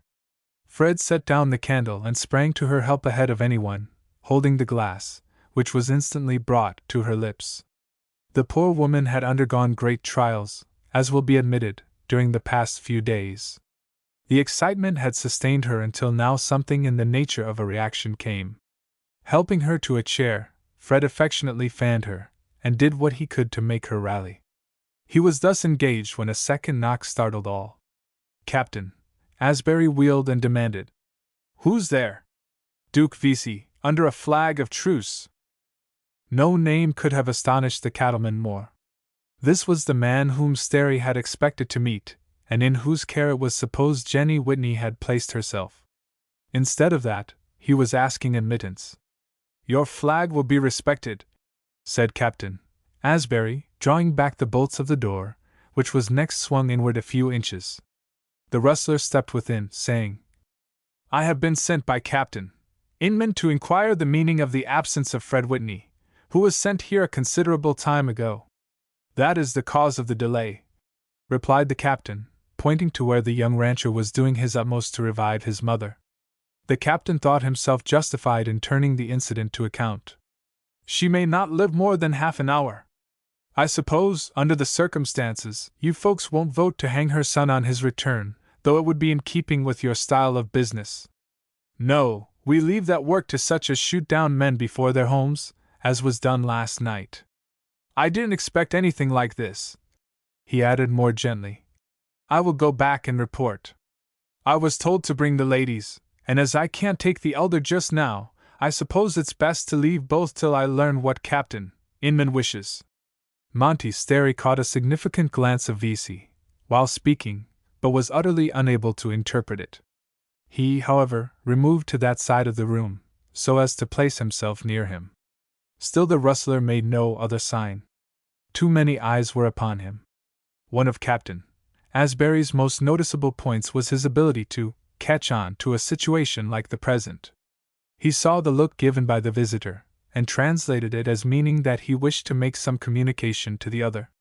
"Sterry," said the captain in his most rasping manner, "this is the fellow you were so tender on last night, and I suppose he will reciprocate when he gets a chance to draw a bead on you. I will leave to you the happiness of escorting him through the door, for the pleasure would quite overwhelm me." "I am willing to act the gentleman at any time," replied Sterry, quickly seizing the opportunity of bringing himself near enough to hear what Vesey said without any one else noting it. As he was passing out, the rustler remarked, in a quick undertone, "I did my best, old fellow, but it won't work. They suspect something, and wouldn't let me go near the stable after dark. Sorry, but it's no use." "But I thank you all the same," guardedly responded Sterry. Chapter 32. The Hostage. Despite the alarm caused by the sudden illness of Mrs. Whitney, it was quickly apparent that nothing serious was the matter with her. She had succumbed temporarily to the intense strain to which she had been subjected, and under the considerate attention shown her, speedily rallied, declaring herself, within 5 minutes after the departure of Vesey, as well as ever. "No one can rejoice more than I," observed Captain Asbury. "And since it is so trifling, you will not misunderstand me when I say that your illness seems to have been providential." Fred and the rest looked inquiringly at the leader. "The man who was here has gone back with the report of what he saw, and I think my words will cause him to represent the case, well," added the captain, with a smile, "as it appeared at that moment. That will secure further delay." "But what can it all amount to?" asked Fred in turn. "They may give you a half-hour or so, but that does not count. If your estimable mother could manage to look desperately ill when the messenger returns, why, it might help matters." But the good woman shook her head. Appreciating the gravity of the situation, she could not be a party to such a deception, even though beneficent results might follow. "He saw me as I was, and thus he must see me when he comes again. My conscience would not permit it otherwise." "You are right, Mrs. Whitney, and I beg your pardon," replied the captain. Meanwhile, Monty Sterry was thinking hard. Begging the indulgence of the others, he drew Captain Asbury aside. "I have decided upon an attempt," said he abruptly, "which you must not forbid, even though your judgment may condemn it." "What is it?" "I am going to try to get away." "How?" was the surprised question. "What chance have you of succeeding, when every side of the house is watched? Vesey told me, just as he was leaving, that he was not allowed to take his place as guard at the stables, which explains why he failed to give me the signal. He is unaware of what Miss Whitney has done. I do not know of a surety, for he made no reference to it, but you heard his remark, which indicates that he is ignorant." "Sterry," said the captain impressively, "the only friend you have among the rustlers is that same Vesey, and I place less faith in him than you do, yet you propose this wild scheme, without even the doubtful help of that man, and still expect me to approve it. You put it truthfully. I will only say that in the darkness I hope to be taken for one of them. And if you are? I will work my way beyond the lines, and then make for the camp of the stockmen. On foot or horseback? I can hardly expect to obtain a horse, but let me once gain the chance, and I will show some sprinting." "You ignore the services of Miss Whitney?" "It was a brave and characteristic deed, but a woman acts from intuition rather than reason. There is not a shadow of hope that she will accomplish anything." In my judgment, the prospect is as favorable for her as for you. Well, replied Sterry, I rather expected you to talk that way, so your condemnation is discounted. I intend to pass out of the rear door within the next 3 minutes. I wish you to hold it, ready to open in the event of my deciding on a hasty return. If such return does not follow in the course of a quarter of an hour, you may conclude that I won't be back. I have already concluded that, was the significant comment. The candle diffused enough illumination to show the anxious faces turned toward the couple as they walked back from the corner to which they had withdrawn for their brief consultation. In the fewest words possible, the captain explained the decision of the young man. He frankly stated that he did not believe there was any hope of success, but Sterry was firm in his resolution, and he would not interpose his authority. Fred Whitney was about to protest, but the expression of his friend's face showed that it would be useless, and he forbore. Maud peered through the window, near the rear door, and, so far as he could judge, everything was favorable. Then he faced about, smiled, and without a word waved his friends good-bye. The door was drawn inward just enough to permit the passage of his body, and the next instant he had vanished. Captain Asbury sprang to the window and looked after him, but quick as he was, the time was sufficient for the youth to disappear as completely as though he were a dozen miles distant. If I may be allowed, said the captain, in his most suave manner, I would suggest, Mr. Whitney, that you assist your mother to her apartment upstairs. She is in need of rest, and can obtain it there much better than here. The good woman glanced suspiciously at the man, half doubting the disinterestedness of his counsel, but he looked so grave and solicitous that she was sure she did him injustice. While she was hesitating, Fred added, It is good advice, mother. You can lie down, and when it is necessary I will call you. Come, please. She could not decline, and the stalwart son, who seemed to have forgotten all about his wounded arm, almost carried her up the short stairs and to her room. He was so familiar with the interior that he needed no light, and deposited her as gently as an infant on the bed, kissed her an affectionate good night, and promised to listen and come to her on hearing the slightest movement in her apartment. How does she seem to be? Asked Captain Asbury, as Fred came down the stairs. As well as ever, but the little rest will be grateful. She has had enough to try the strongest person within the last few days.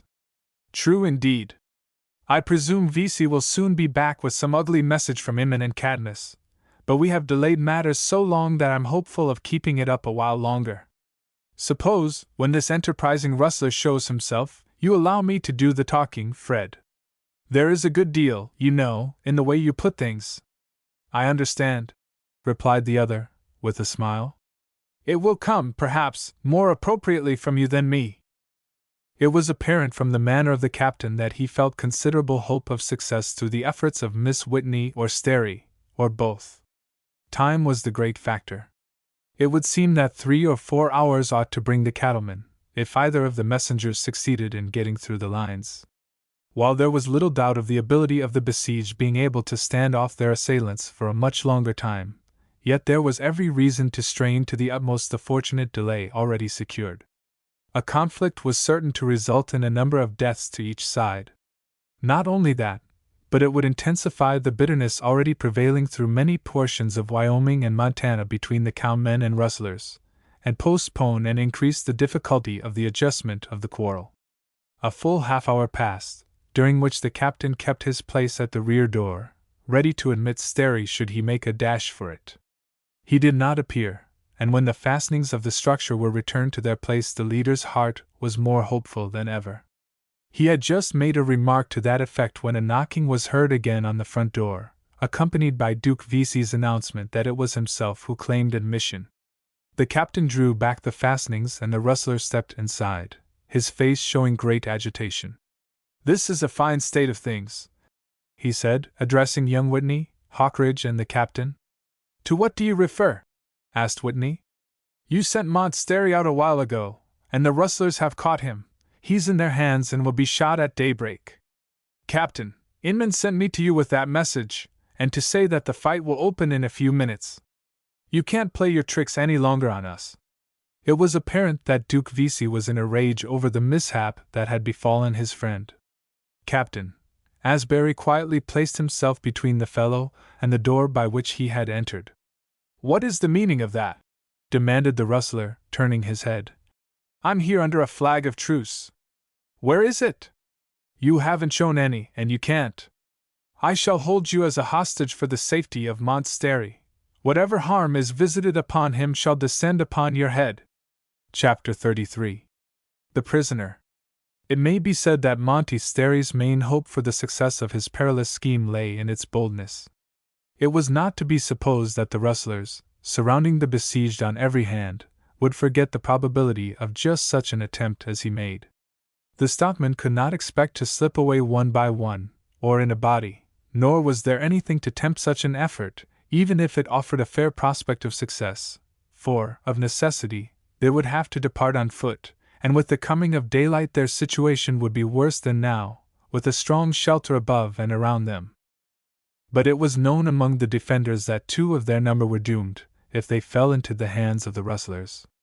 It was probable, therefore, that one or both of these individuals would try to get away.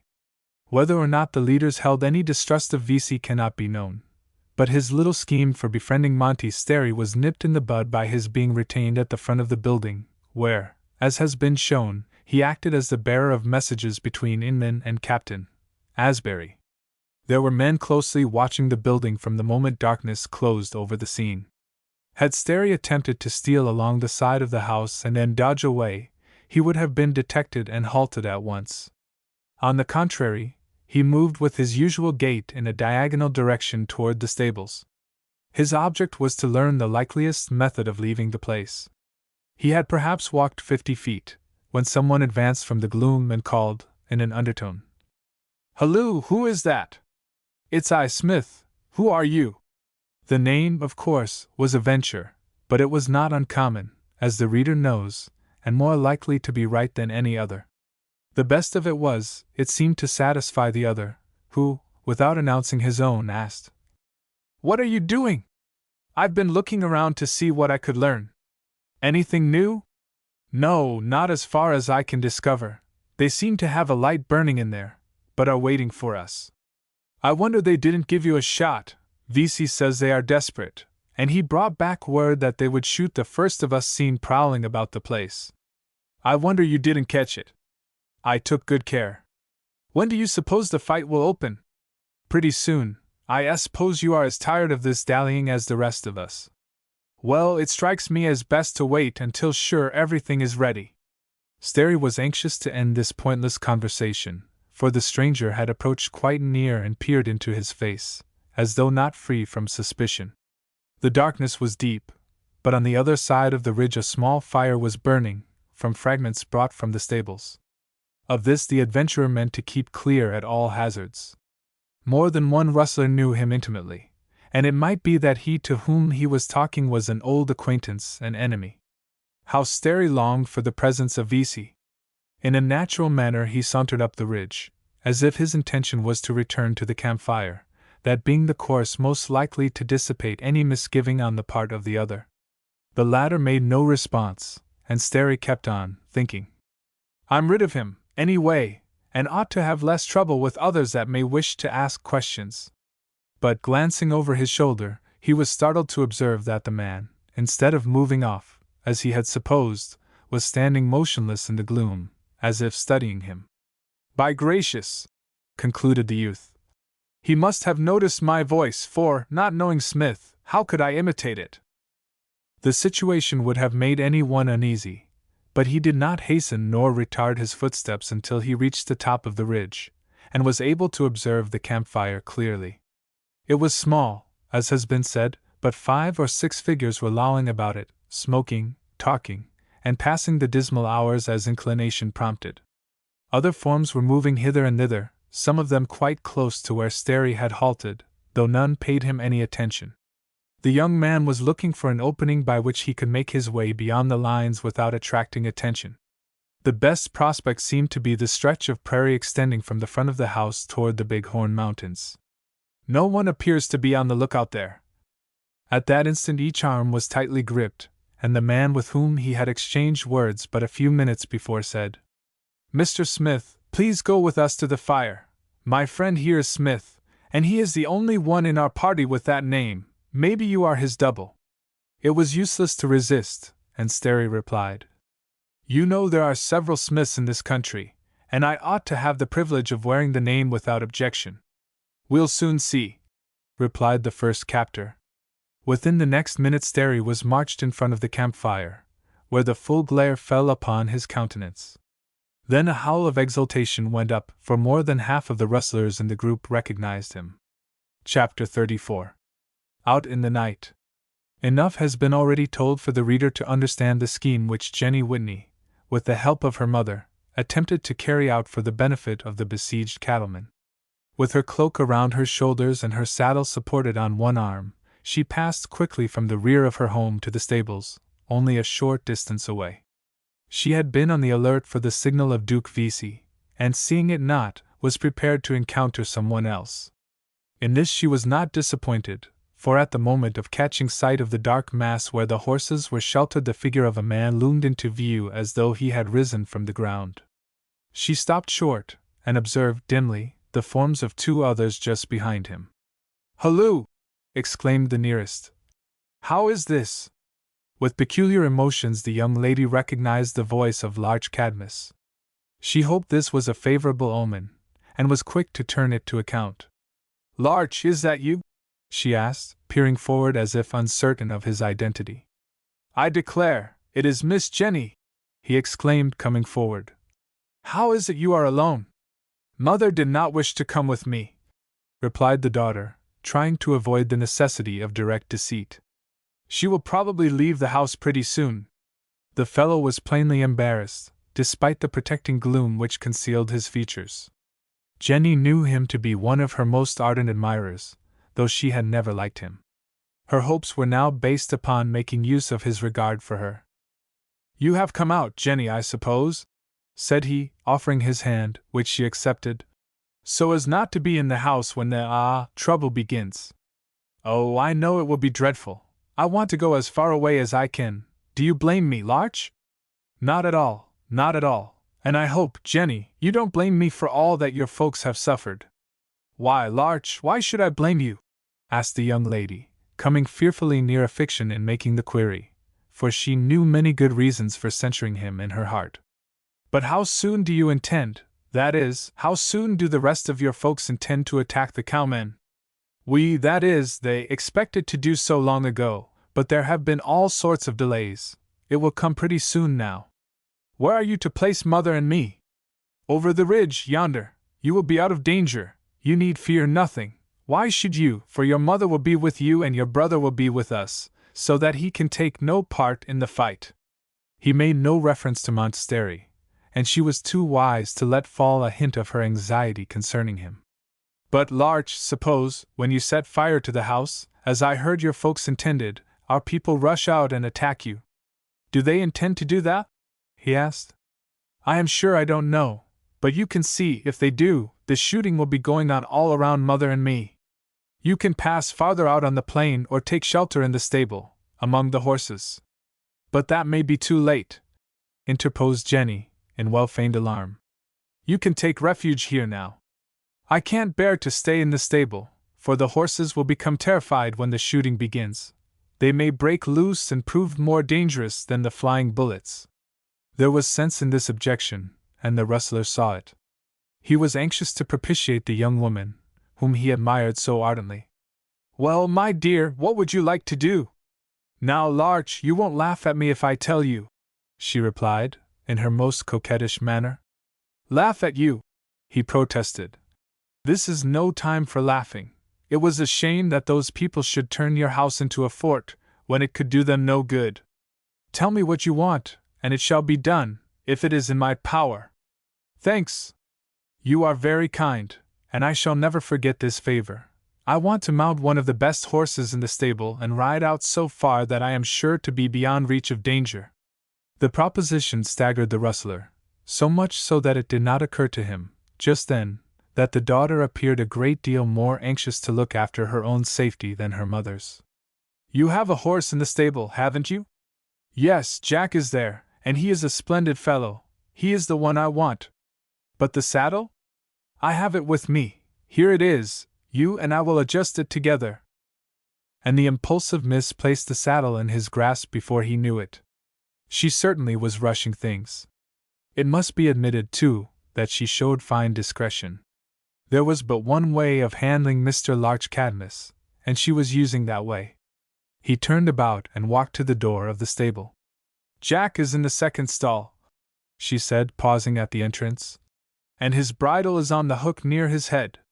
The gloom was impenetrable, but a couple of matches gave Cadmus all the light needed, and a minute later he brought forth the fine animal, who whinnied with pleasure at recognizing his mistress, despite the gloom.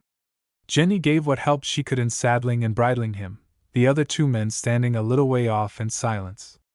She kept up an incessant chatter, repeating her thanks to Cadmus for his kindness, and binding him more completely captive every minute.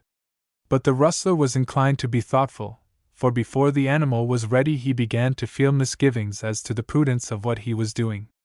There was something odd, too, about the young lady mounting her pony, riding alone out on the plain, and leaving her mother behind. Then, too, she had emerged from the rear instead of the front of the house, as he judged from her line of approach. Could there be any ulterior purpose in all this? If she would only cease her chatting for a minute or two he might figure out the problem, but the trouble was, nothing could stop her. In fact, he didn't wish her to stop, for that voice was the most musical one to which he could listen, and he would have been glad had it sounded for hours in his ears. He managed to drift dangerously near the truth. Can it be that she intends to ride away for help? He reflected. It has that look, but no, it is hardly that, for there isn't any help within reach that I know of. She might find it in the course of a day or two, but this affair will be over before daylight. I beg pardon, what was it you said, Jenny? Why, Larch, I'm tempted to pull your ears. You are a fine gallant. Here I have been standing full 10 seconds, waiting for you to help me on the horse, and you have paid me no attention. It was rude, my dear. I hope you will pardon me, he replied, stepping quickly forward. But I am very absent-minded tonight. I will pardon you, of course, for you have been so good and nice that it would be ungrateful for me to be impatient. He took the Cinderella-like foot in his broad palm and cleverly assisted her in the saddle. While he helped to adjust the reins, her tongue rattled on harder than ever. How far, Larch, will it be necessary for me to ride so as to be sure, mind you, sure, of being out of the way when this awful business opens? Well, I should say 100 yards or so will be enough. Mercy! Do you think so?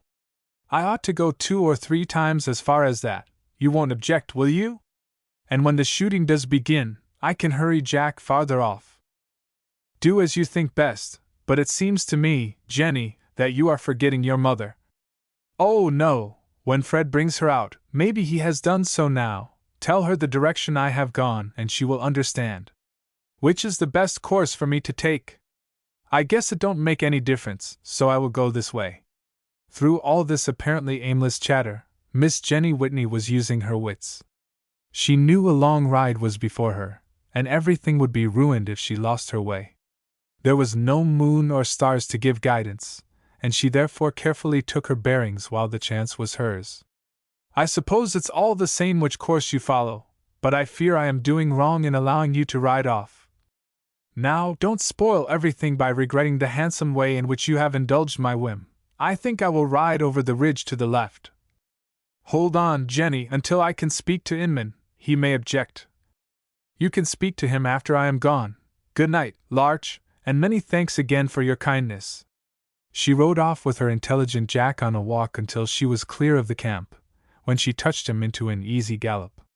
Larch Cadmus stood looking into the gloom where she had vanished, almost before he comprehended her intention. Well, she's a puzzle, he exclaimed to his 2 companions who came forward. I don't know what to make of her. What do you suppose she meant by that, boys? It's easy enough to see, replied one of them, with a laugh. She's gone off after help. Do you think so? Asked the startled Cadmus. Where can she get it?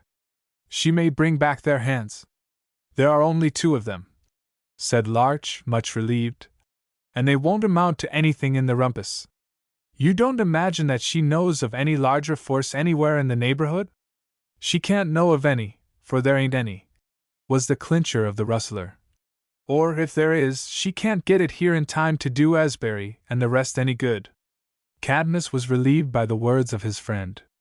Enough misgivings, however, remained to make him say, "There are so many moving about that her departure don't seem to be noticed. I'll take it as a favor if you don't mention it to anyone, for now that she is gone I am sure I never should have allowed it." The couple gave the promise, though their belief was that nothing serious would follow. Leaving the two to keep watch at the stables, Cadmus sauntered to where Inman was seated near the campfire, smoking a pipe. A little inquiry disclosed that neither the leader nor any of his companions had noticed the departure of the young lady. It was some time after this that Duke Vesey brought the report of Mrs. Whitney's illness as an explanation of her son's delay in returning to the camp of the rustlers. Exasperated, and suspecting a pretense, Inman consented to a brief postponement of the attack. The next startling occurrence was the capture of Monty Sterry while trying to steal through the lines. As we have shown, he was identified the instant he was brought into the reflection of the firelight, and such precautions were taken that escape by him was out of the question.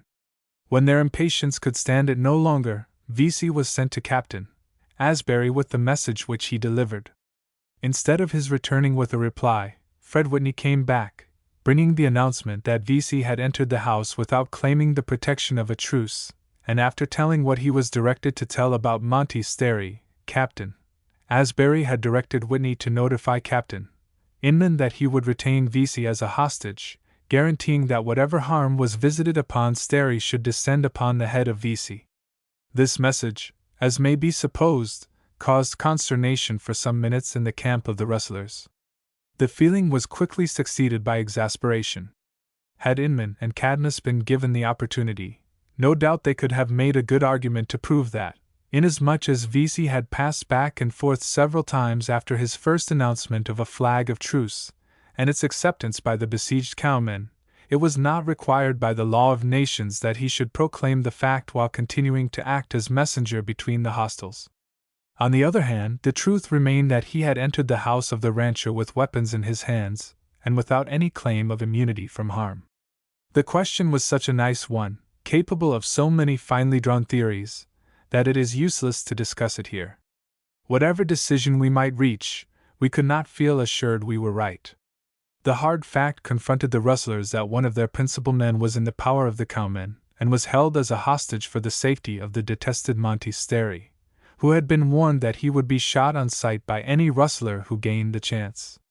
The unexpected phase of the situation caused a long and angry discussion between Captain Ira Inman and his leaders, to which, as may be supposed, Fred Whitney and Monty Sterry paid close attention. Chapter 35. Conclusion. Now, Jack, do your best, for everything depends on you. Jenny Whitney looked around in the darkness and saw the glimmer of the rustlers' campfire, fully 200 yards to the rear, with the shadowy figures moving to and fro. They may change their minds, she added, recalling the words of Large Cadmus, and decide to bring me back. Let them do it if they can. The intelligent pony acted as if he understood what was expected of him. With a light whinny at the pleasure he felt because of the opportunity of stretching out his beautiful limbs, he broke into a swift canter, heading straight for the point where his rider believed the friendly camp was to be found. She held the reins loose, knowing the danger of attempting to guide him where it was impossible to keep the points of the compass in mind. The way was smooth and even, although there is always danger in going at such speed in the night. She deemed the stake warranted it, however, and did not check the rapid pace. Night on every hand and not a shining star overhead. If she could find the party of stockmen in time, so as to bring them back to her home, their strength would overawe the rustlers, and the whole difficulty could be arranged without the conflict which she looked upon with unspeakable dread. It will save him, too, she added, hesitating to pronounce the name that was in her heart, which would have throbbed more painfully had she known that in a brief while he would be helpless in the power of the men eager for his life. I am glad he did not venture out of the house, when his friend could have done him no good.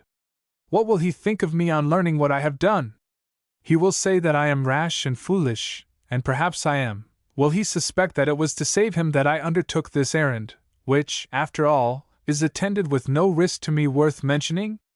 These were pleasant musings, but the task before her was too serious and made too close demands on her mental and physical energies for her to indulge in them. The delightful reverie could be deferred to a more convenient season.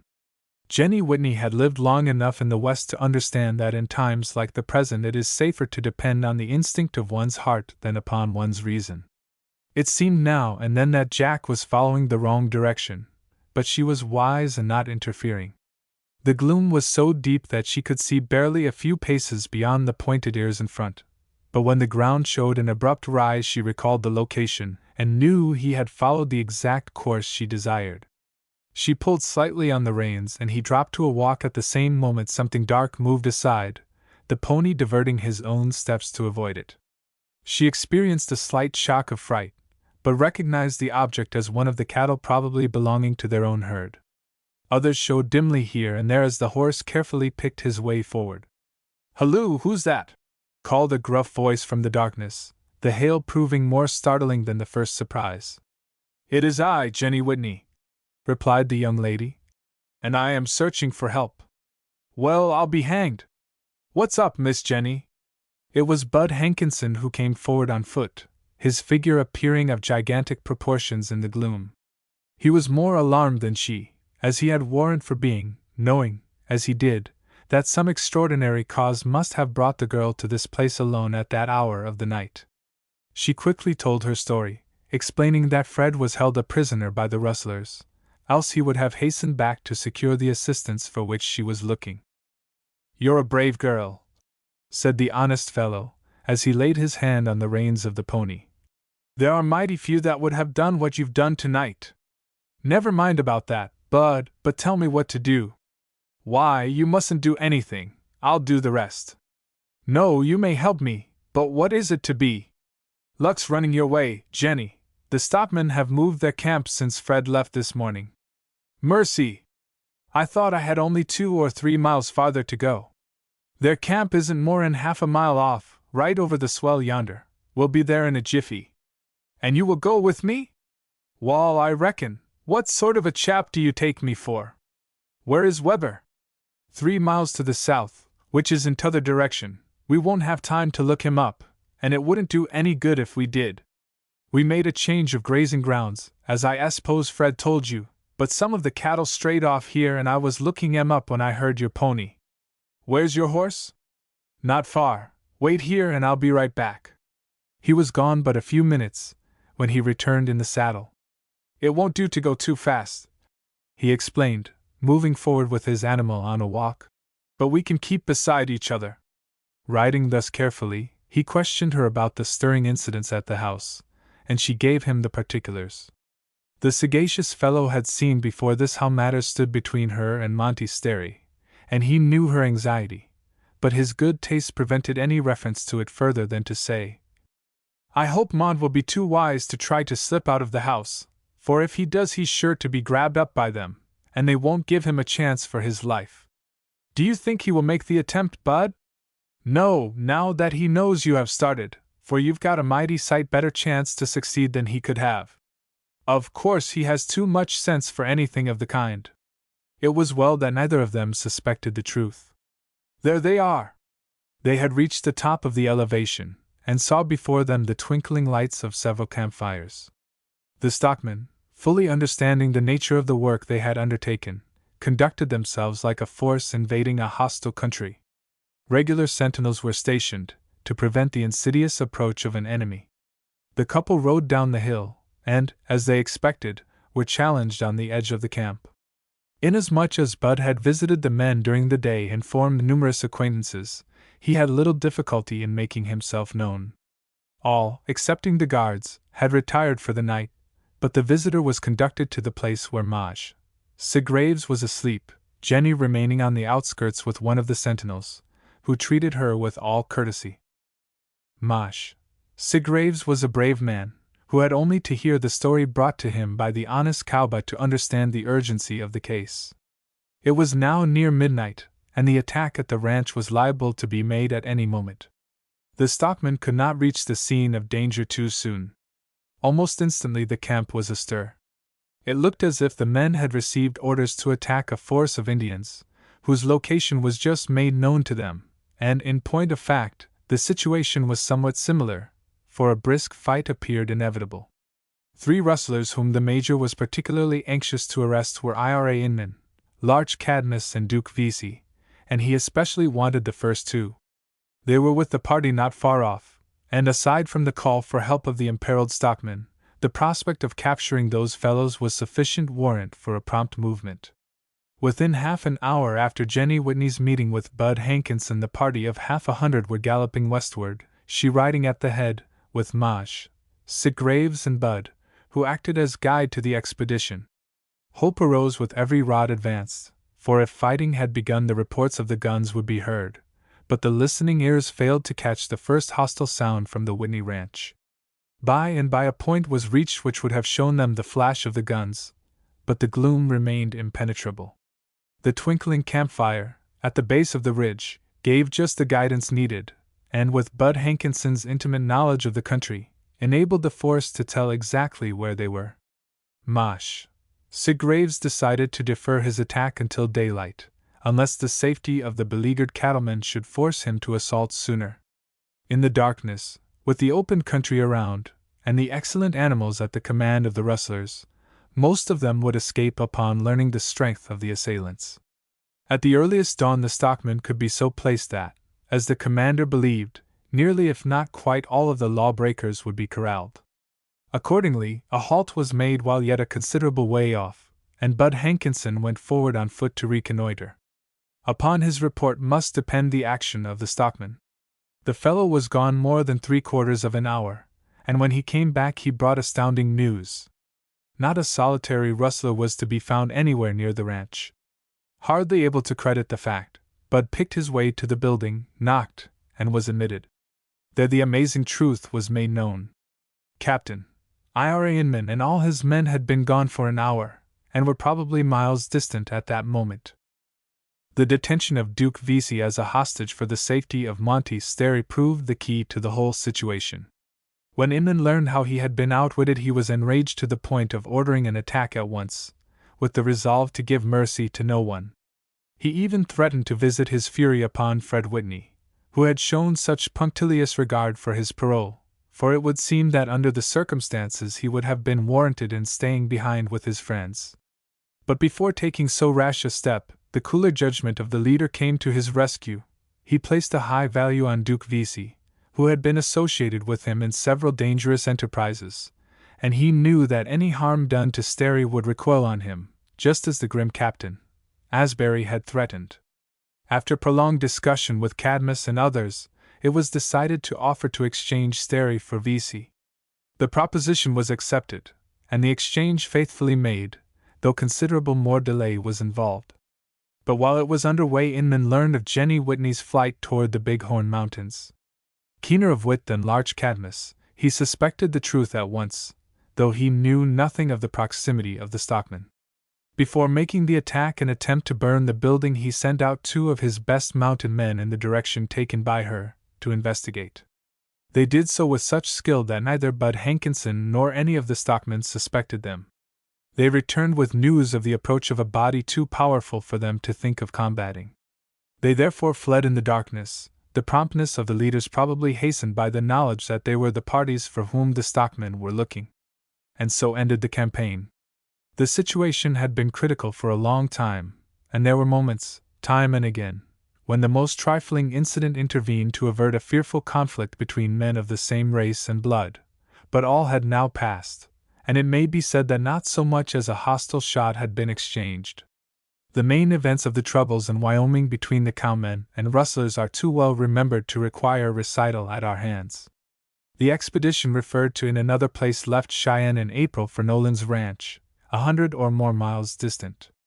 Within the following month, the 6th U.S. Cavalry brought all of them back to Cheyenne as prisoners of war, thus saving them from extermination at the hands of the indignant rustlers, who had them hemmed in on all sides. Fred Whitney sold out his ranch, near the headwaters of Powder River, and moved eastward. He was not actuated by fear, for it will be conceded that he proved his courage, but he desired to take his loved mother and sister away from the sorrowful memories that must always cling to the place. It will not surprise the reader to learn, further, that Monty Sterry found it quite convenient to make his home in the same neighborhood with the Whitneys, and it was but a short time after this removal eastward that a most pleasing incident occurred in the lives of the young man and Miss Whitney, of the nature of which we are sure the reader does not need to be told. The reader does not need to be told.